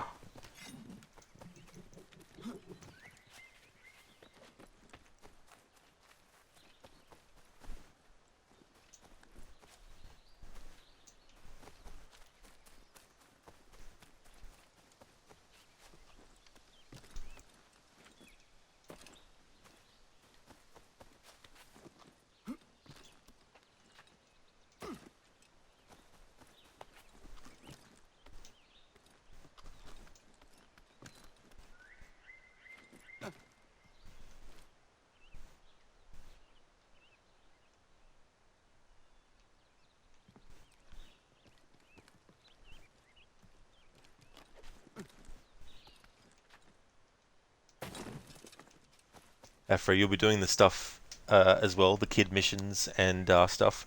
Yeah, Afro, for this playthrough, I will be. Yeah, I'll be doing all that and all the homestead missions as well.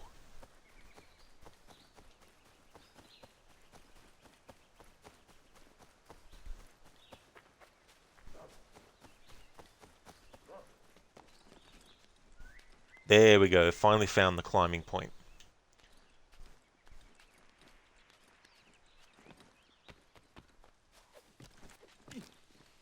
Here we go.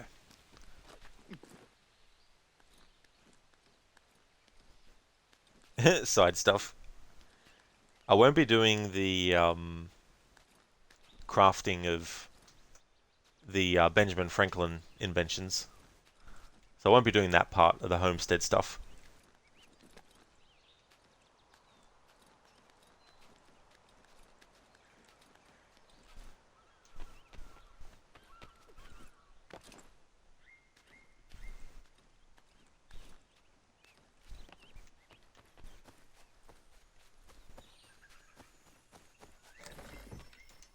There we go, there's those ones. That's all the ones there at the homestead. There's definitely a lot more though than that.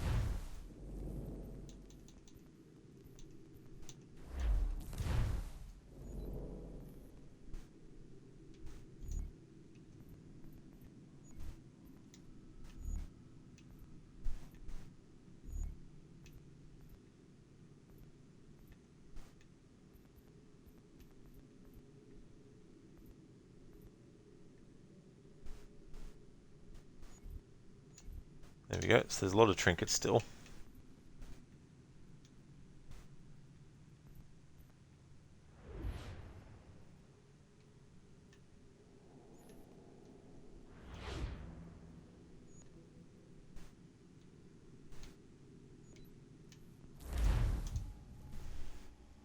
Afro, you never did the kid missions back in the day. The naval stuff was hard for you. They improved it so much in Black Flag. They really did. And being able to release a game like this, they would have been able to get even more feedback from players about what to improve in the Black Flag naval stuff as well.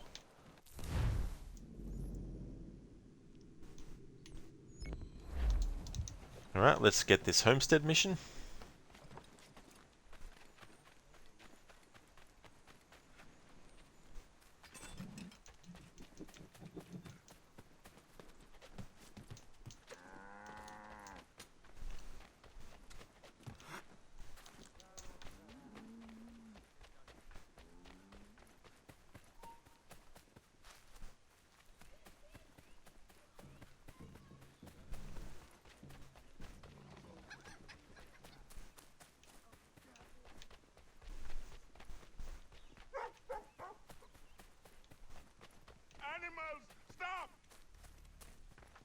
Take what you deserve, rebel. Fuck! You've been warned! You asked for it!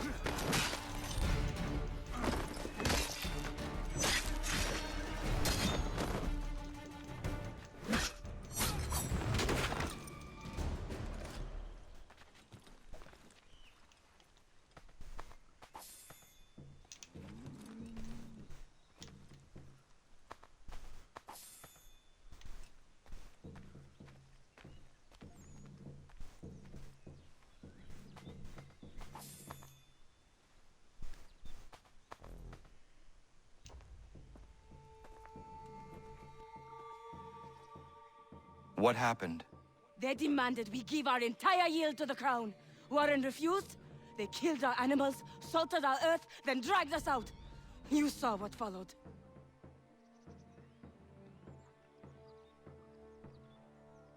I'm afraid we have nothing to give you in thanks, stranger. We have nothing left. Perhaps there is something you could do instead. Anything. I live in a small community not far from here. The soil is rich.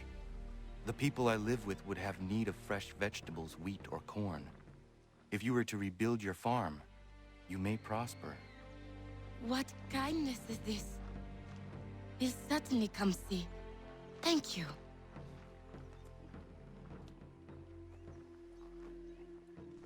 IMDb doesn't have the actor for Warren for some reason. The only Warren that comes up when I do a F3 search on the page is Warren Vidic, or Vidickhead, as I like to call him.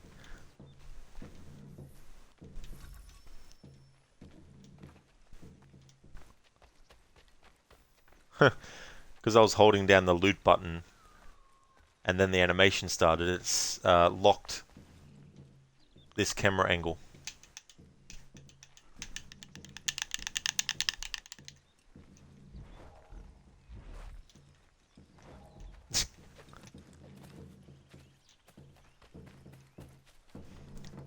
Here we go, so there's a glitch. So when you're actually looting stuff normally, if you try to move the camera straight away after you loot a body, it'll lock in, and so you have to sort of like get it unlocked. But because I was holding it down, the loot button, I didn't realize that the cutscene would start. I thought it was one of those things where it would only start once I actually got close enough to them and the interact icon came up. So all I'll have to do is just fast travel, and that should get rid of it. Anasuna, you think your favorite combat system for an AC game would be something like use Origin's combat as the base and give it AC3's parry system, where if you block just before being hit you can disarm, throw, or whatever, and just like Unity, have certain characters be immune to certain parry moves, and maybe there could be a thing where if you dodge towards someone the character grabs them like a human shield. Or just, in your opinion, and just like AC3, not Unity. Yeah, that's fair. Oh, sorry. I read Afro's comment as well, in with that. Oh no, I didn't. Sorry. Anasune, yeah, and just like AC3, not Unity. Yeah. Yeah, it'd be interesting to mix and match combat from different games into the one. But using the human shield, it was cool that they added that for this, and then they continued with it in Black Flag. Would have been cool to have it in the other games too. Afro, how are you with the combat in this game? You know you can't counter and counterkill certain enemy types, which Ubisoft also improved on in Black Flag. I guess it depends on the enemy, like those Jaegers that you fight. What I found is you do a disarm on them and then kill them with their own weapon. But I didn't mind the differences in the enemy types and how you deal with them and all that kind of stuff. I thought that added like a little bit of challenge because you couldn't just spam the same attack. I mean, Revelations brings that in a bit more. And then this one really goes with it.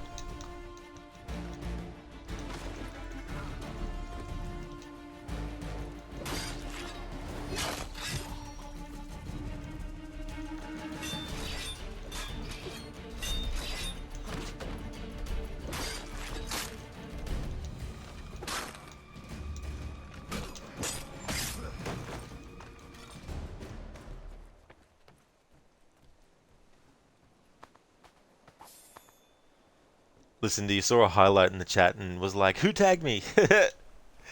Yeah, that's one of the people who plays a character in this game, Lucinda Davis. Anakin, how do you know all the voice actors? Some I know off the top of my head, but others I have to go to IMDb to actually look up. Some characters I probably can't remember right now off the top of my head, but Alex Ivanovici, for example, he plays a multitude of characters in this game series, ranging from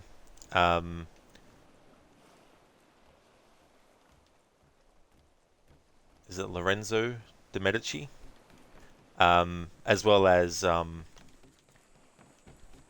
Bartolomeo, as well as the Marquis de Sade, the Marquis de Sade in Unity. And so are the many different ones and stuff like that. And Marcel Gianin does a lot of actors, a lot of characters in this series. I mean, Anasune will just lure Jaegers into a wall and kick them. That's true. Yeah, you could use that tactic as well. Afro, nice body physics, Ubisoft. Yeah. It's very satisfying though when you actually hit an enemy and knock them and make them go flying.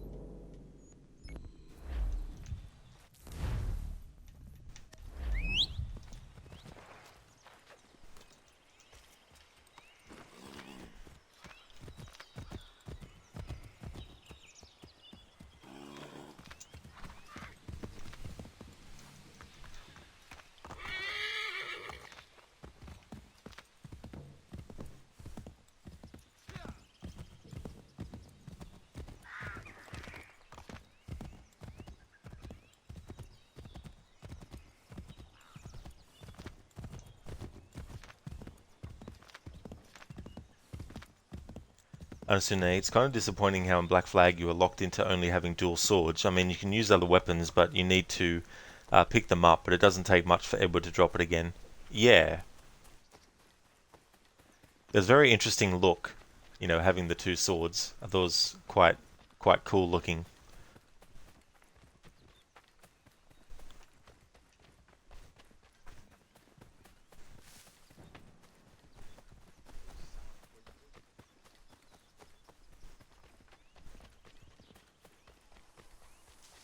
He who lives behind the rose.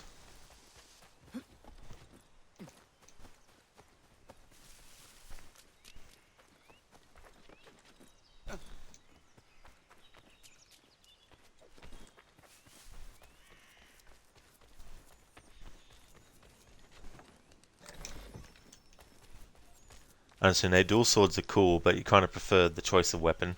Yeah, that's understandable. To prefer to be able to use weapons that aren't the two swords.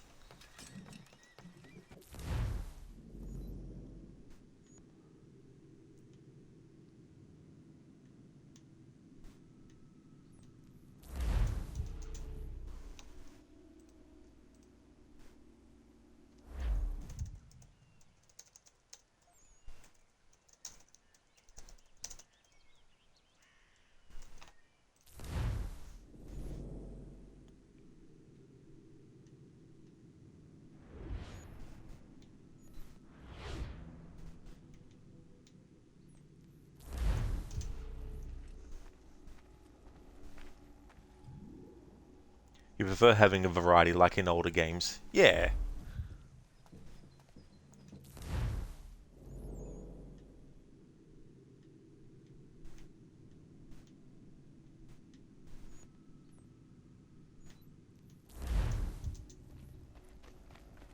Alright, we've got another homestead mission we can do.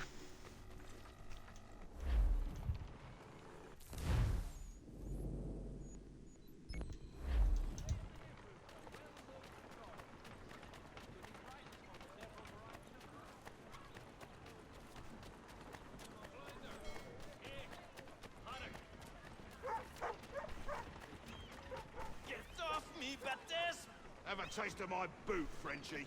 A little help, s'il vous plaît. Ha!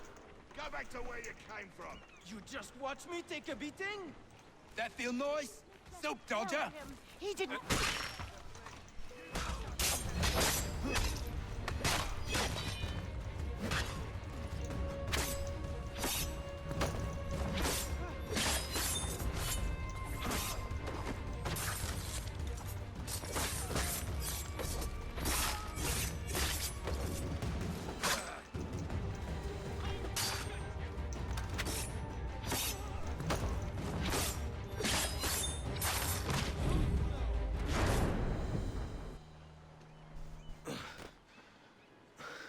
Thank you, my friend.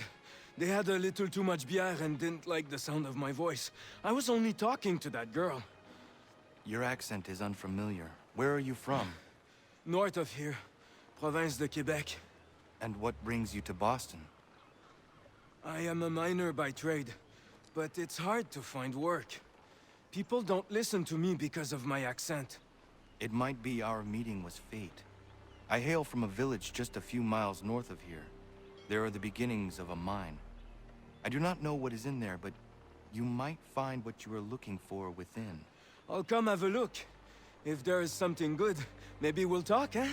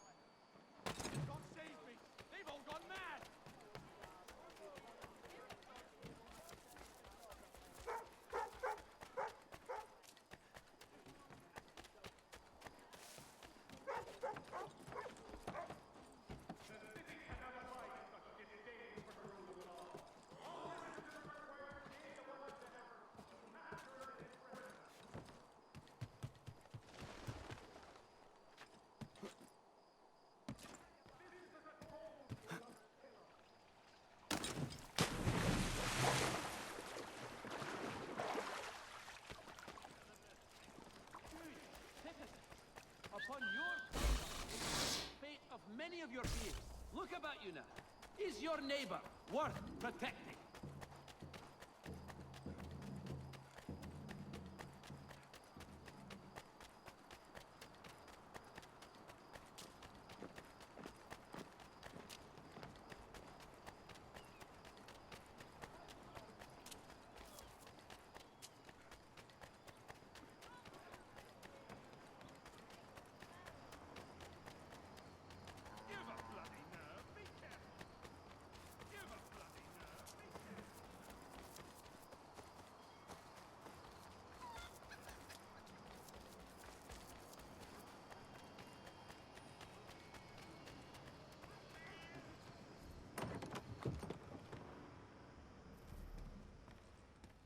What do you need, my friend?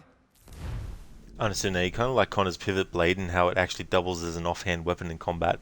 Yeah, that was cool that they made it a thing like that. It can be very effective seeing that in combat. If you're doing a playthrough of this game where you want to get the item requests done, you're better off not selling your animal pelts, because some of those requests need those animal pelts. But I'm not doing that in this playthrough, so we can sell all of that.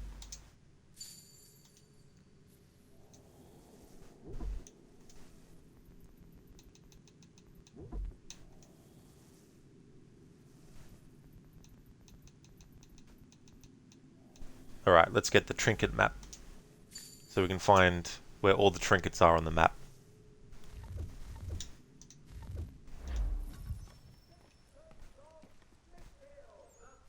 Provider of beef, veal, and live bullets.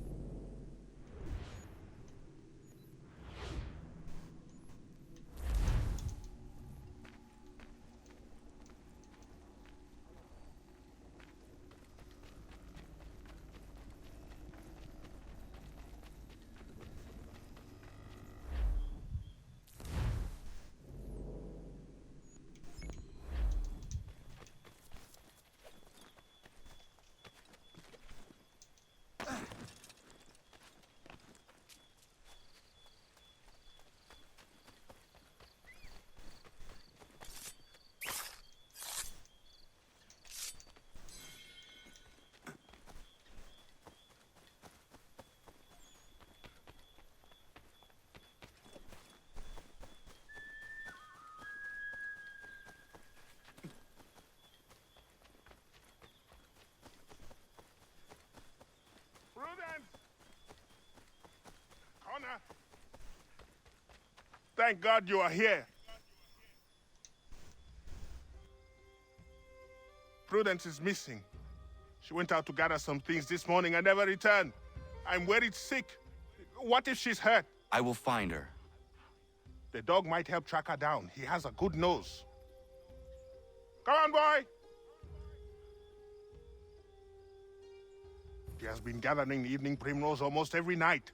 She is obsessed with the oil it yields. That is all going to stop now. I don't understand why she wants so damn much of the stuff.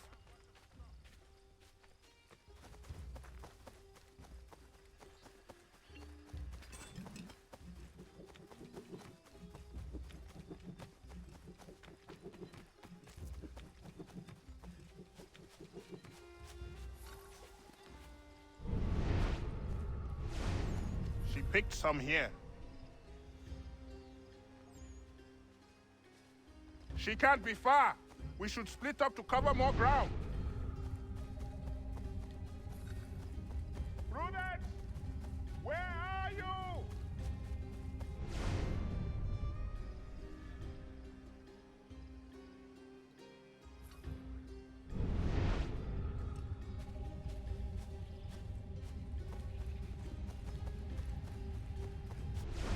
Prudence! Where are you?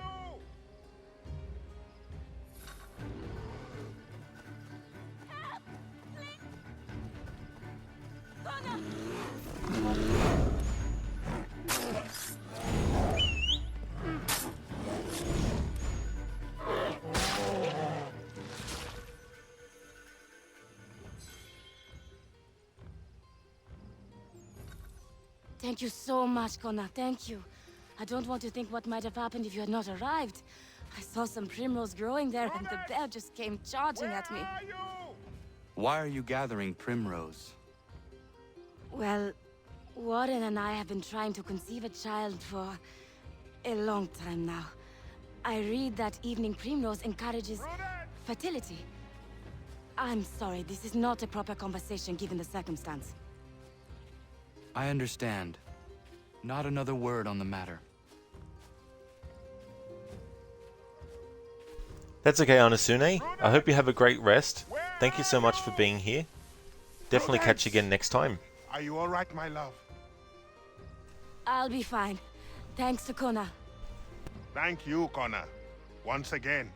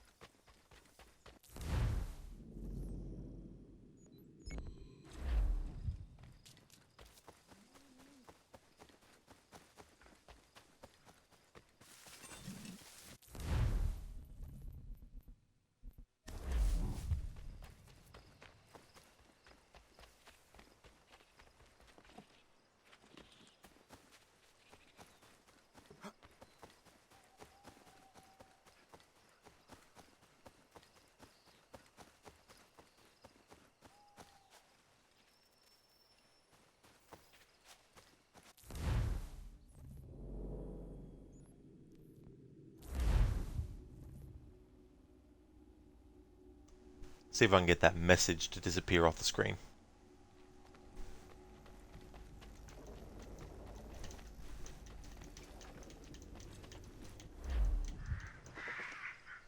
There we go.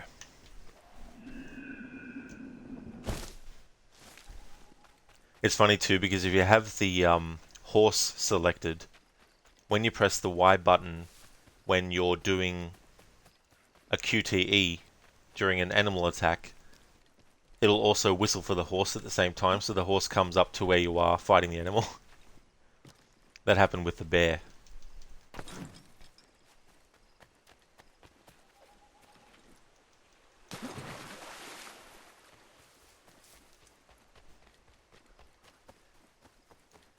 It's funny when games are programmed like that. Sometimes it can be annoying, because there's some games where the button you press to get out of a menu is the same button that does a certain action in gameplay, and if your character is in the right spot for it, when you press that button in the other menu, it automatically does the action in gameplay once it switches to gameplay. And that can be frustrating too sometimes.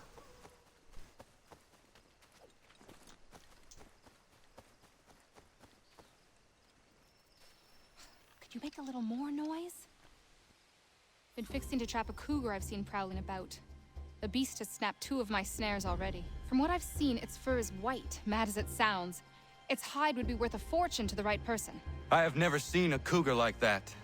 I would like to help you. I'll follow you then. Stay quiet.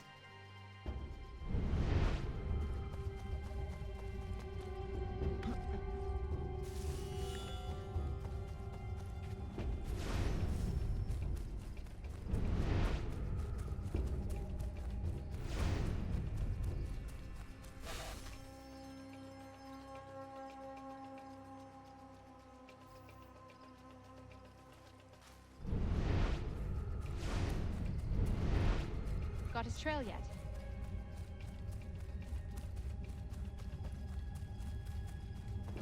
Look at the size of those claw marks. Better shoot true.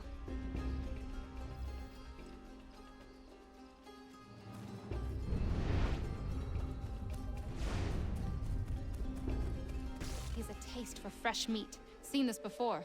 Looks fresh. He's close. There he goes! We won't get another chance at this. Come on, Connor, we won't see him again after this. This is our only shot. Hurry up!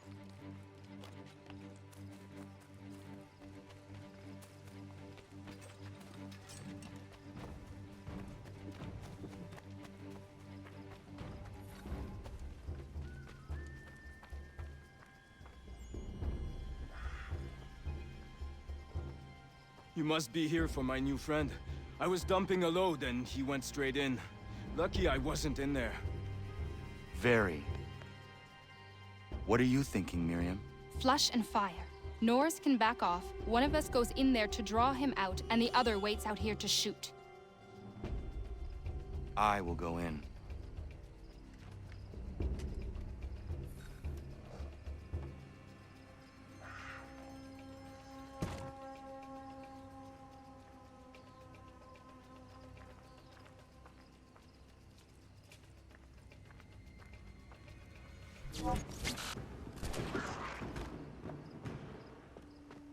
Nice shot! Thank you, Miriam.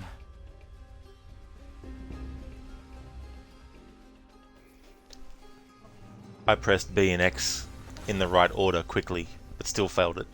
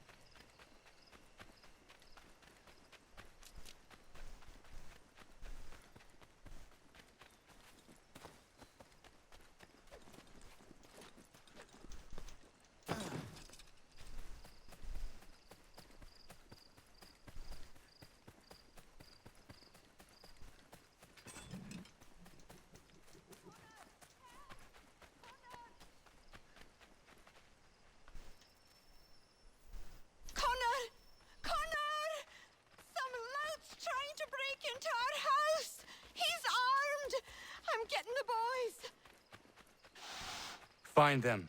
I will handle it. Stop!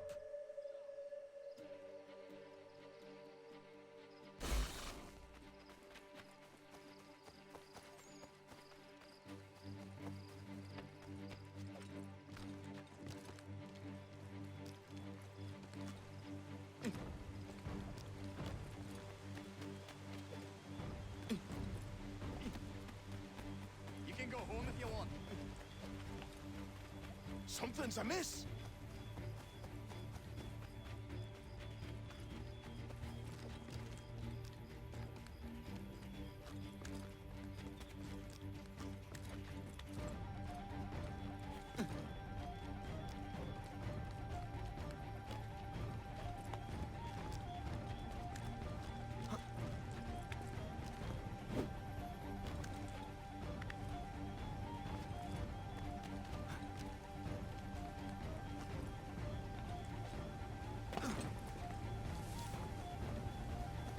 Please, mister, don't hurt me.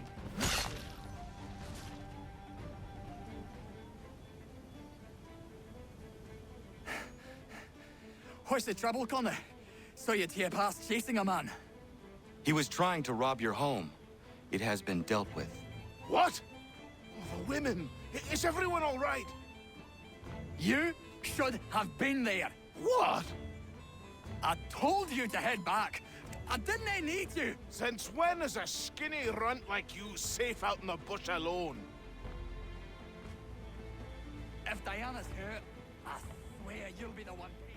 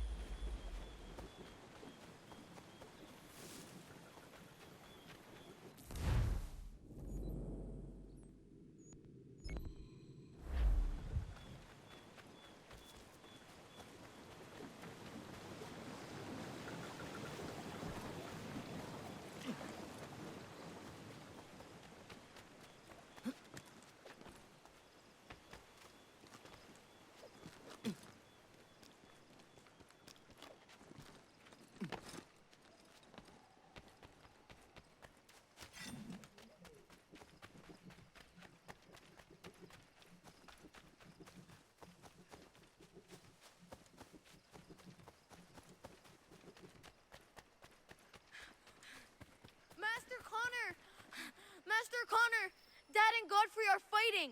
You need to stop it. So this is pretty annoying because basically your eyes have to be like this. That distance apart to keep an eye on what you need to keep an eye on in trying to stop these two from fighting, Godfrey and Terry. With the left stick you have to make sure that you're controlling the notch, or whatever you want to call it, for one character, and there's a bar along a line you need to keep that notch on and within and push it back, and same with the right stick at the same time. Quit putting this on me. I told you we didn't need to be cutting that day, so shut your mouth.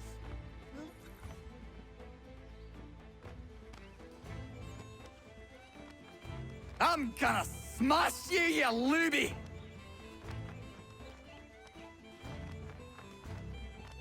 I'm gonna smash you, you looby!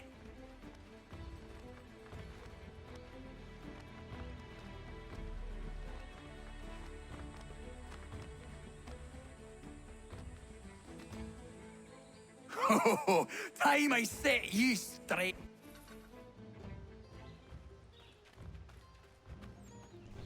Yeah, listen to this one. I mean, sometimes it's not too bad, but other times you think to yourself, holy friggin' shit.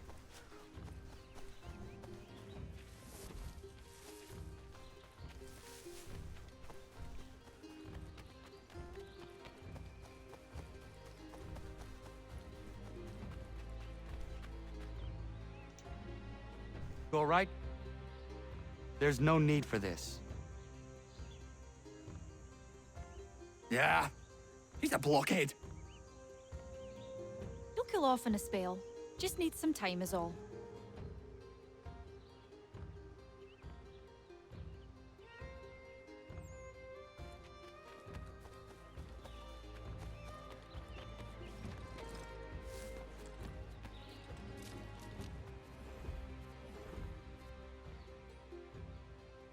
Are you not angry, Godfrey? Me? Not at all. Terry's just got himself a temper, and I won't let him get away with it. It's really no trouble. He'll calm down. The runt couldn't do much damage anyway. Does this happen often? Ha! I was just telling Lance how I can set that calendar by these events. It's really not a worry, Connor. But I appreciate your concern.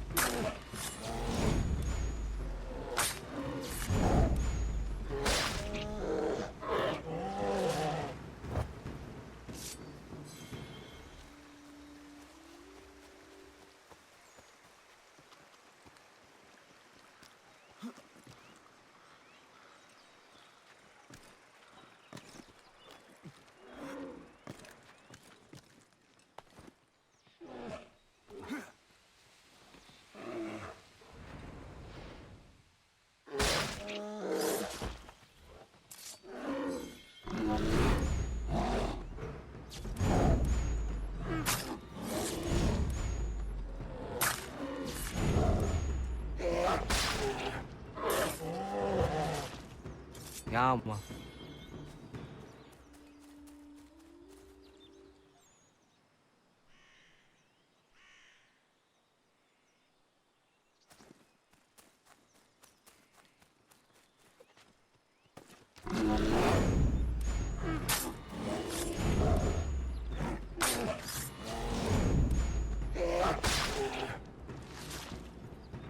Yama.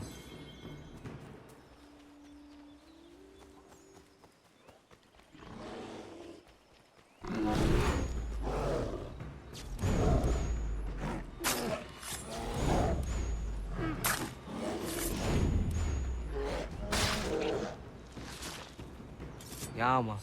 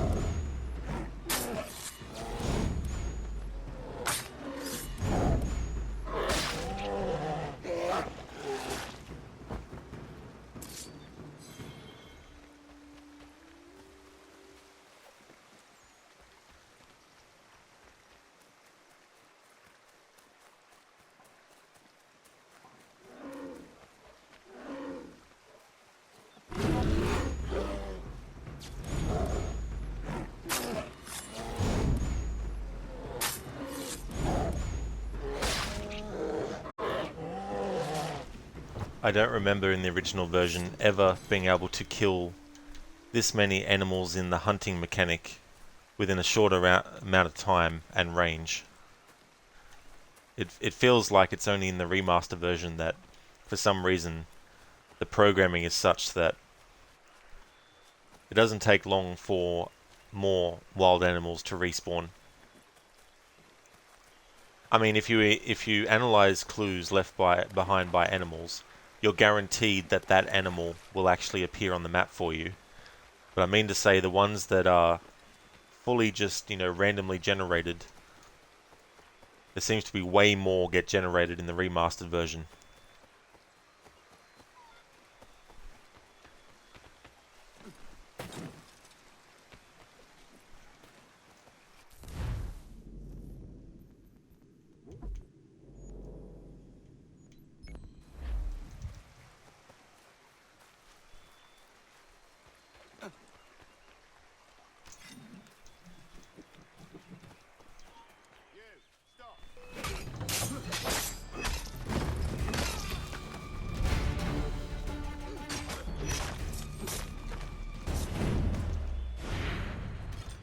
Hey there, Feebler.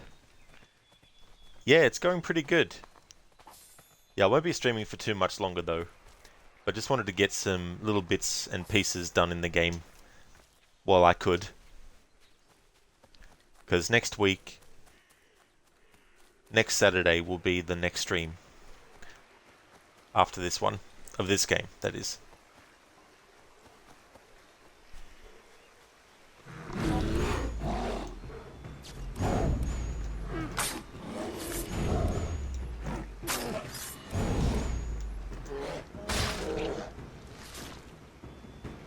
Yeah, Feebler. In terms of the memory sequences, We're pretty much at halfway now. But I'll also be doing the homestead missions, which I've done a few of already. And then I'll also be doing the peg leg missions as well, and all the naval stuff too.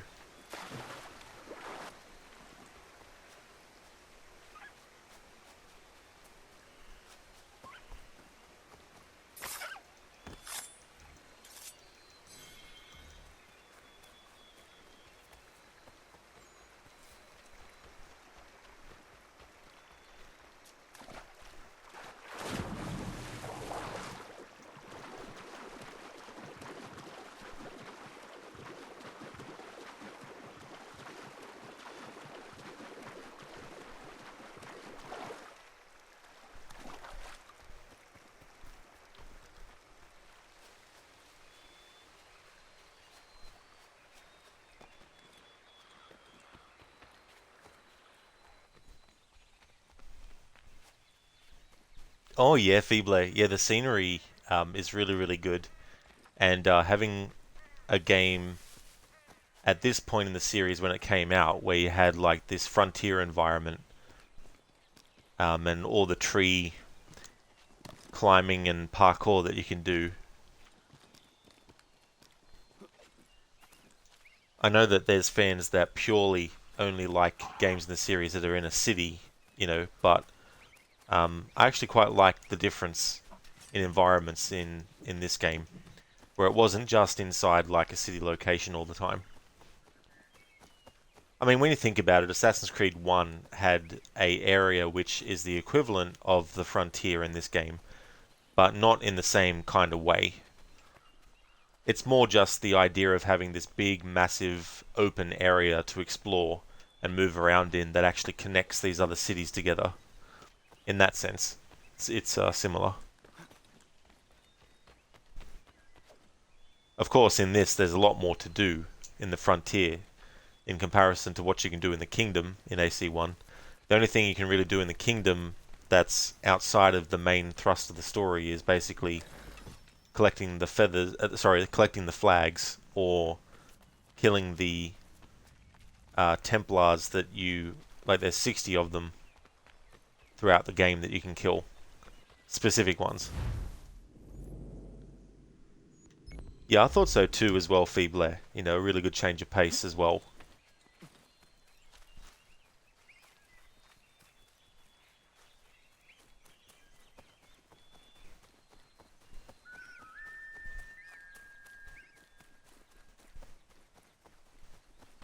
It'll be interesting to see how Mirage is received when it comes out, because people who became a fan of the series after it made the switch to RPG might not like the smaller scale of it. So it'll be interesting to see whether or not there's enough of other aspects of the game that people might actually enjoy, even though it is smaller scale.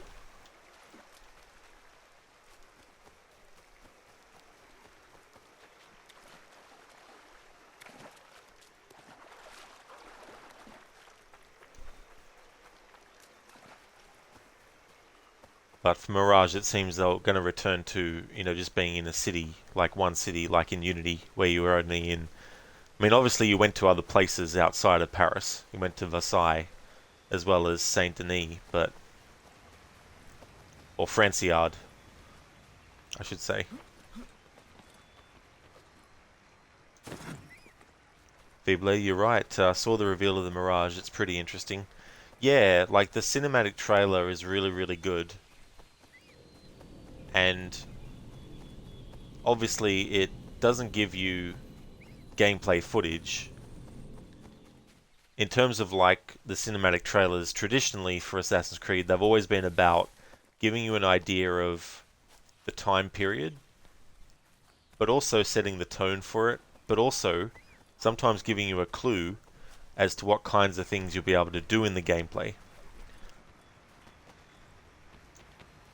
But in the case of Mirage, with no gameplay footage yet, and given the fact that in interviews they're talking really big about the parkour and everything, you really need to see gameplay footage of that in action as proof that that's actually what they're doing. Instead of just having them say that's what they're doing, but describing it in a way that doesn't actually match the way it's executed.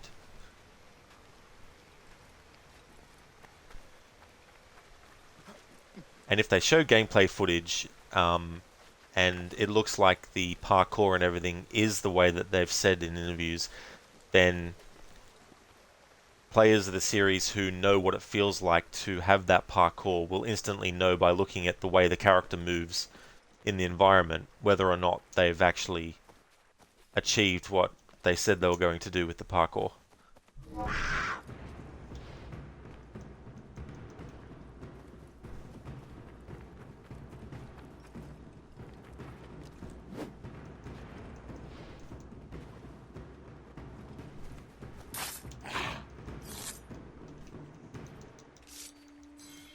That's true choice. And for this playthrough, I'm going to have Connor wear his grandfather's outfit as part of celebrating the 10th anniversary of Black Flag this year. And I'm going to do the same with Unity and Syndicate and Origins and Valhalla. Have the main characters wear Edward's outfit.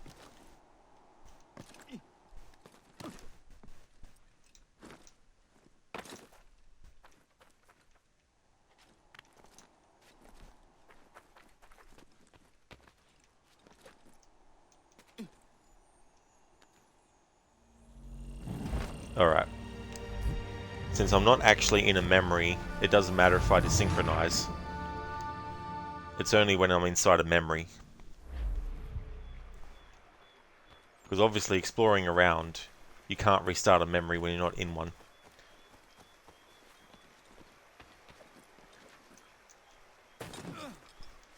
That's right, choice, yeah. Yeah, it came out in 2013.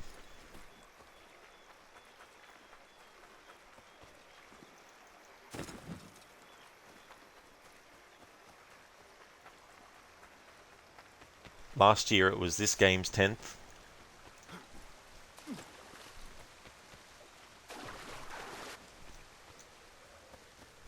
People, a great way to honour Edward, love it.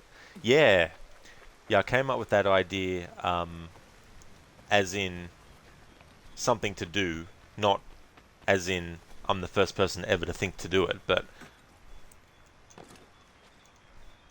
I was like, hang on. These games where you can choose Edward's outfit, I may as well have the character in them this year as in my annual playthroughs as part of celebrating that game's 10th.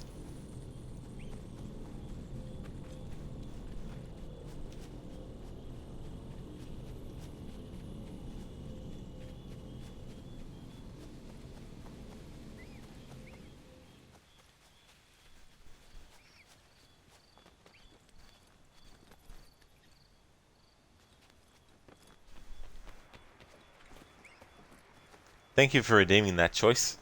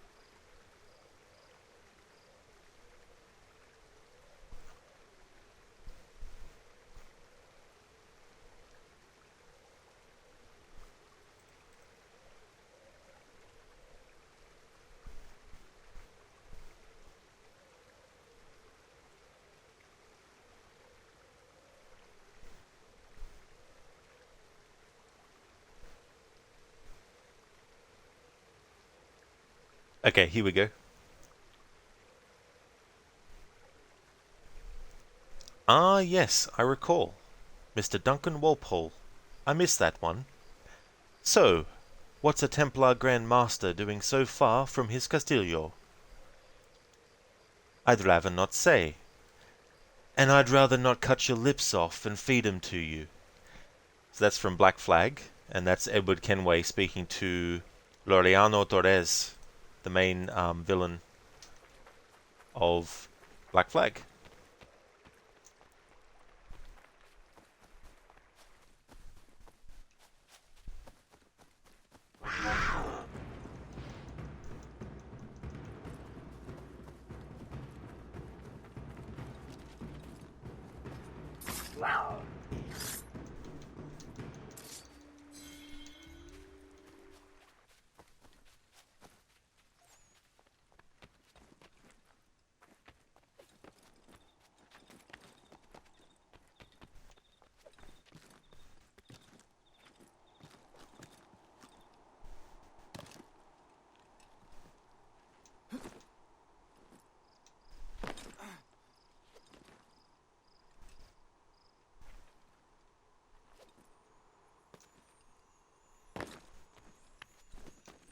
There we go.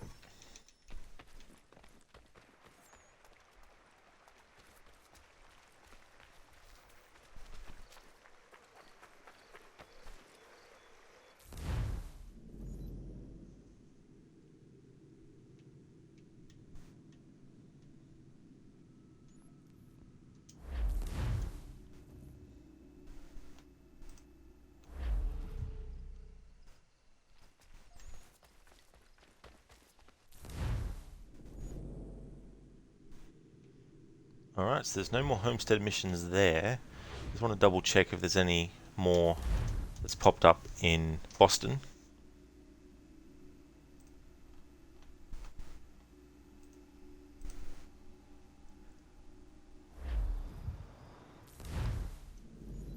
Let's have a look. Nope. Alrighty then, so this is actually where I'm going to call it a stream. The only thing that I'll do between streams is go around and get the peg leg trinkets and also do hunting to get Connor's money up so that I can get some upgrades for the ship as part of the playthrough. I won't be doing any story stuff, and once I get all the peg leg trinkets I won't be going to peg leg and giving them to him until I'm streaming next time. So the next time you see me streaming this next Saturday, I will have gotten these peg leg trinkets and gotten a bit of money up for Connor, but I'll actually wait until next stream to purchase those upgrades for the ship, as well as do some of the peg leg missions and that kind of stuff.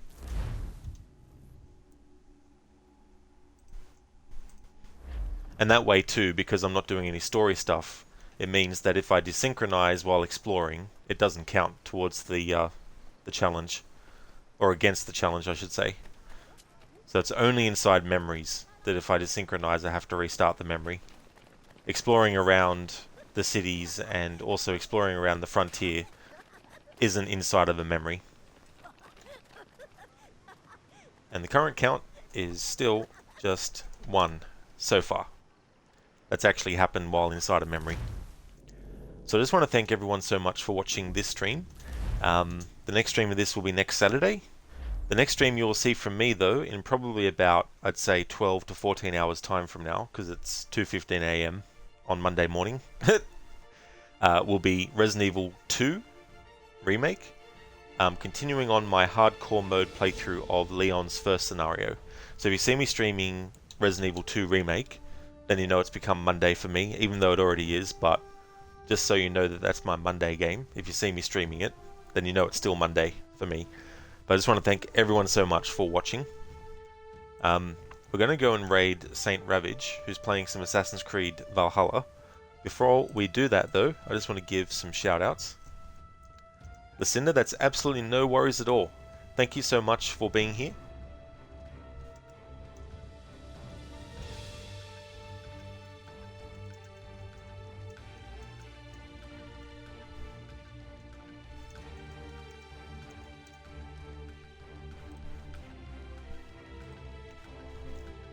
That's okay, Anakin and Choice. No problem at all. I hope you both have a good one. Listen, you've been listening while cleaning. Oh, that's a good way to do it. That's for sure. It's good to be able to listen to something while you're doing other things. Would like to highly recommend people check out the following streamers. Crocodiles, who's playing Assassin's Creed 3. He's finished Assassin's Creed Revelations most recently. He's another massive fan of the series, and he's also doing his annual series run. For his annual series, he's actually sticking with games that were made by Ubisoft Montreal.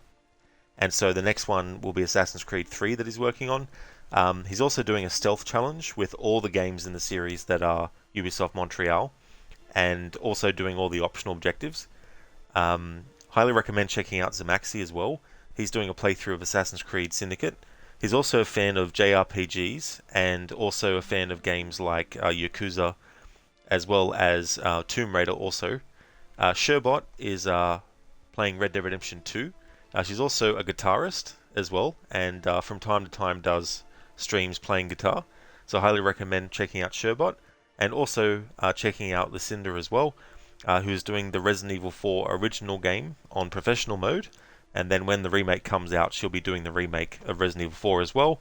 Currently doing a Resident Evil marathon, so has been doing other games in the series as well, and still has a few after Resident Evil 4 remake to cover as well. So yeah, highly recommend checking out those streamers if you haven't before. And Feebler, that's absolutely no trouble at all. Thank you for being here too. I hope that everyone has a good one. Here's a raid message that people can feel free to put in chat.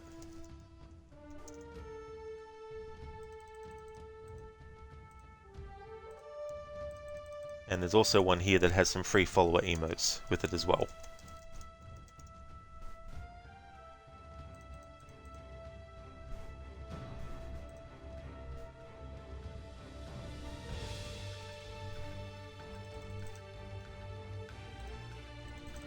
And also feel free to add your own also on top of that.